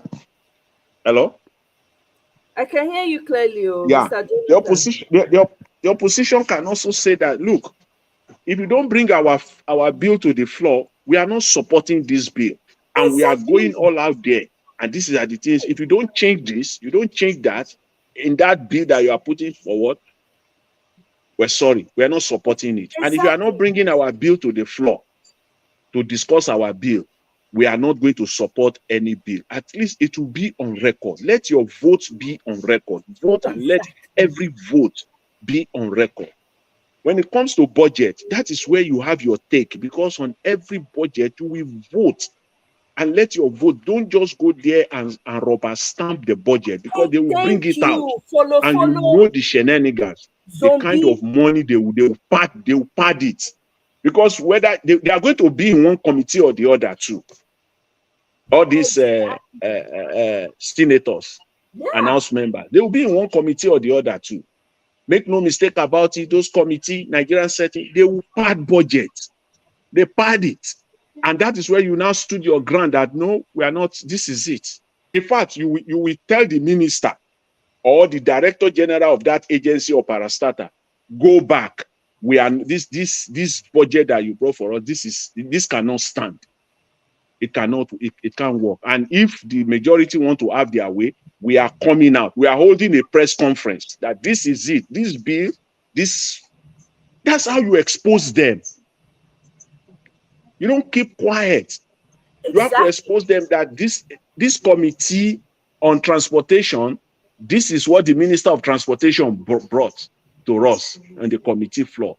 We are not supporting it because we believe that the amount on that budget is overestimated. It's not what it should be. For that reason, this reason, that reason, we are not supporting that budget. Exactly. Then let the opposition go ahead and vote and pass it. But you are on record.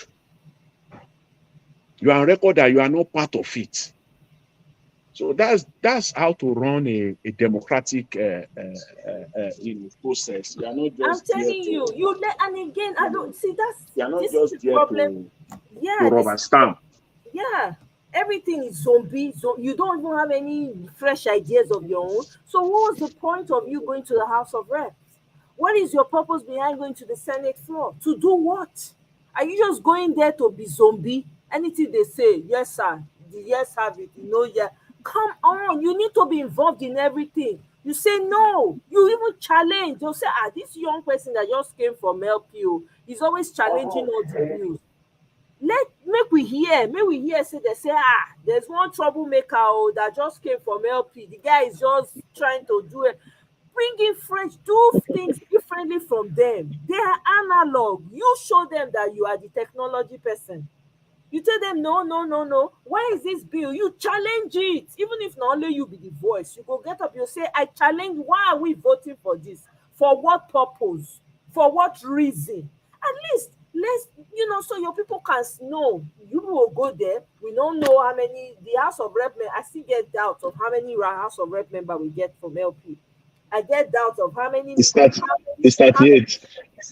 38. Okay, so out of 38 people, we know they hear from anybody. Isn't that problematic? That's a problem. When are 38 people doing in the house and we're not hearing anything? All these that's a lot under any democratic setting. Yeah. That's a lot. At least you come in with your own fresh ideas, come in rugged, come in with your own way of doing things. Let them say this person, now wow. Not be like this, you take they do. Maybe they hear your voice. Maybe they know, say, my person don't come. JJC, do JJC things. How can you come? 38 people, we're not hearing of them. We don't know what they are doing. We don't know anything at all. It doesn't make any sense. It doesn't make, there are bills being passed every day. Even in the Senate, there are certain bills that requires two-third majority vote, not just simple majority. So that's when you will use your power, because it means that on those occasions they have to compromise. They have to come and talk to you because they don't have two-third in the Senate. Neither do they have two-third in the House, but they still have to work together with PDP. Not on all matters, but there are matters that requires two-third. There are matters that just require simple majority when they vote. So and if they don't, you will be waiting for them on those areas where it requires two-third. So you have power. You have strength. 38 is a lot there, because in the Nigerian House, the House of Rep, they need 180 for you, 183 or so for you to have the majority. And APC doesn't have that. They have majority, but they don't have outright majority on every matter. So they will just want to be using that majority to have their way. But there are matters where they will need either PDP or Labour Party. Exactly. Some at least so that they can agree. That's a fantastic. No, Mr. Jonathan, God will bless you for what you just talk. So there will be bills that they would need a certain number from LP, from the Yes. other parties. So when they come to you as LP, what are you saying?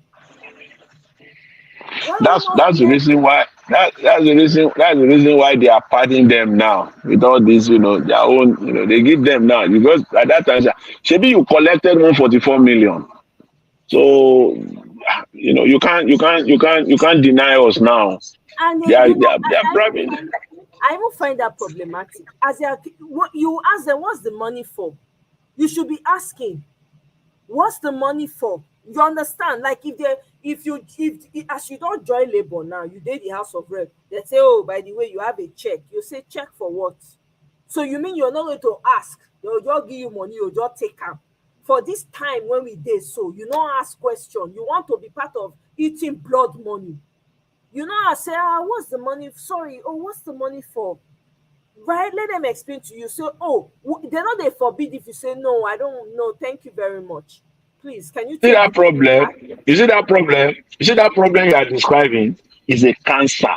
That thing they are doing it at National Assembly right now, that's the same way it's spread across all the federal parastatals, ministries, and agencies. That's how they distribute money. That's how they distribute. When they are, you see that now he has dissolved all the boards, all the board of directors of all the federal parastatals and agencies. All of them are gone now. They've been dissolved. So everybody, you are looking at about nothing less than 2,000 positions that are ready now to be filled. If my counting is correct, that is why you see people juggling around for any of this, like the likes of that woman that carry flag go to EU. That woman, I don't remember her name again. Yeah, I remember that one when he put tight ponytail, when he packing hair off. Yeah.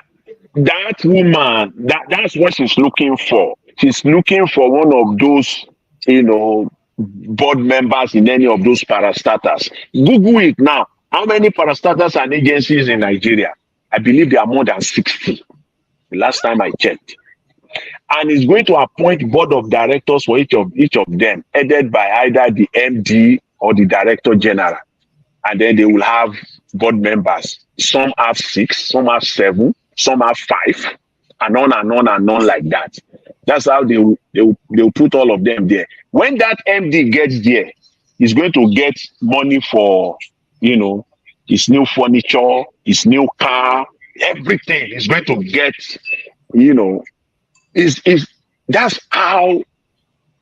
that thing is a cancer. It's the same way. That's how it works within the system. That's why the reason why I believe Peter Obi, when they ask him, where will you get money? He said it's the waste. And that's it. It's the waste. See, when you block all those wastages in the first place, there will be massive amount of money. Yes.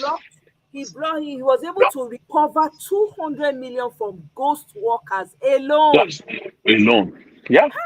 That's just how it is. If you don't do it like that in Nigeria, it's not going to work. And the day you get there, let them know straight off that your hand is not in the money of Nigeria at all, for your own personal benefits. Because what they are looking for, they are looking at Oga. When they are looking at Oga, that if Oga don't eat, you have given them permission. All of them will just go ahead and start eating. But that's what they do in Nigeria. I know all this because I have my brother, my blood brother. There is an auditor to one of the federal parastatals. There's an auditor there. It takes the grace of God to be there, because when those smaller comes, all those Fulani people come, this is what they do. And if you question them, what they will do, if you don't have your own connection one way or the other, they will kick you out. they will kick you out. That's what they do. When the new MD comes, he's going to get the new MD is going to get his new car, new furniture, new staff, and he's going to new steward, new driver, and everything. He's going to get it. I can speak that for a fact. One of the federal agencies, I will not mention the name for now.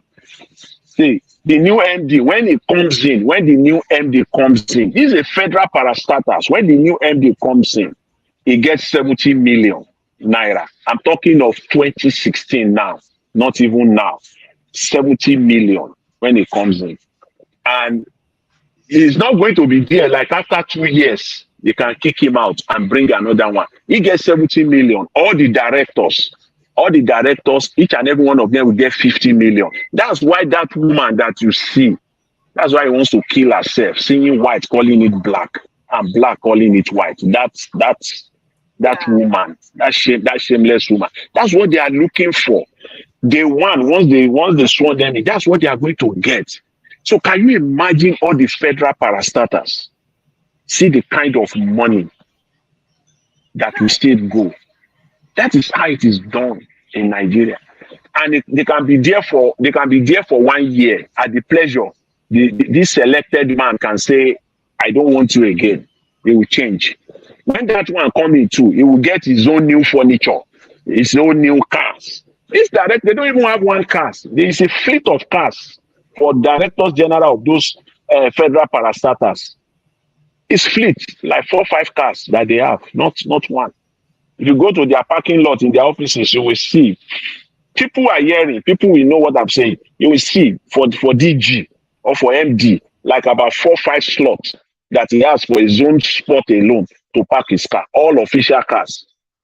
And when they are going, they don't leave those cars, they go with them. I don't know how they do that, whatever. They go with all those cars, they go with it. So that when the new one is appointed, he will get his own new furniture allowance, his own new fleet of cars. That's just how they do it. That's just how they do it in Nigeria. So you can see the massive waste that we're talking about. Nigeria there is money. It's not about money. It's just about the leadership that we have in that country. And until it is set right with the right person, for now in Nigeria of 2023, as we are right now, is in the political arena. It is only Peter Obi that can come in and set it right. There is it's not that there are no people like Peter Obi in Nigeria. There are many of him in Nigeria, but of all of them, which one of them has the political clout, the capacity, and the wherewithal now? Exactly. Of all of them, it's only Peter Obi.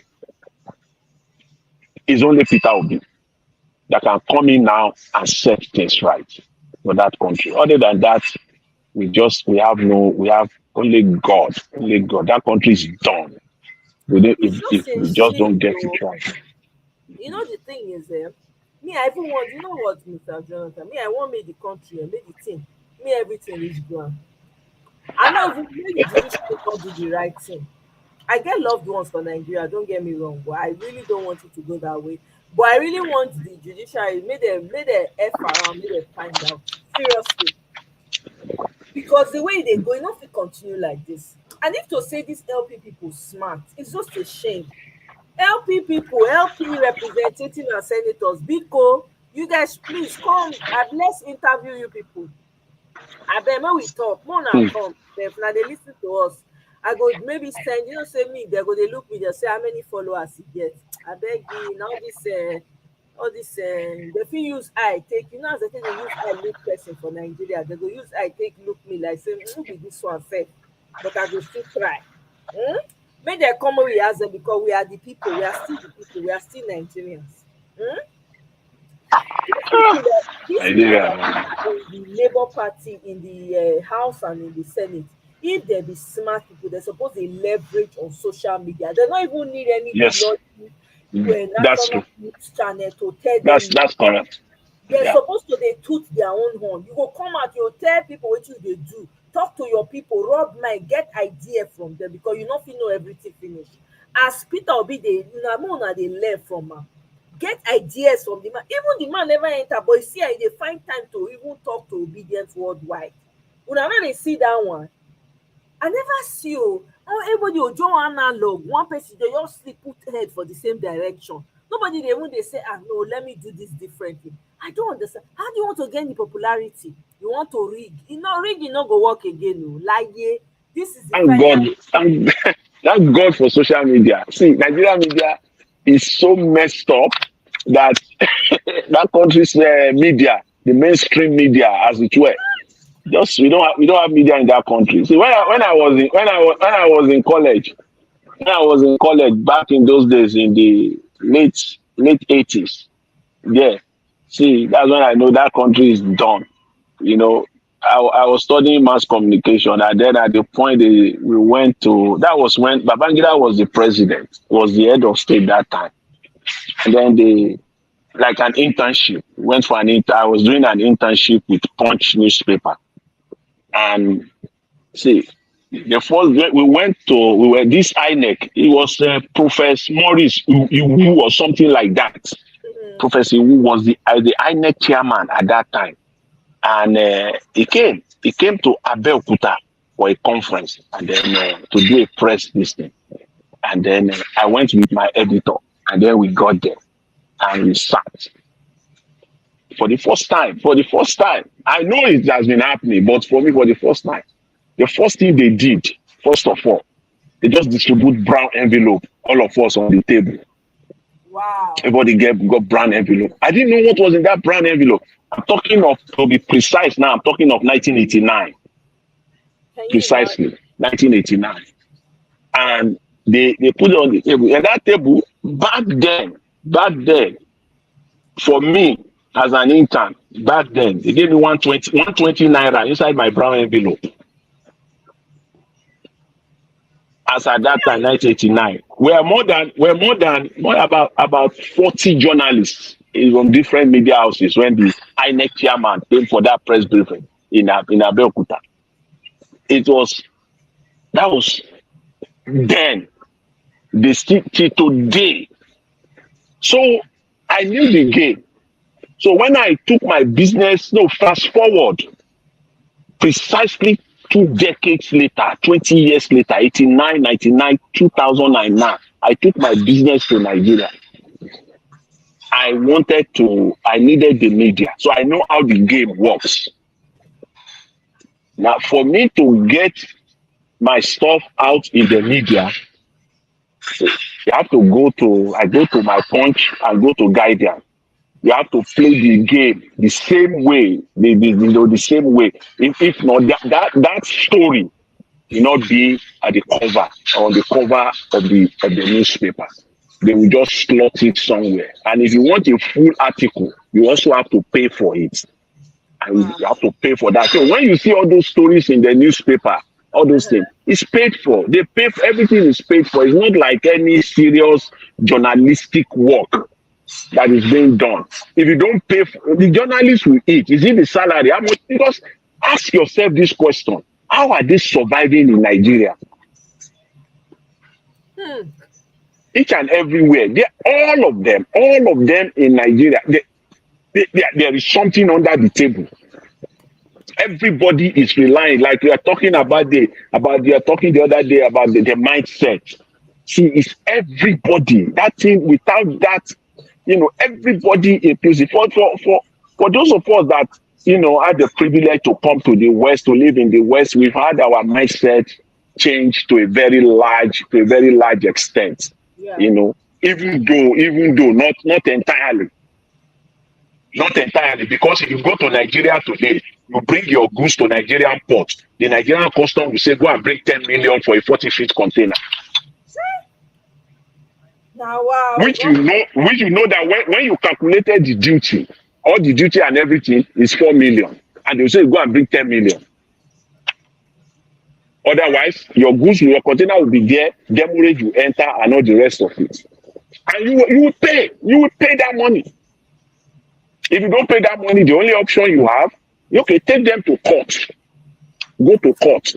This go to court thing, it has been like that in Nigeria. That's what they use to manipulate and to oppress. It's an oppressive strategy. It has been of old. It's just that now it came out now. It is always go to court. Go to court. By the time you drive, even if you want to prove that you are, you don't want to play the game with them and everything, fine. You go to their office, you will write a letter. That's your letter that you will write. They will put it under the table. It will go to the appropriate office. And before you know it, your stuff is adding up. At the end of the day, people will be bearing me. People that are hearing will confirm what I'm saying. At the end of the day, so even is a big problem in Nigeria, except the entire system is, complete overhaul of the whole Nigerian system. We just need a leader that when everybody look up, they see the leader that the leader is not, is not eating. The leader is not eating. Yeah, it's not cheating. Just to put it plainly, it's not cheating and it's not corrupt. You know what they do?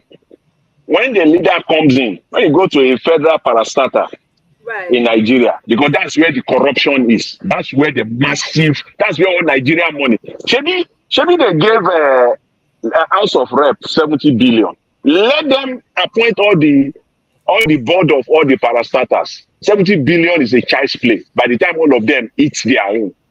Yeah, 70 billion is a child's play. See, that's where the massive corruption take place. It's within the federal parastatals. When you get to an average federal parastatal in Nigeria, the MD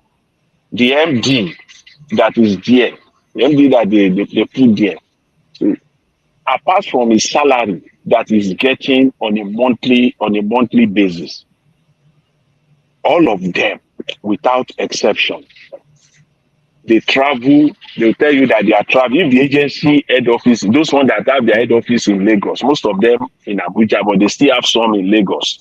They will say it's traveling from Lagos to Abuja. It's traveling from Lagos to Abuja. And they are now. Let me use 2019 rate now.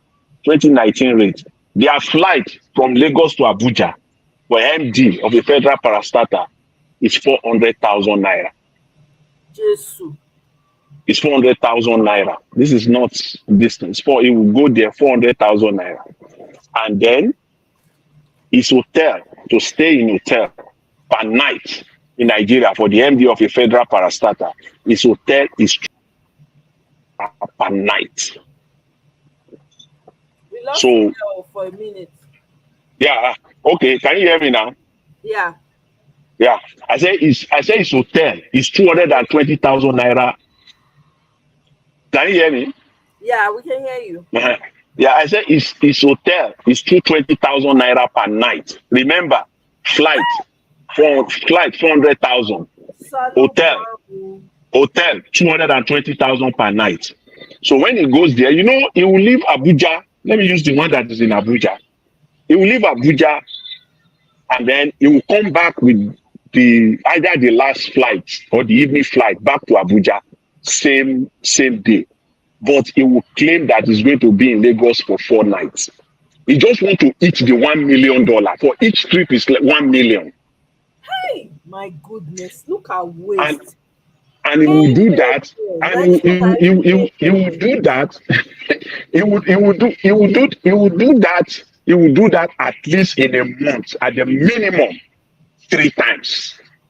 Minimum. Sometimes it goes 4, 5, 6 times. And comes when it is now November. When it is November, that's when the stupidity, that's when you will see it. It's like a rage of stupidity. When it comes to October, November, you see the money that they budgeted for them. They will now look at, there is still 250 million naira remaining. Constitutionally, by December 31st, by January 1st, they can't touch that money again. That money must be returned. So the DG can't touch the money again. So what will they do from October, November? You see crazy. the MD will be going on trip like on every day, like as in going from Abuja to Lagos like 3 times, 4 times in a week. They just want to rake that money. Hey. That 250 million must not remain. They have to rake it. Are you kidding me? If it remains, they will do international trip. If they look, Sote is December 2nd, December 3rd, international trip. They will do international trip. As So at 2019, yeah, they will do that one that they just blow on. You will get like 25 million per one trip. Because his ticket na 3 million. His ticket is 3 million. His hotel is 1,000 naira, and he will get $1,000 rather, and he will stay there for 7 days. And that's $7,000, and he will get extra code. Can you imagine? You know, and that's how they pack. That's how they pack themselves. So I know all this fact because my own blood brother is the auditor, and when you question them, there is fight. You question them, I will say you can't do this. That there is fight. That's when the fight comes. That's what they do in Nigeria. That's the problem. That's the problem that we have in that country. It is terrible. It will take only someone like Peter Obi to clean Nigeria up. It's not possible. Because once they appoint a director general into any federal agency in Nigeria, you know what they will do? Everybody in that office, all of them will sit down, they will keep quiet. Those that are stealing money here and there, they will keep quiet. They will not do anything. They are looking at that guy. Bam! The day that guy travel out of Abuja, and they know that he collected 1.5 million, he has opened the gate for them because they know that. See now, Oga went to Abuja in the morning. He went to Abuja in the morning. He left Abuja in the morning and is back in Abuja that same day in the night. So he's supposed to get only 300,000 naira. This is supposed to 400,000 for his flight. He's not supposed to get the 220 per night for hotel. But Oga don't claim 5 days. But we all know you. We see you again in the office the next morning.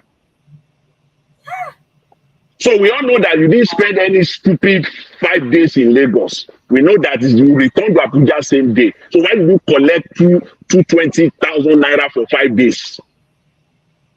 So the moment they just watch Oga do that like this, that's it. Everybody know that the gate has been opened. So we still have our man here. It's the same mindset. So everybody can do it. So everybody will be running their own way. So Oga cannot even question. There's a limit. He can't really question them. Not talking of those directors. Those are the upper level. That is where Nigeria money goes. So it's at the federal parastatals. That's where they finish. That's where they finish Nigeria. You know. So that's also when they come for the budget. Those senators know. They know the game.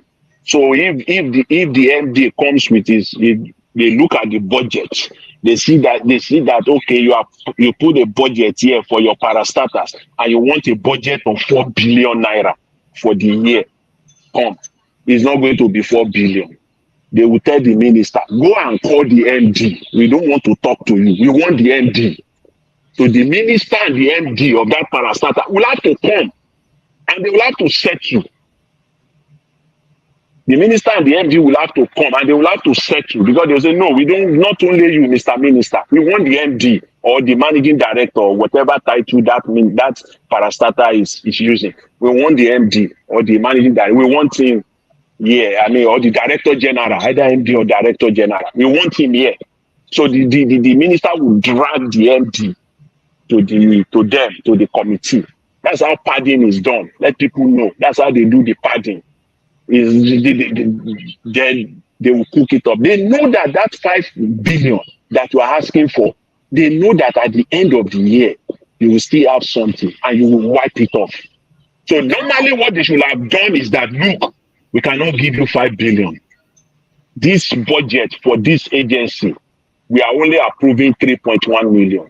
Supposed to cut it by half the support. But rather for them to do that, they will pad it up to 7 billion. My goodness. Or pad it up to 6.2 billion.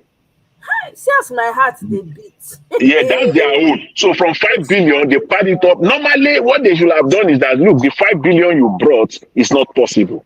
If they really question it and audit it and put it to check that, no, it's not possible. This cannot be. It can only be 3.2, 3.5. That's what we're going to get. That's what we're going to approve. But they will not do it. So the minister, the minister dragged his man there. So they will say, okay, they will pad it up for them to 6 billion. That 1 billion on top of it is for the committee members. For the committee members. So the committee members, that 1 billion will now go between the committee members in the House, in the Senate, the Speaker, so everybody eats from their own committee. Everybody eats from their own committee. So they eat their own. So how you can deal with your minister and with the DG of the parastatals. So that's it. Can you imagine now? Some committee have under them 3-4 parastatals. Can you imagine? Yeah. Some committees have under them. Parastatals. Is there any need for them to have those parastatals? Look at the agency. That's how government works now. Like we have named them. We have the Nigerian Marine Authority, Nigerian. We have the Federal Mortgage Bank of Nigeria. We have the Nigerian Civil Aviation Authority. We have the. If you Google them, you will see them. You it's mind-boggling. They are just there. So many of them, like that, and then they will drag them in. Nigerian Industrial Arbitration Council, Nigerian this, Nigerian that, NDLA, all of them will come and defend their budget. That's how they do it.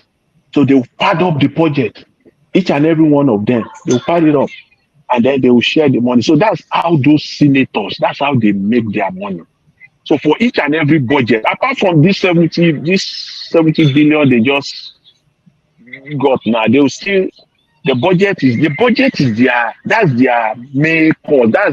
That's their bread and butter. Budget is their bread and butter. That's when they finish the country, because they will now sit down on that committee and make sure that the budget is, because if the minister and the DG or MD of that parastatals do not work with them, they will not give him that. They will not approve that budget. In fact, they will slash it. They will slash it, because they know that once it's approved, everything now is now under that MD. That is the reason why they cannot go back and question that MD again. They can't, because they have been paid. Yeah. So whatever that MD, that parastatal is doing for that fiscal year, they can go back again and question it. You have been paid. It is only when it is so extreme, even when it is extreme, that it comes to public jail and is so open, or maybe there is a fraud or mismanagement or anything, or misappropriation, so that is so open, so clear. See, they will still settle it, because you have been settled now. It's still on this thing. You have been settled. So that is why they can't go back and probe any. They can't go back and probe any minister.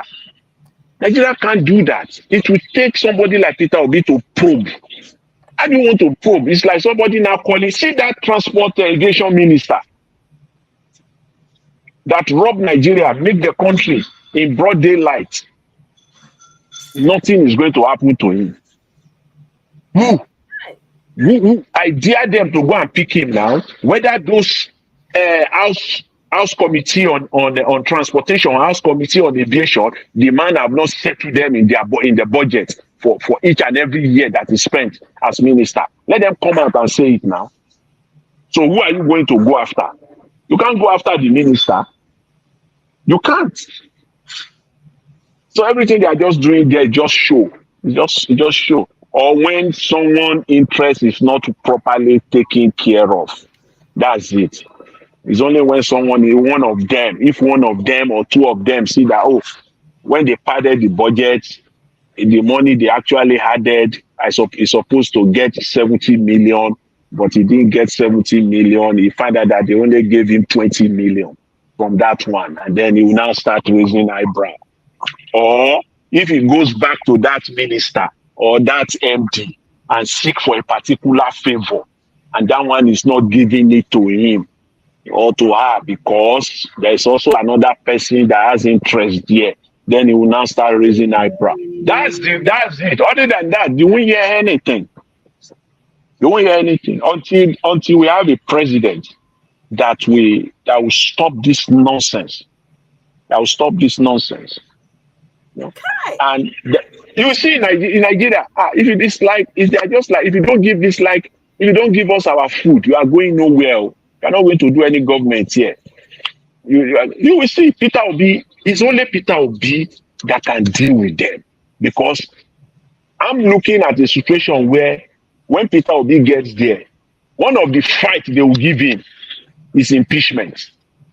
Those people, because it's not going to give them food to eat. The food, all those stupid food they are eating, they will see to eat again. The same thing they did for him in Anambra State. It's going to be 2.0. It's going to be Anambra 2.0 when Obi becomes the president. It will be Anambra 2.0. We are ready. We did back. We go follow and drag them like Nama meat. Hey. As long as it will be Anambra 2.0, because imagine if it will be they brought this 70 billion to. What will be tell them that? What do you need bulletproof car for? I beg. Carry this thing, go. Everybody go and get this thing. In fact, you will call innocent.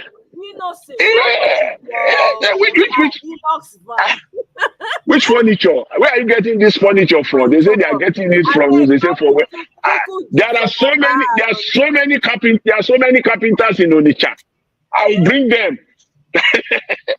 Obi will tell them that they are so. If you have one in your village, bring the carpenter. At least he will give you. At least he will get job. He will pay people. He will this thing. Let him bring his coat. If he bring his coat, we will pay. That's what he will tell them. Yes. Which furniture do you need? Let's eat that money. Let's pay it to Nigerian businesses.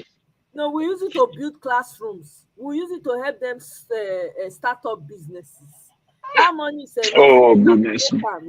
My sister, that's 70 billion. When each time I think about it, since that news broke, I just shake my head, because do you know what 70 billion is?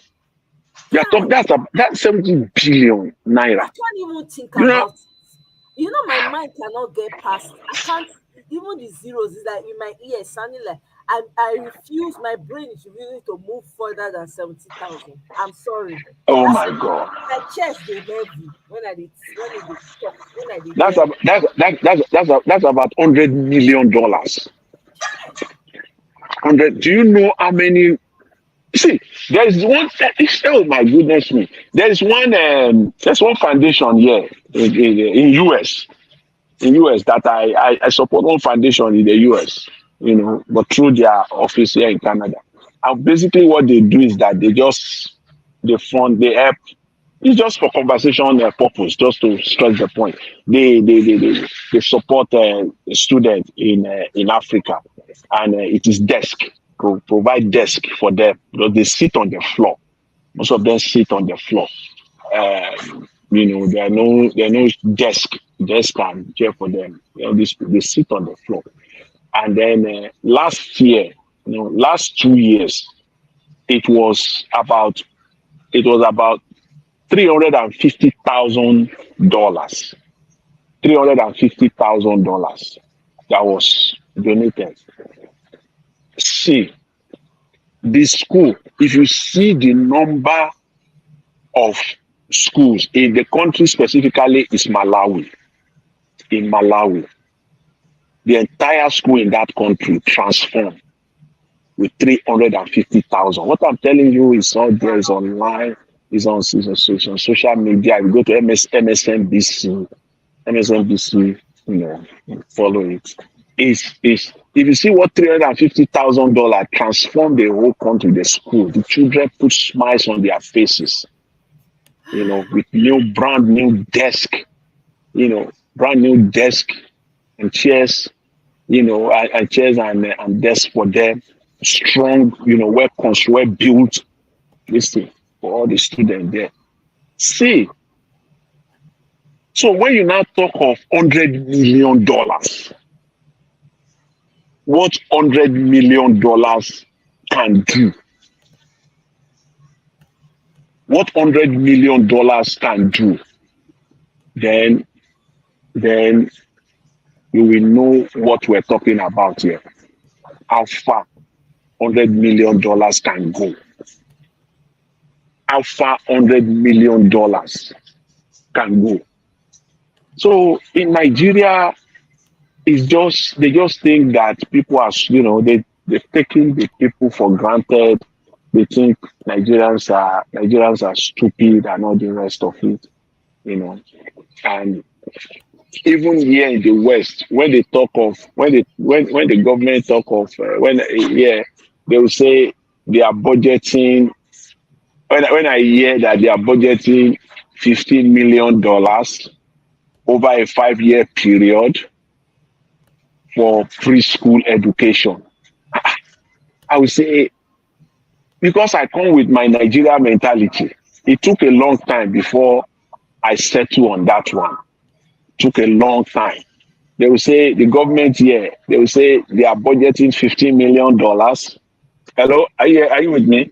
I can hear you clearly. Yeah. They will say they are budgeting $15 million over a 5-year period for preschoolers. I will say that money is too small. What that means that is 3 million per year. Oh my goodness. If you see how far 3 million will go. In the Western world, not even in Nigeria where everything is just rubbish, kata. If you see how the $5 million will go, I mean the $3 million, how far it will go. Hey. They said they are building playground in my city where I live in Canada. They said they are building playground for preschoolers. They said they are building playground. And they said, it's so funny. And they said they are going to build playground to all the preschoolers across the city. This is a city project too. And they said it's going to cost them less than $150,000. I say, are you people joking? What is $150,000? Wow. What's $150,000? See, they gave those jobs to all local people, all those local contractors. Yeah. When you see the quality, we go to all those schools, you see what they did there. It's a project. Some people get like $15,000 to do it, $20,000, $15,000, something. That's the money go far. Because the what they call the owner operator that they give the contract to, a $20,000 contract, it's profit there, maybe 3,000 or 4,000, and it's still going to pay some 1 or 2 or 3 staff to get the job done within a week period or a 2-week period. And you go there, you see quality. Of course. How far $200,000 goes? I'll say, what are you going to do? Before I used to say 200,000 is too small because where I come from, they only mention million and billions. Million. It's only million. But eventually I now realize that it's corruption. But when there is no corruption, see, when they mention their 1 million, that 1 million is going far. They will see what they use the 1 million for.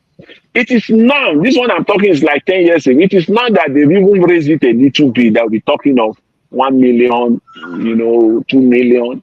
Before, like 10 years ago, 15 years ago, they'll be talking of 200,000, 150,000, 15 million for a 5-year period. I was like, this kind of money is too small. But it's not. The money goes far. It goes far. But in my own place, what is $1 million? 700 million. If a governor in Nigeria comes out and say he wants to build, he wants to, supply all the schools, all the primary and secondary schools in his state with shares and solid, desk and chairs for them to be. Let him. He will come out. He will be talking billions of naira. He will be talking billions of naira, where even the cost of labor is even cheaper. than here in the West, because you are going to pay them. You are going to pay them. The only thing is that the money just go to one contractor. You just feed the money and he will not even deliver entirely. And from that 1 million, he has, giving cuts to everybody in the office. Everybody, because for the contract to come out to him, he has to settle and settle and settle. The actual money that eventually get to him, maybe 600 million. I don't want him to do the job, and he's still going to make his own profit. So definitely he cannot deliver. And if he will even deliver to all the schools, it's going to be substandard. It's going to be completely substandard. That is if he even want to do it at all. That is to do it 100%. It's going to be substandard. So he won't do it. He won't do it completely. He will do it halfway, or probably not even do it at all. And he will go away with it, because the people that are supposed to put him to check, audit him, bring him to account, they've been settled from the 1 billion, because he used 400 million naira to settle everybody. So that's the issue we have in Nigeria, and Nigerians are very smart people. They read very well. They read code very well. This money that Agbado just gave to the judiciary, they know what the money is meant for. They can come out and call it whatever. This 36 or 35 billion to the Nigerian Judiciary Council, NJC, the National Judiciary Commission, commission that he gave to them. They know what the money is for. They know that the money is for. They know what the money is meant for. Because why? You know why I know that the money is bribe? Mm-hmm. You know why I know that the money is bribe? Right. This is July. 3, 4, 5, 6 months. Go to Nigerian court. You will think that money will have been used to renovate Nigerian courts, where when you enter, you will sit normal. Go to Nigerian court now. They have desks like those secondary school desks. Oh, you know here say they thief runway light for airports recently. Not yet. There's still runway. Oh my God. There's still runway. That one is a soft target, because runway location are kind of remote. They are remotely located, kind of, and there are all these. No plane will land. The thing is that any pilot who wants to land and see that the runway light is not there, he will just maneuver back. Any reasonable pilot will not land now. And then the next day they will try to fix it back. That's how you know that people are suffering. That's how you know that people are suffering. It's just, we compare this now to Nigeria back then in the 80s, when people started removing when you go to the highway, all those express, they have this divider, this thing that they used to divide the road. They are solid metal like this, those rack or whatever they call them. They are like aluminium, but they are very strong. That was what they used to divide the rack. Those are high quality products. At some point, those things, they started removing them.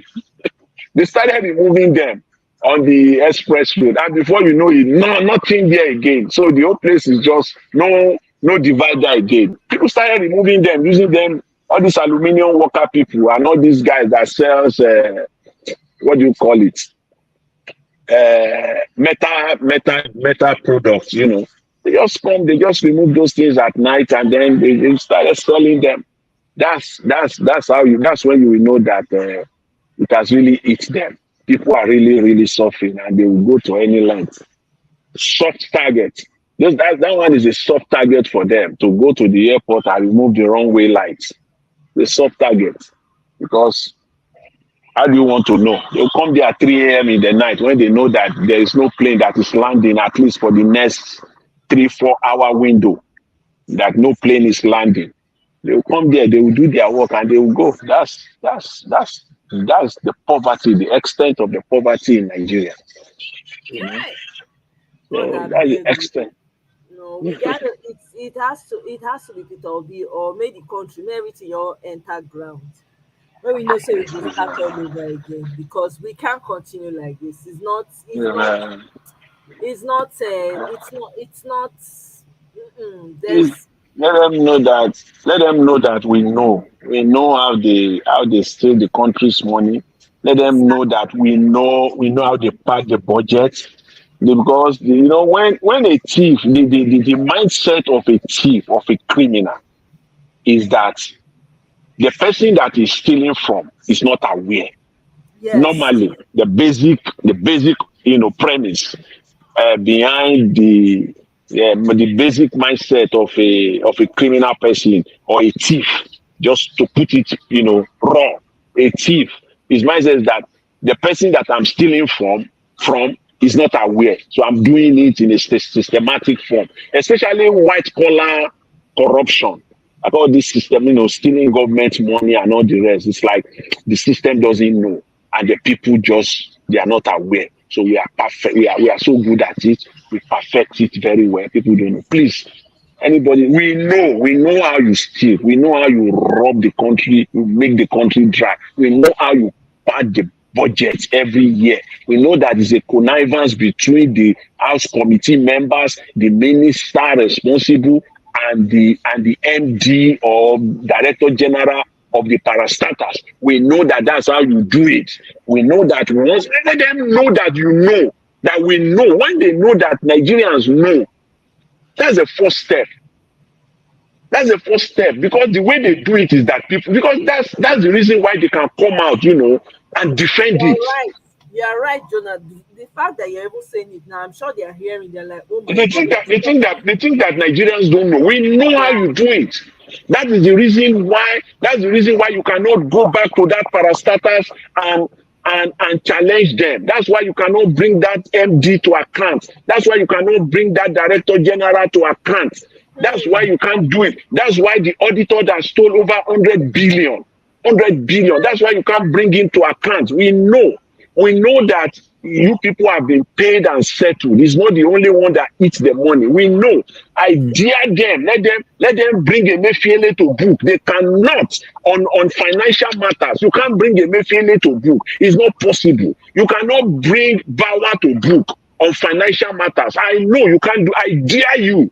I dare all of them, from the presidency down to all the security agencies in Nigeria. I dare them. Let them bring Bawa to book on financial matters or financial irregularities. Let them bring Emefiele to book. They can't. Emefiele cannot steal alone. If it's not possible. Yeah. It's not. That's the thing. The problem with us in Nigeria is that they will pick one person and people will be shouting and jubilating and celebrating. Oh, they are taking Emefiele and everything. Emefiele, even if whatever Emefiele might have done, we know, he messed up significantly. But because Buhari supported it now, it was of course, to do. Of course, even the one that people are talking about, the Naira redesign or anything, so many other things Buhari went on. Buhari's in-law that they gave that contract to paint the Naira. Shege they will come and tell Nigerians that the arbitrage, the game that they play on the foreign currency that they play, that it is just Emefiele alone that play it. Is it not in connivance together? Are they not the one that will come to the central bank and get Naira for 300 Naira? And get dollar for 300 Naira. Think we don't know? So it's the only Emefiele that ran that for the entire period he was there. Are you kidding me? They can't bring Emefiele to book. They cannot bring anybody to book in Nigeria. And if at any time anyone in the past that has been successfully brought to book in Nigeria, it is purely political vendetta, or the person misstep or something like that. And there is only maybe one or two cases like that. Other than that, nobody. They can't. It's political vendetta, and then they will still rub their backs at the end of the day, and then okay, it's just like a warning. We just want to tell you that power pass power. Please, so go and do your own. They can't remain in prison for 5 years, 10 years. They can't. After some few months, they will let him go. If at all, we all know all the celebrated cases. Is it Ojikalu you want to talk about, the former governor, the first governor in 1999 to 2007 of Abia State? Is it that one you want to talk about? Is it Okorosha that you want to talk about? There's so many of them, so many governors. Is it the former governor of Delta State that was sentenced in UK? Ibori. Is it Ibori? Is it Ibori you want to talk about? See, Ibori came back. They celebrated him. If care is not taken now, Ibori will even get a political appointment. Of course, and come out and say he wants to contest for presidency. Yes, he will come out. He will come out in Nigeria. So my question is, there this is one, they lock up Emefiele, a person like Dokubo. Abi, what's his name? Asari. Dokubo Asari. He's walking the streets. That's a joke now. That's when you know that they are joke. You know, in a country and this oh goodness me, and this selected man, this Mr. Tinubu. I don't call him. People call him this Mr. Tinubu. That's the highest respect I can give him. It's whatever thing he attached to his name is just. I'm just going Mr. because he's a man. That's all. That's the highest I can give him. It's Mr. Tinubu. Because in America he was a woman. So how we even say? We don't know. You don't even know, sir. That's it. This man is called, Mr. He went the other day to Ecowas and then went to AU meeting in Kenya a few days ago. He was running his mouth talking about rule of law. Rule of law, my foot. Rule of law. Talking about rule of law. Is it rule of law that you want to charge someone like Emefiele before DSS will go and carry him? At least you're supposed to have your reasons. Rule of law. Rule of law. The Constitution says that anyone that is arrested must be brought to court within 48 hours. That's what the Constitution says. You are now keeping him, and you are saying rule of law. Rule of law from you. Is that rule of law? And when it all became, news and all over the place, they now said that they are charging him for possession or illegal possession of arms, of gun. So you didn't know. So you didn't know that before. You didn't know. That means that you didn't know that before you went and get him arrested. And if you don't, and let's even give it to them that they are not aware at the time. When did you know that Emefiele? Was it when you arrested? You now went back to his property and discover it? At what point? And even if it is that, why the man Nigeria is just a crazy setup. And then you have Asari Dokubo, flaunting AK-47 or whatever weapon, in the eyes of the public, and it's still there, he went to the seat of government, with the president of the whole country and a non-state, actor, is parading himself with the president of the country and brandishing weapons, and DSS is still sitting down there. So you can just see the hypocrisy, the deception that we have in Nigeria. It's just That's why there's crazy. no other way than for the country. May everything may reach ground.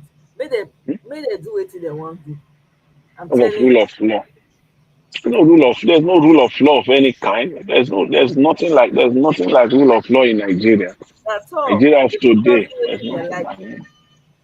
They can say whatever they want to say, but Nigeria of today, there's nothing like rule of law.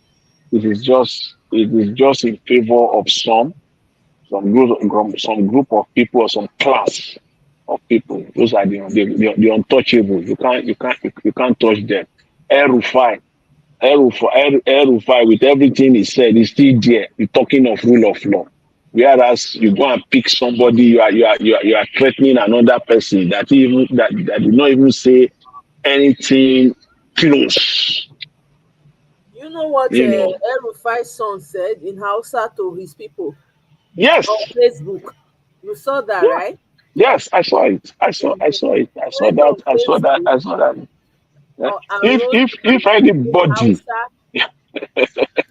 what they in will Hausa that Nigerians should bear with Agbado, that he's working hard for them or something, but in the meantime they should that's the recent one then.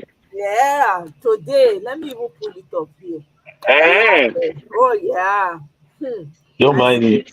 Don't mind it. You know, last week when it came out, after almost a month, when that video, the first video came out, he kept mute. He didn't say anything.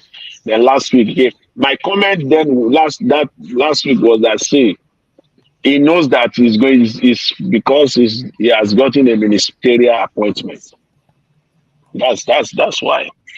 So it's all about that. So he came out today with another thing that the people should have patience for Mr. Tinubu. Yeah, that they should pray that let people come let him go and pray for his house. Exactly. See person when they see me person pray. Meanwhile, you they enjoy, you they thief, you they fat every day. Your papa they thief. Position My God. Don't mind it. Those people are just. He said people will give Mr. Tinubu they should be patient with him and give him chance. Or what I'm going to pray. Oh, goodness me. I'm like, that's another thing that it usually gets me so angry because normally I hear that from those so-called religious leaders now, quote and unquote, all those religious leaders. Because I know before you say Jack, they will say pray for Nigeria, as if Nigerians are not praying. If it is by that standard, Nigeria will be among the G10 now. If prayer is the standard. Suppose the level when we suppose to by now, if not by now. Before you say anything, I like it now. I like it now that you see most of them now are taking the option of just to keep silent because they know that their tricks is being, it's not really working as as it used to. So they now prefer to just now keep quiet. They all kept quiet. They are saying nothing to all of this that is happening. Nothing. We don't hear anything from them because we all know whether they say something or they don't say anything. We know which side they are on. Nigerians know which side they are on. All those fake pastors, so-called fake pastors. Before you say anything, they say God called them. They are called by God. Nigerians are they know the weak points. They know Nigerians, an average Nigerian weak point. Especially Southern Nigerians, Nigerians, even in the north, they still use their own religion too to cage them. Yeah, once they say, once they put God into the mix of the whole thing, an average Nigerian will just mellow down. If his temperature is 100%, raging and once they put God into the mix and let's hand over everything to God, God will and that temperature will drop to like 60. It will for some it will even evaporate. That's what they use. That's what they use for that. That's what they use for Nigeria. Once they put God, they know. Once they put God, and if it doesn't work, they are waiting for the next Sunday sermon, and they will center on it. And if it doesn't work, they will call for a 7-day prayer and fasting, meeting for Nigeria. They will tell you that this is nothing. It's not for anything else. This 7-day or 21-day, fasting and prayer is for Nigeria. It's for Nigeria. So even if you are strong, your temperature is still 60.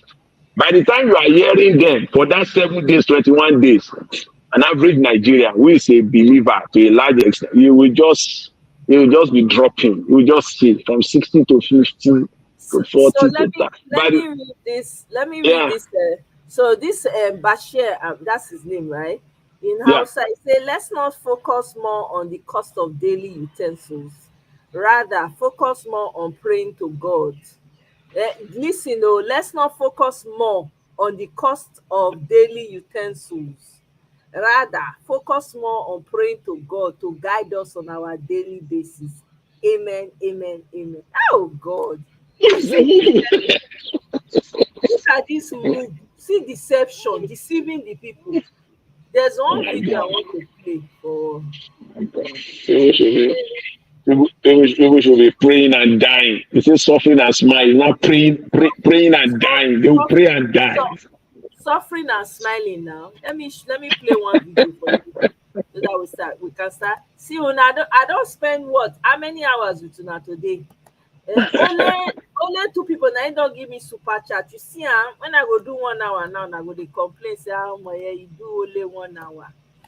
Okay, all right, no wahala. Oh God, dey.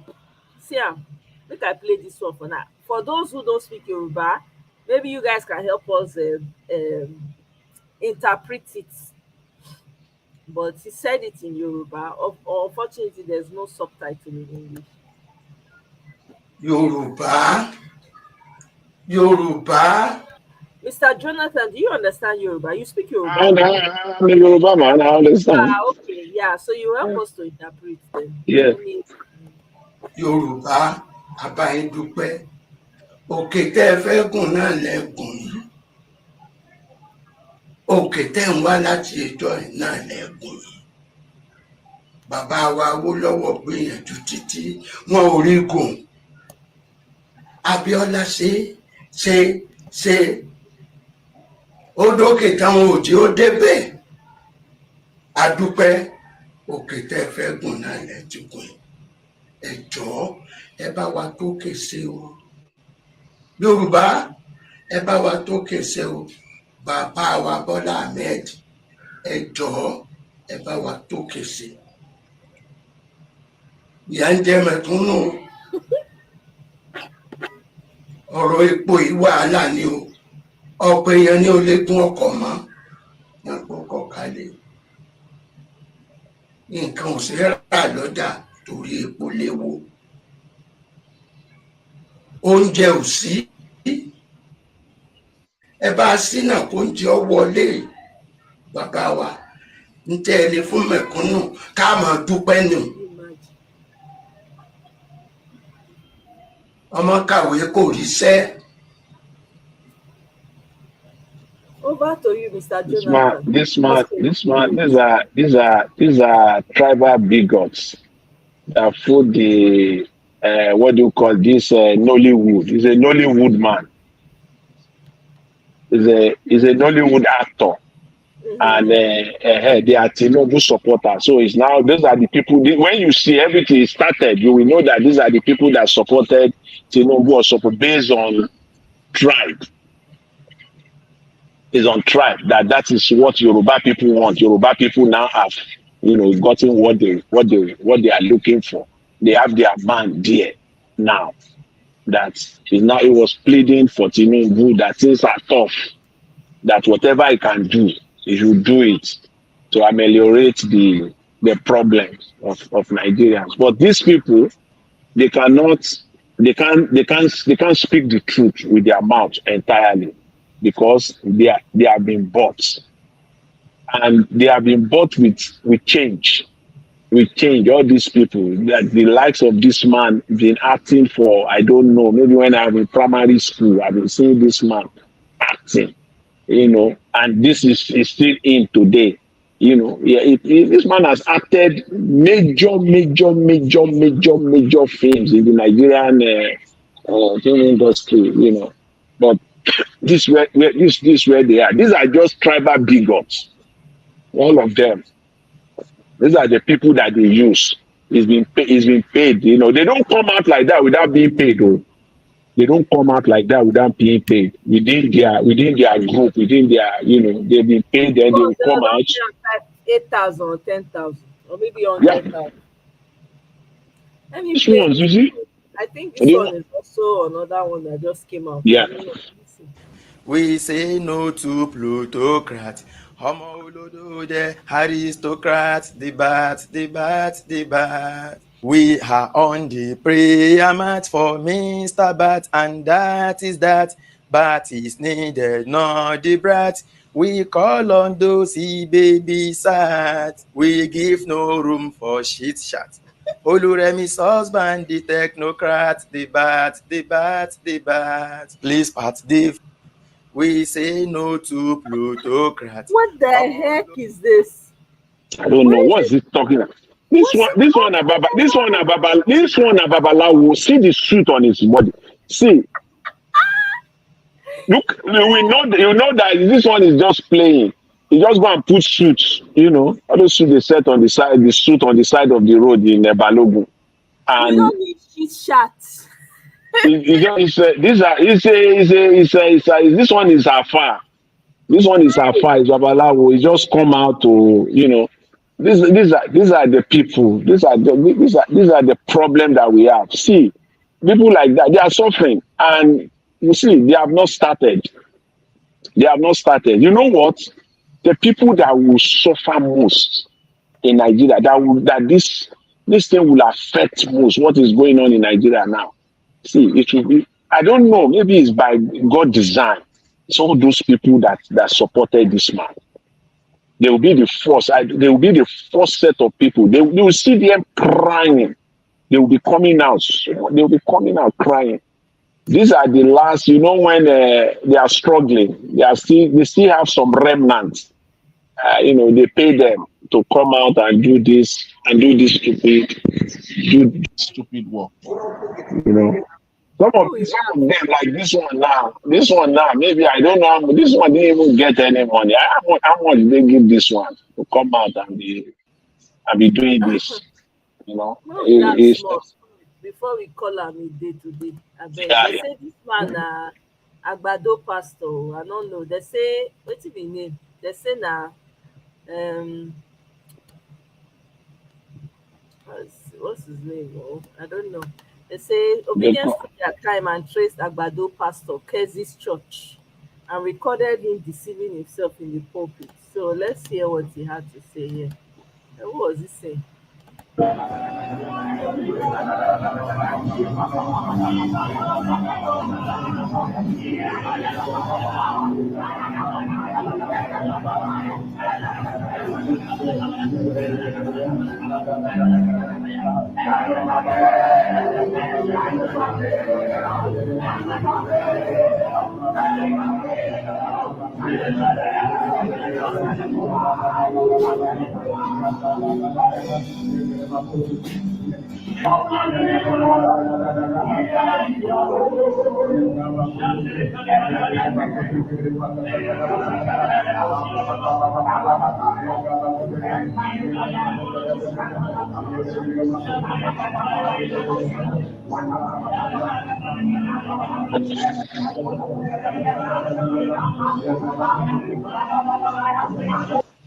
I don't understand. I can't even.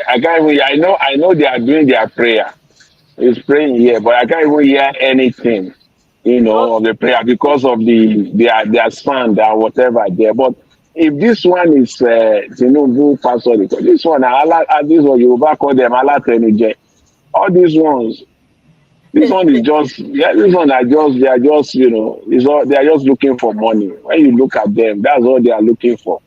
There are so many contractors now, and if there is those contractors, if they have them before, by now they are double the contractors now, especially within the church, Pentecostal church setting, because they believe. The way it works in Nigeria.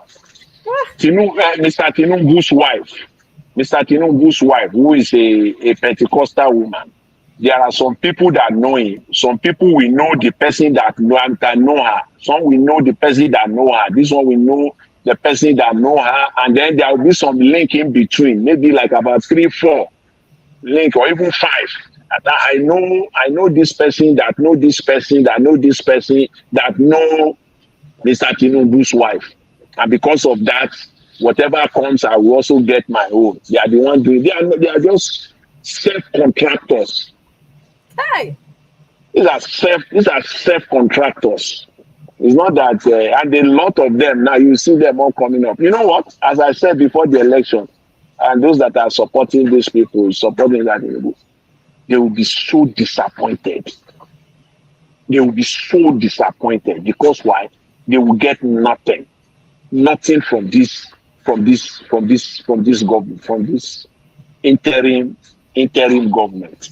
They will get nothing. Their expectation will be short-lived. They will get nothing. Most of them. Yeah, are they buying gas? Are they buying petrol now for 200 naira or 250 naira? You know, the same people buying it now for almost 700 naira per liter. It's crazy. You go to the gas station now, you give them. You can't even see this thing is so serious. So it's a serious matter. In fact, it's so serious. It's a serious thing, more serious than even the way we are even look at it. Can you imagine now that if you go to a gas station, a petrol station in Nigeria now, and you give them 5,000 naira, you will get less than 10 liters. You will get less than 10 liters. And someone living in the mainland and he works in the island, a lot of people with that traffic in Lagos. So literally, you'll be using that petrol like it is like every other day. You need that 5,000 naira to put petrol inside your car. So how much are you going to spend in a week? How much are you going to now spend just for petrol in a month? So even if let's even assume that you are putting that 5,000 naira for 2 times in a week. Just an assumption, which might not be correct. But let's just say 2 times a week. That's 10,000. That's 40,000 naira per month. That's 40,000 naira per month in Nigeria. I mean, just like that's just to sink in alone. That's just crazy. It's crazy, my sister. It's crazy. Anyway, it's crazy. Today I don't Yeah. want Thank you very much. 5.5 hours. Lord have Yeah. mercy. Hey, Thank you very much. I will run away from here now. Yeah, God bless you. Thanks for the work that you do. Thank you. Thank you very much. God bless you and have a wonderful night. You as well. Thank you so Thanks much. very I much. appreciate it. Thank you. My people, we have come to the end of this show. Now do well, now carry me reach 5.5 hours.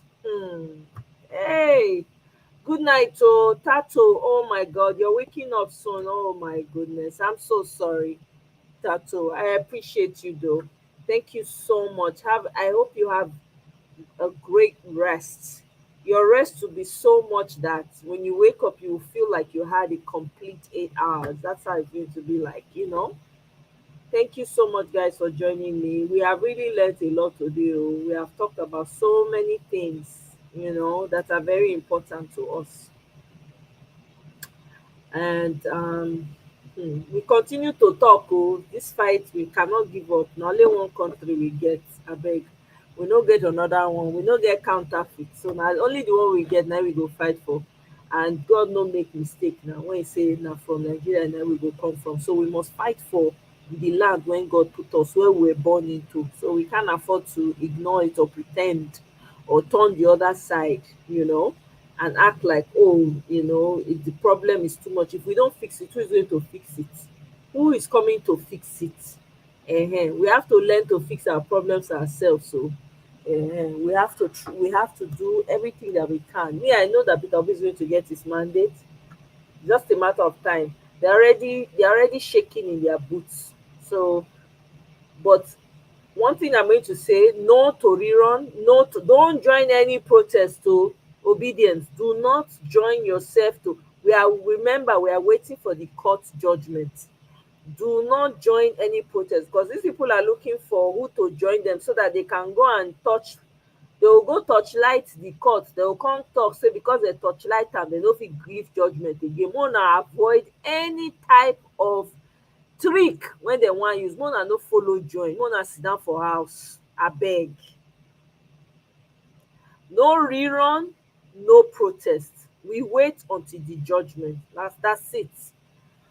All right, guys. So it's been real. Thank you very much. Kene, thank you. Mr. Tony Sao, thank you very much. Guy Owalele, thank you so much for being with me throughout the show. All of you for being with me. I really appreciate. Dr. Paul stayed. Now, wow, Dr. Paul. Good night, oh. Thank you very much for staying with me. I appreciate you guys. Mr. Pius, thank you. God's grace, I believe is God's grace. Yeah, God's grace. Thank you so much for joining me. Highly favored, always the first to be here. Thank you. I appreciate you. Kene, thank you for co-hosting for a little bit. Even though you ran, after a while you ran. Since I no see you, I see you now when you take off. Queen TA, thank you. Lily, thank you.